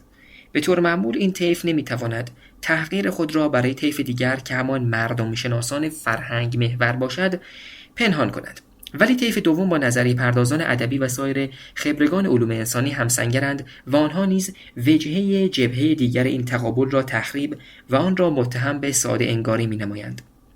این موضوع اسفناک است. تنها فقط چند مردم شناس بردبار از قبیل اتران 2002، بویر 2001، کرانک و سایرین 2000، دانبر 2004، دورام 1992، اسپربر 1996 سعی در پر کردن فاصله میان زیست شناسی تکاملی و فرهنگ دارند و آنها نیز به اجبار بایستی با سیل عظیم و بیوقفه‌ای از منتقدان ایدئولوژیک دست و پنجه نرم نمایند. حالتی مشابه با آنچه که برای مردم شناسی ذکر شد به میزان رقیق‌تر برای علوم روانشناسی، اقتصاد، علوم سیاسی و جامعه شناسی وجود دارد. با توجه به پیروان مکاتب فروید، مارکس، اسکینر، گیبسون، پیاژت، چامسکی، فوکو، ساختارگرا، پسامدرن، محاسبه‌گرا و کاربردگرا که هر کدام آب به آسیاب خود می‌ریزند، نمی‌توان از نقش مهم ایدئولوژی در اجرای این پژوهش‌های علمی شناخته شده چشم پوشی نمود. آیا همه چیز فقط ایدئولوژی است؟ وقتی در نوک قله‌های ناهموار زلزله‌هایی از اختلاف نظر وجود دارد، آیا نتایج عینی‌گرایانه ارزشمند در عمق دره جمع نمی‌شوند که بتوان از آنها برای هر مکتب فکری استفاده نمود؟ آری، این امر بسیار روشن است. محققان پیرو یک مکتب به خصوص این امکان را دارند تا به طور مداوم از نتایج و یافته‌های گوهربار طیف‌های ضد خود بهره ببرند، چون اگر علم به درستی به کار برود، همه بایستی نتایج آن و البته نه تعبیرات انجام شده روی آن را بپذیرند. بسیاری از آثار ارزشمند در این حوزه‌ها متشکل از تأیید داده‌های جمع‌آوری شده و باز تولید آزمایشات و سپس اعتراف به این مطلب است که تعبیر نتایج حاصله به واسطه دیدگاه نظری رقیب بهتر جواب می‌دهد. 3. نشاندن ایدئولوژی سر جای خودش. ایدئولوژی مثل بوی بد دهان است، چیزی است که کس دیگری دارد. تری ایگلتون، ایدئولوژی. این یک پاسخ علمی است، ولی بنده مایلم تا با چالش عمیق‌تری روبرو شوم. فیلسوف کسی است که میگوید میدانیم این کار به لحاظ علمی میسر است، ولی در تلاش هستیم تا بدانیم به لحاظ نظری هم میسر است یا خیر. در سال 1998 دانشمند حقوقی دانشگاه ییل ام بالکین کتاب جالبی نرم افزار فرهنگی نظریه‌ای در خصوص ایدئولوژی را چاپ نمود که به این اختلاف نظرات از دیدگاه یک فرد مسلط به علم زیست شناسی می‌پردازد. به طور اخص ایشان در تلاش بوده تا چیزی که آن را تناقض منهایم مینامد را تبیین کند. شروع نقل قول: اگر کل گفتمان‌ها ایدئولوژیک هستند، چگونه امکان دارد گفتمانی غیر ایدئولوژیک در خصوص ایدئولوژی داشته باشیم؟ صفحه 125 از کتاب ایشان، پایان نقل قول. آیا میتوان یا اصلاً امکان دارد که از جایگاهی عاری از ایدئولوژی و خنثی برای قضاوت عینی گرایانه جهت این موضوعات بهره مند باشیم؟ فقط اینکه ایدئولوژی چیست؟ به هر تفکر اشتباهی ایدئولوژی نمیگویند. ایدئولوژی تفکراتی است که به نحوی از آنها برای ما بد و زیانبار است. بعد از بررسی تعداد زیادی از نمونه‌های بارز و بسیار ایدئولوژیک در رابطه با تعریف ایدئولوژی، بالکین اینطور پیشنهاد نمود که ایدئولوژی نشانگر روش‌های تفکری است که حفظ و پابرجایی شرایط ناعادلانه اجتماعی را تقویت می‌نماید. شروع نقل قول: جهت فهم آنچه که ایدئولوژیک است، نه تنها باید از آنچه که راست و درست است، بلکه از آنچه که عادلانه است نیز بایستی ذهنیتی داشته باشیم. باورهای غلط درباره سایر افراد صرف نظر از میزان اشتباه و آزاردهندگی این باورها، تا زمانی که نتوانیم اثرات ایدئولوژیک باورهای مزبور را در دنیای اجتماعی نشان دهیم، ایدئولوژی به حساب نمی‌آید. رجوع شود به صفحه 105 از کتاب ایشان، پایان نقل قول. همین مطلب موجب می شود تا تفاوت فاحش میان اهداف و روش‌های علوم اجتماعی و علوم سخت به وضوح مشخص گردد. علوم اجتماعی فقط درباره مردم نیست. شبیه زیستشناسی مولکولی ویروس HIV و یا ساختار شیمیایی تغذیه انسان، بلکه درباره اینکه مردم چگونه باید زندگی کنند نیز هست. در بطن ساختار پژوهشی این حوزه‌ها قضاوت‌های اخلاقی مختلفی مستتر هستند. در نگاه اول به نظر می‌رسد که قضاوت‌های مزبور شبیه به قضاوت‌های ارزشی مستتر در سوالات علوم سختند. مثلا چطور می‌توانیم در امر باز تولید ویروس HIV دخالت کنیم؟ و اصلا چرا می‌خواهیم چنین کاری را انجام دهیم؟ یا چطور می‌توانیم تغذیه انسان را بهبود ببخشیم؟ و اصلا معیارمان برای تعیین تغذیه مناسب چیست؟ ولی اینطور نیست. در واقع قضاوت‌های ارزشی مستتر در علوم اجتماعی قضاوت‌های مشهودی نیستند که هر انسان عاقلی بر روی آن صحه بگذارد. اگر به طرز فکر کسی برچسب ایدئولوژیک بزنید، در عمل به این معناست که از منظر اخلاقی در حال محکوم نمودن طرز فکر او هستید، در حالی که فرد مربوطه ممکن است اصلاً آن منظر اخلاقی را قبول نداشته باشد. بر طبق نظر بالکین، دلیل اصلی اختلاف نظرات به دلیل ترس منطقی از عاملی است که او آن را جامعیت‌گرایی امپریالیستی می‌نامد. شروع نقل قول: این دیدگاه که معیارهای مشخص و جامعی از عدالت و حقوق بشر وجود دارند که قابل تعمیم به هر جامعه‌ای هستند، چه توسعه یافته و چه توسعه نیافته، چه سکولار و چه مذهبی، و این وظیفه افراد خوشفکر است که هنجارها و تشکلات مثبت این جوامع را بر روی این اصول فرامرزی عدالت و حقوق بشر استوار نمایند. رجوع شود به صفحه 150 از کتاب ایشان، پایان نقل قول. قطعاً بسیاری از آمریکایی‌ها بسیار سرخوشانه از بابت این موضوع اطمینان دارند و تصور می‌کنند که وظیفه ماست که سبک آمریکایی‌مان را به روی تمامی مردم دنیا پیاده کنیم. آنها فکر می‌کنند که اگر فرهنگی پیام ما را ناخوشایند بیابد عمیقاً محصور در اطلاعات غلط است و نمی‌داند دنیا چطور است و چطور باید باشد. البته تنها گزینه جایگزین برای این طرز فکر نیز بسیار تکان دهنده است. نوعی نسبی گرایی اخلاقی که معتقد است هر آنچه که در فرهنگ خاصی پذیرفته شده تلقی می شود. مثلا چند همسری، بردهداری، کودک کشی، ختنه دختران و یا هر کار دیگری که تصور کنید فراتر از حیطه نقد عقلانی باشد. ولی چون از منظر این جماعت چنین نسبی گرایی غیر قابل تحمل است، جامعیت گرایی امپریالیستی بایستی مورد وفاق باشد. یا حق با ماست و آنها در اشتباهند و یا اصلا درست و غلط معنایی ندارد. با این تفاسیر مسلمانان بسیاری وجود دارند که به طور مثال بحث نسبی‌گرایی اخلاقی برای آنها موضوعی اهانت‌آمیز به شمار می‌آید، ولی در عین حال همین افراد تاکید دارند که خودشان تنها کسانی هستند که از بصیرت لازم جهت آنچه که بایستی در این دنیا انجام شود برخوردار هستند. البته خیلی هندوها هم هستند که اینطور فکر می‌کنند. هر چقدر بیشتر درباره اعتقادات سفت و سخت و محبوب ملل مختلف یاد بگیرید، بیشتر تمایل خواهید داشت تا اینطور نتیجه گیری کنید که امکان ایجاد و دفاع یک دیدگاه جامع و کلی در خصوص قضاوت‌های اخلاقی وجود ندارد. بنابراین تعجب برانگیز نیست که مردم شناسان فرهنگی یکی از انواع نسبی‌گرایی اخلاقی را به عنوان یکی از مبناهای فکری خود در نظر بگیرند. نسبی‌گرایی اخلاقی در سایر بخش‌های فضای دانشگاهی نیز شایع است، ولی نه در همه بخش‌ها. به طور مثال در میان قشر فلاسفه اخلاق و سایر گرایش‌های فلسفه، قشر بسیار انگشت شماری پیرو چنین دیدگاهی هستند، ولی اصولاً برخورداری از چنین دیدگاهی به عنوان پیش‌فرض در روشنفکری علمی به شمار نمی‌آید. نبایستی اینطور تصور کرد که مطالعه سایر فرهنگ‌ها به شکل عادلانه و عینی گرایانه عاری از حقایق اخلاقی است. فقط در زمان مطالعه بایستی این پیش‌فرض را کنار گذاشت که از قبل می‌دانیم آنها چه هستند. جامعیت گرایی امپریالیستی از هر نوعی که باشد راه خوبی برای آغاز نیست. حتی اگر هم تصور کنیم که حق با ماست، تأکید بر این درستی از ابتدای راه نه دیپلماتیک است و نه علمی. قرار نیست که علم پاسخ تمام پرسش‌های اخلاقی را در خود داشته باشد و یا نبایستی راجع به آن چنین ادعایی صورت بگیرد. ما می توانیم جهت تبیین یا تایید پیش‌فرض‌های عینی مباحث اخلاقیمان از علم استفاده کنیم، ولی این کار به معنای ارائه و تثبیت ارزش‌هایی نیست که قضاوت‌های اخلاقی و استدلال‌های ما بر اساس آنها شکل گرفته است. ما به عنوان کسانی که ایمان خود را در علم می‌بینیم بایستی به اندازه افرادی که ایمان خود را در دین می‌بینند به این نکته دقت نظر داشته باشیم. همه افراد بایستی میان روی که بالکان پیشنهاد می‌دهد را در پیش بگیرند. حالتی روشن فکرانه با در نظر گرفتن شرایط هر دو طیف مخالف و صرف نظر از گذشته بسیار متفاوت فرهنگی افراد مختلف که در طول گفتمان عقلانی بروز می‌کند.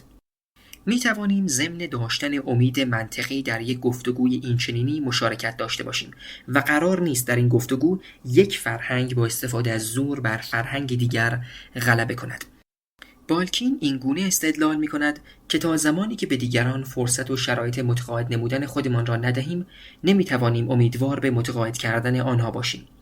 موفقیت متکی بر به اشتراک گذاری و آگاهی نسبت به این عمل از سوی مشارکت کنندگان است. مشارکت کنندگان بایستی بدانند که آنچه از سوی آنها به اشتراک گذاشته شده دو ارزش متعالی حقیقت و عدالت است. این مطلب به این معناست که هر دو جبهه فقط به واسطه اینکه زنده هستند و زندگی می‌کنند بپذیرند که این ارزش‌های غیر قابل اغماض در پروژه‌های انسانی که در آن مشارکت داریم به طور پیش‌فرض وجود دارند. پروژه‌های زنده ماندن و در امنیت بودن. این مطلب به قدری ساده و بنیادین است که حتی مریخی‌ها نیز بایستی روی آن اتفاق نظر داشته باشند. ایده ارزش متعالی چیزی شبیه به ایده یک خط مستقیم است که دستیابی به آن در عمل غیر ممکن است. ولی با این وجود و حتی با وجود اینکه در کلام نمی گنجد می توان آن را در ذهن به عنوان یک ایدئال متصور شد. شاید در نگاه اول این موضوع به نظر ترفندی مکارانه به نظر برسد. ایدئالی که همه ما میتوانیم آن را بپذیریم، ولی با این وجود کسی نمیتواند بگوید آن ایدئال چیست. ولی چنین ایدئال‌هایی فقط در پژوهش‌های بسیار دقیق و موشکافانه مورد پذیرش واقع می‌شوند. مثلا ایدئال منطق را در نظر بگیرید. وقتی خبرگان وادی منطق بر سر ترجیح منطق کلاسیک به منطق شهودی دچار اختلاف نظر می شوند، بایستی برای مواجهه با این موضوع به صورت پیشاپیش معیاری از منطق را در ذهن خود به عنوان الگوی جمعی داشته باشند که بتوانند با رجوع به آن متوجه شوند که کدام گزینه از باقی گزینه‌ها بهتر است. نکته اینجاست که یک فرد بایستی پیش‌فرضش این باشد که سایر افراد نیز همان معیار یا الگو را در ذهن خود دارند، ولی در عین حال هیچ کدام مجبور نیستند که آن را به صورت آشکار در یک قالب مشخص بیان نمایند. این چیزی است که متخصصان در این رشته مشغول به آن هستند. مشابه همین حالت در رابطه با افرادی است که درباره قوانین و سیاست‌های مناسب و سودمند برای انسان‌ها دچار اختلاف نظر شدید هستند. پس در واقع این افراد نیز باید جهت حصول نتیجه از گفتگوی میان خود پیش‌فرض‌های اولیه مشترکی را به عنوان مبنای آغازین در اختیار داشته باشند. بالکین جهت تشریح جذابیت ارزش‌های متعالی یک گفتگوی خیالی را به ساده‌ترین شکل ممکن ارائه می‌دهد. یک ارتش غارتگر مردم را قتل عام می‌کند و ما آنها را مجرمان جنگی می‌نامیم. آنها اعتراض می‌کنند و می‌گویند فرهنگشان اجازه انجام چنین کاری را به آنها می‌دهد، ولی ما نیز می‌توانیم استدلال آنها را به روی خودشان منعکس کنیم. شروع نقل قول. می‌توانیم به آنها بگوییم اگر معیارهای عدالت و حقیقت در هر فرهنگ به شکل درونی هستند، شما نیز نمی‌توانید به اینکه ما به شما نسبت مجرمان جنگی را می‌دهیم اعتراضی داشته باشید، چون معیارهای ما برای شما قابل پیاده سازی نیستند و معیارهای شما برای ما. به همان اندازه که ادعای ما در خصوص شر ناشی از شما در قالب فرهنگ ما صحیح است، ادعای شما مبنی بر درست بودنتان در فرهنگ خودتان صحیح است. ولی این که تأکید می‌ورزید ما در خصوص شما دچار سوء تفاهم شدیم، اصل این ادعا را زیر سوال می‌برد. ادعای مزمور ارزش‌های مشترکی از حقیقت و عدالت را به عنوان پیش‌فرض در نظر می‌گیرد که ما ملزم به رعایت آنها هستیم. بر اساس همین مبنا ما آماده ایم تا در خصوص شرارت شما به بحث بنشینیم. صفحه 148 از کتاب ایشان. پایان نقل قول.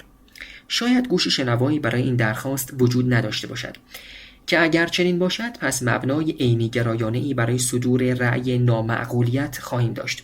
اینکه هیچ سنگری برای دفاع از خودشان ندارند اشتباه خودشان است و ضمناً نیازی نیست که ما از سر احترام بخواهیم اهمیتی برای این موضوع قائل شویم.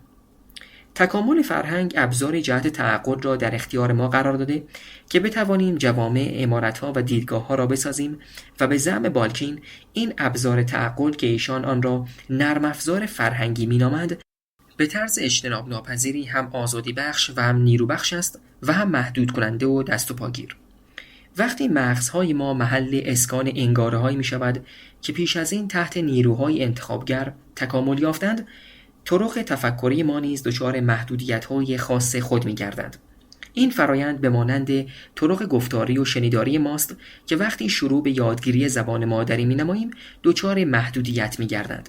ولی قابلیت انعکاسی، ترفند تفکر درباره تفکر یا بازنمایی بازنمایی‌ها که در فرهنگ انسان تکامل پیدا نموده، موجب می‌شود تا تمام این محدودیت‌ها موقتی و قابل اصلاح باشند. به محض اینکه چنین چیزی را تشخیص دهیم، آماده خواهیم بود تا آنچه که بالکین آن را ادراک دو جانبه ایدئولوژی می‌خواند را به کار ببندیم و از این طریق از تناقض منهایم اجتناب کنیم. نهاد یا عاملیتی که شکل دهنده آن نرم افزار فرهنگی بوده، در حال تفکر درباره خود همان نرم افزار فرهنگی است که آن عاملیت را شکل داده است. لازم به ذکر است که بدانیم این بازگشت از خود و به درون خود هیچ تضاد و نابهنجاری و یا مشکل منطقی در خود ندارد. رجوع شود به صفحه 127 و 128. بالکین تأکید می‌ورزد که نقد ایدئولوژیکی در درجه بالاتری نسبت به سایر اشکال تولید دانش و معرفت و کسب آنها قرار ندارد. نقد ایدئولوژیکی شکل برتر شناخت نیست. آورده شده از کتاب ایشان صفحه 134. این کتاب نیز نمونه‌ای از چنین تلاش جامعی است و تکیه آن بر توجه به حقیقت و ابزارهای حقیقتیاب است تا بتواند گستره مشترکی از دانش را در اختیار همه ما قرار دهد و لذا این امکان را خواهیم داشت تا در آینده از این گستره مشترک برای همکاری در میان خودمان استفاده نماییم تا به دیدگاه‌های مورد اجماعی در خصوص آنچه که خوب و عادلانه است دست پیدا کنیم. هدف از این کار این نیست که بخواهیم به واسطه علم به افراد زور بگوییم، بلکه می‌خواهیم بدانند که آنچه که از قبل می‌دانستند یا می‌توانند بدانند مفهومات ضمنی در بر دارد که بایستی آنها را در چگونگی واکنش به مسائل مورد بحث لحاظ نمایند. پیوست جیم، پسرک باربر و دخترکی به نام تاک، مربوط به بخش 5 پینوشت 11. برای سالیان متمادی دن اسپربر و همکاران ایشان اسکات اتران و پاسکال بویر شک خود را نسبت به کاربرد دیدگاه انگار محور مطرح نمودند. قبل از اینکه بگویم چرا با وجود مطالب بسیاری که از این افراد آموختم سخن ایشان بنده را قانع ننموده، ابتدا اجازه می‌خواهم تا تصویر روشنی از مخالفت ایشان را به شما ارائه نمایم. خلاصه ذیل نقل بنده از مواضع آنهاست. روشن است که محصولات فرهنگ، ایده‌ها، طرح‌ها، روش‌ها، رفتارها و غیره هم انفجار جمعیتی دارند و هم انقراض. ضمن آنکه قرابت‌های وسیع غیر تصادفی خانوادگی بین آنها با الگوهای ما قبل و ما بعد از خودشان وجود دارد. ولی پدیده انتقال در اکثر این موارد با رونوشت برداری دقیق مورد نیاز در الگوی ژنتیکی فرق دارد. علت ایجاد کننده یک نمونه جدید به هیچ عنوان تقلید به حساب نمی آید. علت مربوطه شاید فقط محرک ایجاد یک معلول مشابه باشد. اسپربر 2000 صفحه 169. بنابراین شباهت نمونه‌های ایجاد شده از این طریق با شباهت میان ژن‌ها متفاوت است و بنابراین این گونه نمونه‌ها نیازمند نوع دیگری از توجیه داروینی هستند. فرهنگ تکامل پیدا می‌کند ولی نه لزوماً نه به حالت زایش همراه با ویرایش. ضمن آنکه بایستی پذیرا باشیم که چند انگاره انگشت شمار هستند که در قالب تعریف شده داکینز می‌گنجند، مثل نامه‌های زنجیره‌ای، ولی حتی این موارد که به درستی انگاره به حساب می‌آیند نقش بسیار ناچیز و قابل اغماضی در تعاملات تکامل فرهنگ ایفا می‌نمایند. اسپربر 2000 صفحه 163. به جای این کار بهتر است بر روی عوامل محدود کننده و جانبدارانه قابل تشخیص مشترک در سازوکارهای روانشناختی افراد متمرکز شویم. اتران 2002 صفحه 237 و 238، بویر 2001 صفحات 35 الی 40. بخش اصلی پاسخ بنده به این اعتراض در پیوست الف تحت نام باز تولید کنندگان جدید ذکر گردیده است. لذا در این قسمت بنده با تمرکز بر روی عبارت بجایه که در پاراگراف بالا ذکر شد سعی خواهم نمود تا این مسئله را بسط دهم. بنده مایلم تا یقین هواداران اسپربر در خصوص اینکه بایستی جهت مطالعه قیود و عوامل محدود کننده و جانبدارانه روانشناختی به موضوع انگاره ها پشت نماییم را مورد چالش قرار دهم. به طور نمونه اتران ادعا می‌کند که رویکرد انگاره‌ای دچار کورذهنی است. 2002 صفحه 241. چرا کورذهن؟ چون این نوع رویکرد نسبت به نقش دقیق سازوکارهای مشخص روانشناختی در شکل دهی به تکثیر محصولات فرهنگ بی‌اعتناست. تصور اینکه این اختلاف عقیده را نتیجه سوء تفاهم بدانیم جالب خواهد بود، به طوری که از یک سو برخی طرفداران انگار شناسی بیش از آن که باید وعده می‌دهند و مخالفان نیز حرف آنها را خیلی جدی می‌گیرند. همانطور که در قسمت انتهایی پیوست الف اشاره نمودم، انگار شناسی جای روانشناسی را نمیگیرد، همانطور که علم ژنتیک در بحث جمعیت شناسی جای بوم شناسی را نمیگیرد و یا اصلاً هویت آن را زیر سوال نمیبرد. آیا علم ژنتیک در بحث جمعیت شناسی به لحاظ محیطی کورذهن است؟ عموماً آری، و البته این ضعف به حساب نمی آید چون الگوهای جمعیت شناسی ژنتیکی وارد جزئیات چرایی و چگونگی عوامل مؤثر محیطی نمی شوند. در واقع کاری که این الگوها انجام می‌دهند نشان دادن تأثیر آن عوامل تعیین کننده هر چه که باشند در گذر زمان در جمعیت با توجه به آمار مهاجرت و زاد و ولد است. جهت بهره‌مندی از یک توضیح جامع زیست شناسانه شما همچنان به بوم شناسی نیاز خواهید داشت و به همین نسبت برای توضیح تمام و کمال در خصوص فرهنگ انگار شناسی به روانشناسی نیاز دارد. با این وجود ممکن است طرفداران مربوطه در گیرودار تعصب خود منکر این موضوع شوند. بویر نیز با استفاده از عبارات مشابه مخالفت اسپربر را مجدداً ابراز می‌دارد، ولی با وجود اعلام موضع مخالف در خصوص انگاره‌ها، او اغلب نمی‌تواند در مقابل بیان مستتر نکات مد نظرش از طریق بازتولید ناهمسان مقاومت نماید. در واقع نظریه بویر توسط یک مفسر دلسوز به این شکل خلاصه شده که به لحاظ مبنایی درک از دین به این شکل می‌تواند باشد: بهره برداری نظاممند از نظام‌های روانشناختی دنیوی به وسیله مفهوم‌های فرهنگی به شدت واگیردار و پرجاذبه. آورده شده از برینگ 2004 صفحه 126. لفظ واگیردار چون معناهای ضمنی آن بر اساس فرهنگ لغات منفی است، خیلی گزینه خوبی نبوده برای برینگ، چون شخص بویر مراقب است تا در خصوص موضوع خوب یا بد بودن دین به عنوان یک همراه در زندگی انسان موضع خنثی داشته باشد. به همین خاطر الفاظی مثل زایا یا سازگار اختصار بهتری در خصوص نظریه موجود در رساله بویر هستند. ضمناً به غیر از موضوع فوق ذکر به نظر می رسد که برینگ با وجود انکار بویر او را در ردیف انگار شناسان قرار می دهد.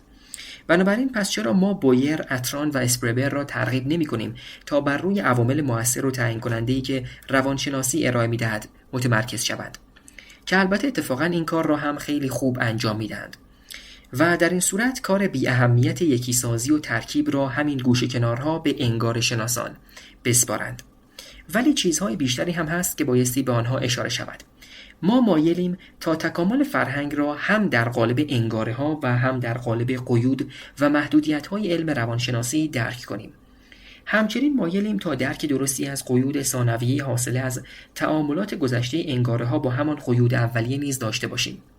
می‌خواهیم با الهام از تحقیقی به نام افسانه‌های شهری توسط هیث، بل و استرنبرگ 2001 نوعی آزمایش را انجام دهیم. آیا راجع به آن پسرک باربر هتل شنیده‌ای که در فیلم مداربسته دیده شده که مسواک مسافرین هتل را در خودش فرو می‌کرده؟ راجع به آن راننده‌ای که حین رانندگی صدای ضربه محکمی را می‌شنود و وقتی مایل‌ها بعدتر اتومبیل خود را متوقف می‌کند متوجه جسد یک کودک می‌شود که در جلوی پنجره اتومبیلش گیر کرده است؟ چطور؟ با توجه به اینکه بسیاری از این افسانه‌های شهری از داستان‌های تکان دهنده و بیزار کننده تشکیل شدند، این محققان نقش بیزاری و انزجار در بالا رفتن احتمال تسری این افسانه‌های شهری در میان مردم را مورد تحقیق و بررسی قرار دادند. محققان مزبور نسخه‌های مختلفی شبیه اشکال مختلف از یک ژن از هر داستان را ارائه نمودند و دست آخر متوجه شدند که نسخه منزجر کننده تر از احتمال بالاتری جهت تسری در میان مردم برخوردار است. افسوس که این محققان میزان دقیق انتشار این داستانها را اندازه نگرفتند و فقط به میزان احتمال باز تعریف داستانها بر اساس نظرات جامعه آماری تحت پژوهش خود بسنده نمودند. اقدام به یک پژوهش علمی هزینه بردار است، ولی آزمایش ذهنی کم هزینه. بنابراین بیایید تا آزمایشی را که به خوبی موضوع مطروحه از طرف اسپربر را به تصویر می‌کشد و نشان می‌دهد که چرا بنده با استدلال ایشان علیه رویکرد انگار محور مخالفم را تصور نماییم. تصور کنید که 1000 افسانه یا داستان شهری جدید و متفاوت سرهمبندی نماییم که با آنچه که در فضای مجازی دست به دست می‌شوند متفاوت است. سپس به دقت این 1000 داستان را برای 10,000 نفر نقل می‌نماییم. به هر نفر یک داستان که با این حساب می شود هر داستان مختص به 10 نفر. از طرف دیگر سعی خواهیم نمود تا در هر نسخه از داستان‌های مزبور که برای افراد تحت آزمایش تعریف می کنیم نشانه ای را جهت شناسایی بگنجانیم که مثلا با این جمله شروع شود: راجع به آن راننده تاکسی برزیلی شنیده‌ای که. ضمناً فرض کنید که ما مبالغ هنگفتی را صرف ردیابی مسیر نقل قول هر یک از این داستان‌ها می‌نماییم. مثلا از طریق استخدام تعداد انبوهی کارگاه خصوصی که افراد تحت آزمایش را شنود می‌کنند و آنها را زیر نظر بگیرند. یکی از خوبی‌های آزمایش ذهنی این است که نیازی نیست برای انجام آن از شورای ممیزی نظارت دانشگاه‌ها جهت انجام تحقیقات و یا پلیس مجوزی دریافت نمایید. به این صورت می توانیم داده‌های مفیدی در خصوص اینکه کدام داستان‌ها در همان مرحله اول نقل قول محو می‌شوند و کدام داستان‌ها و در قالب چه کلماتی انتشار می‌یابند به دست بیاوریم. نتیجه رویارویی اسپربر این خواهد بود که ما در نهایت به عدد 0 می‌رسیم. تقریباً تمام داستان‌های تعیین شده از طرف ما محو می‌شوند و از 1000 داستان مختلف فقط 7 داستان باقی می‌مانند که در گذر زمان باز ساخت می‌گردند، چون فقط همین 7 داستان بودند که قیود ذاتی روانی افراد را تحریک می‌نمودند. وقتی به تبارهای این داستانها از بالا به پایین دقت می‌کنیم، اینطور دیده می‌شود که مثلا 100 داستان که از ابتدا بسیار با هم متفاوت بودند، همگی در نهایت بر روی یک داستان همگرا شدند که می‌توانیم آن تک داستان را آشناترین عامل جذاب در فضای افسانه‌های شهری در نظر بگیریم. گاهی اوقات به طور مثال یک داستان به تدریج در جهت نیل به عامل جذاب مد نظر دچار اصلاحات می‌شود. ولی اگر شنونده قبلا آن داستان را شنیده باشد، احتمال دارد که شکلگیری یک داستان جدید به ناگهان به بنبست بخورد. آره جالبه، من رو یاد یه داستان میندازه راجع به اون یارو شنیدی که اگر نتایج همین باشد که در بالا به آن اشاره شد، پس شاهد هستیم که کل محتوای غالب در افسانه‌های شهری طی گذشت زمان از قبل در روان شنوندگان و گویندگان آن افسانه‌ها موجود بوده و به همین خاطر عملاً هیچ کدام از نقل قول‌های صورت گرفته از افسانه‌های اولیه به شکل دقیق و تمام و کمال باز تولید نشدند. اتران به شکل زیر این نکته را بیان می‌نمود: در تکامل ژنتیکی فقط انتخاب ضعیف وجود دارد، به این معنا که هیچ گونه عوامل تعیین کننده قوی در تغییر مسیر وجود ندارند. در نتیجه اثرات تجمیعی شده جهش‌های ناچیز در حد 1 در میلیون می‌تواند به تغییر مسیر باثبات و استواری منجر گردد. ولی بالعکس در تکامل فرهنگ انتخاب بسیار قوی وجود دارد. انتخاب بسیار قوی به این معناست که انتظارات متناظر در افراد این قدرت را دارد تا اطلاعات نقل قول شده را محدود به مسیرهای معین و نه هر مسیر دیگری نماید.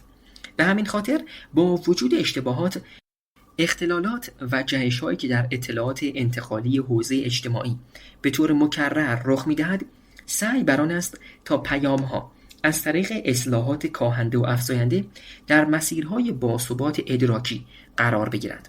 قالب‌های ادراکی و نه انگاره‌ها موجب مسیردهی به باورها و آداب می‌گردند.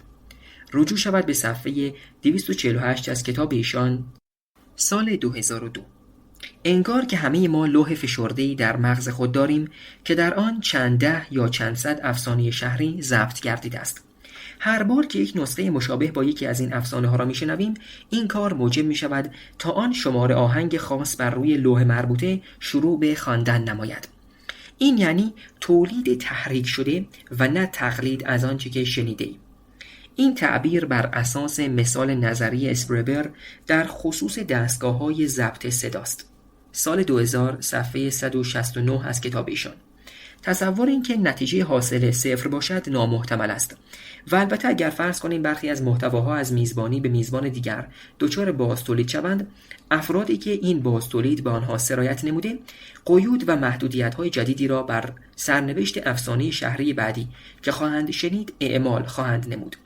مسیرسازی، جریانسازی فرهنگ به همان اندازه که متأثر از در معرض قرار گرفتن به جهت فرهنگی می باشد، متأثر از قالب‌های ادراکی فردی نیز هست. شاید اگر چیزی درباره داستان آن کوتوله چینی نشنیده باشید، داستان آن پسرکی که یک موش صحرایی داشت را بازتولید کنید و همان را کم و بیش صحیح و سلامت نقل قول نمایید. ولی اگر داستان آن کوتوله چینی را نیز شنیده باشید، تمایل شما به ترکیب هر دو داستان با یکدیگر خواهد بود. در نهایت این ترکیب به داستانی ختم خواهد شد که در آن یک پلیسی وجود داشته باشد که صاحب یک موش صحرایی بوده و غیره. جهت بررسی تعامل بین محتوای نقل قول شده به لحاظ فرهنگی و قیود و محدودیت‌هایی که مستقل از فرهنگ به اشتراک وجود دارند، بایستی تا آنجا که می‌توانید انگاره‌ها را ردیابی نمایید. البته در اکثر موارد هیچ کسی اعلام ننموده که این موضوع میتواند یک حوزه پژوهشی عملی باشد. یک نمونه جالب از همین موضوع در طول تهیه این کتاب رخ داد. یکی از خوانندگان در رونوشت نهایی با یک اشتباه چاپی در بخش 2 مواجه شده بود و چون همین اشتباه در بخش کتابشناسی نیز رخ داده بود، پیش خودش تصور نموده بود که شاید من از این اشتباه غافلم. ایشان به بنده اعلام نمود که نام کتاب گلد 1999 صخره‌های اعصار است، ولی بنده اینطور نوشته بودم صخره اعصار. البته بلافاصله بنده به صراحت ادعای این خواننده در خصوص اشتباه تایپی در عنوان کتاب مزبور را رد نمودم. تصور می کردم اشتباه از جانب وی باشد. کلمه اول کتاب گلد نمی شود صخره ها باشد، می شود من کتاب ها و نمایشنامه های گلد را کلمه به کلمه خوانده بودم. دیرینه شناس عمر صخره ها را مطالعه می نماید، در حالی که ولی به طور کل از جهش رخ داده در رابطه با عنوان کتاب وی غافل شده بودم. چون نوای آهنگین عنوان کتاب حسابی ملکه ذهن من شده بود، ولی بایستی خودم کتاب را می دیدم. در نهایت معلوم شد که عنوان کتاب صخره‌های اعصار بوده است، ولی به همین بسنده نکردم و مشغول جستجو در اینترنت شدم تا ببینم که آیا من تنها کسی بودم که مرتکب این اشتباه شده است یا خیر. در تاریخ 23 مارس 2005 تعداد جستجو برای 2 عنوان مربوطه تقریباً به 1 میزان بود. با وجود اینکه خیلی از جستجوها شامل هر دو شکل نوشتاری مذکور بود، بنده بسیاری از غلط‌های املایی را در مواردی مثل نقد و بررسی کتاب فارغ از مثبت یا منفی بودن آنها مشاهده نمودم. تحلیل تصادفی داده‌ها، اشتباهات نوشتاری به نظر حاکی از یک الگوی مشخص نبود، ولی با این وجود این موضوع برای هر کسی که بخواهد کندوکاو بیشتری در زمینه انگاره‌شناسی آنلاین داشته باشد، پروژه پایه مناسبی محسوب می‌گردد. قطعاً در خصوص تکرر این مسئله به واسطه جهش و اینکه چه کسی از اشتباه چه کسی تقلید نموده، مطالب جالبی برای گفتن وجود خواهد داشت. به بحث داکینز 1989 صفحات 325 الی 329 در خصوص مثالی مشابه از اشتباه نگارشی یک عنوان و همچنین به درآمدی بر روش‌های انگاره‌شناسی با استفاده از منابع موجود در فهرست راهنمای نقل قول‌های علمی مراجعه نمایید. علاوه بر برخورداری از سازوکارها یا قالب‌های تکاملی یافته به لحاظ ژنتیکی که مورد علاقه روانشناسان تکاملی باشد، مغز ما پر از انواع سازوکارهای قابل تصوری است که در قالب فرهنگ انتقال می‌یابند. ضمناً وجود یا فقدان موارد مزبور موجب بازدارندگی و یا پذیرندگی در میزبانان خواهد شد و البته اینکه میزان قدرت این بازدارنده ها و یا پذیرنده ها مساوی و یا حتی بیشتر از قدرت قیود و محدودیت های اعمال شده به وسیله بستر بنیادی نیست که این بازدارنده ها و پذیرنده ها در آن قرار دارند. اتران در بخشی از کتاب خود که در مخالفت با انگاره هاست نقل قولی از بنده در این خصوص آورده است، ولی در عین حال از نکته‌ای که بنده قصد بیانش را داشتم غافل شده است. بنده گفته بودم که ساختار ذهنی چینی ها و کره ها به شدت با ساختار ذهنی فرانسوی ها و آمریکایی ها تفاوت دارد. دنت 1995 به صفحه 365. بر این اساس اتران 2002 صفحه 258 تصور نموده که قصد این جانب بیان نکته ظریفی در خصوص این مطلب بوده که چگونه و چطور افراد با داشتن زبانهای مادری مختلف و تحت سناریوهای متفاوت اشکال رابطه علی و معلولی و انتقاد را تعبیر می نمایند. اتران به آزمایشات طراحی شده توسط روانشناسان با هدف استخراج نتایج دلخواهشان اشاره می کند که طی آنها افراد از طیف‌های مختلف فرهنگی در گستره‌ای از انواع شرایط آزمایشگاهی قرار می گیرند. ولی نکته اینجاست که تمام طیف‌های مزبور واکنش یکسانی را به کنشگرها نشان می دهند. البته آن چیزی که در ذهن بنده بود بسیار ساده‌تر و روشن‌تر از این مباحث است. افرادی که ذهنیت چینی دارند به شوخی‌های انگلیسی نه می‌خندند، نه آنها را به یاد می‌آورند و نه آنها را تکرار می‌کنند. چند سال پیش ترانه‌سرا و خواننده مشهور لایل لاوت آلبومی را که تحت عنوان جاشوا روث را قضاوت می‌کند به بازار عرضه کرد. متوجه شدم که عموماً دوستانم مطلب را نگرفتند. از آنها پرسیدم به نظر شما نام آلبوم بعدی او چه خواهد بود؟ هیچ کس نگفت. ساموئل اول و دوم. دقیقاً این اولین نامی بود که به ذهن خودم خطور می‌کرد که البته این هم به لطف مشق‌های یکشنبه در مدرسه در نیم قرن پیش بود. پس همانقدر که می‌توانیم مطمئن باشیم که شوخی‌های طرح شده به زبان فرانسوی به سختی در فضای انگلیسی زبان نشر پیدا خواهند نمود، به همان اندازه نیز می‌توانیم مطمئن باشیم که دیدگاه‌های سیاسی و دانش هنری یا هر چیز دیگری مثل فیزیک کوانتومی یا رفتارهای جنسی فرد موجب شکلگیری قیود و محدودیت‌های نیرومندی در پذیرندگی آن فرد می‌شوند و همچنین تأثیر بسزایی در تمایل وی به بازنشر انبوه انگاره‌های کاندیدا را دارا هستند. مثلا تصنیف فکاهی ذیل به سلیقه فکری بنده یکی از جالبترین فکاهی‌ها میباشد که تا به حال شنیدم. شما هم اگر تصنیف فکاهی زیاد شنیده باشید مورد ذیل برایتان جالب خواهد بود. دخترکی بودش اسمش تاک، بخت بدش بود همراهش، رفتش بیرون توپ بازی، کله ملق شد هوایی، یه اردکی زد به پاش. نمیتوانم مقاومت کنم و باید حتما این تصنیف را به شما نیز باز نشر دهم. چه کسی بعد از این تصنیف را باز نشر خواهد داد؟ این بستگی دارد به اینکه چه انگاره‌های دیگری در مغز شما و مغز همنشینان شما سرایت کرده باشد. در دنیای پیچیده انتقال مفاهیم فرهنگ، الگوهایی که مستقیما از ویژگی‌های ثابت روانشناسی انسان نشأت می‌گیرند، چندان نمود و جلوه بزرگی ندارند. بنابراین به نظر بنده اینطور می‌رسد که هم قطاران اسپربر در مخالفت با انگاره‌ها در حال ایراد مطالبی هستند که توضیحشان با استفاده از زبان انگاره‌ها بهتر خواهد بود. به عنوان نمونه یکی از چیزهایی که میگویند این است که تکامل همگرا نقش بسیار غالبی را در تکامل فرهنگ ایفا می‌کند، به طوری که در بستر تبارهای فرهنگی مختلف و شباهت‌های قابل مشاهده در آنها انتقال الگوها به وسیله محصولات باز تولید شده واقعی در قیاس با شکلگیری الگوها به وسیله عوامل تعیین کننده و انتخابگر از درجه اهمیت کمتری برخوردار است. غالباً این نکته از درجه امکان بالایی برخوردار است و در هر صورت قابل تحقیق و راستی آزمایی نیز هست.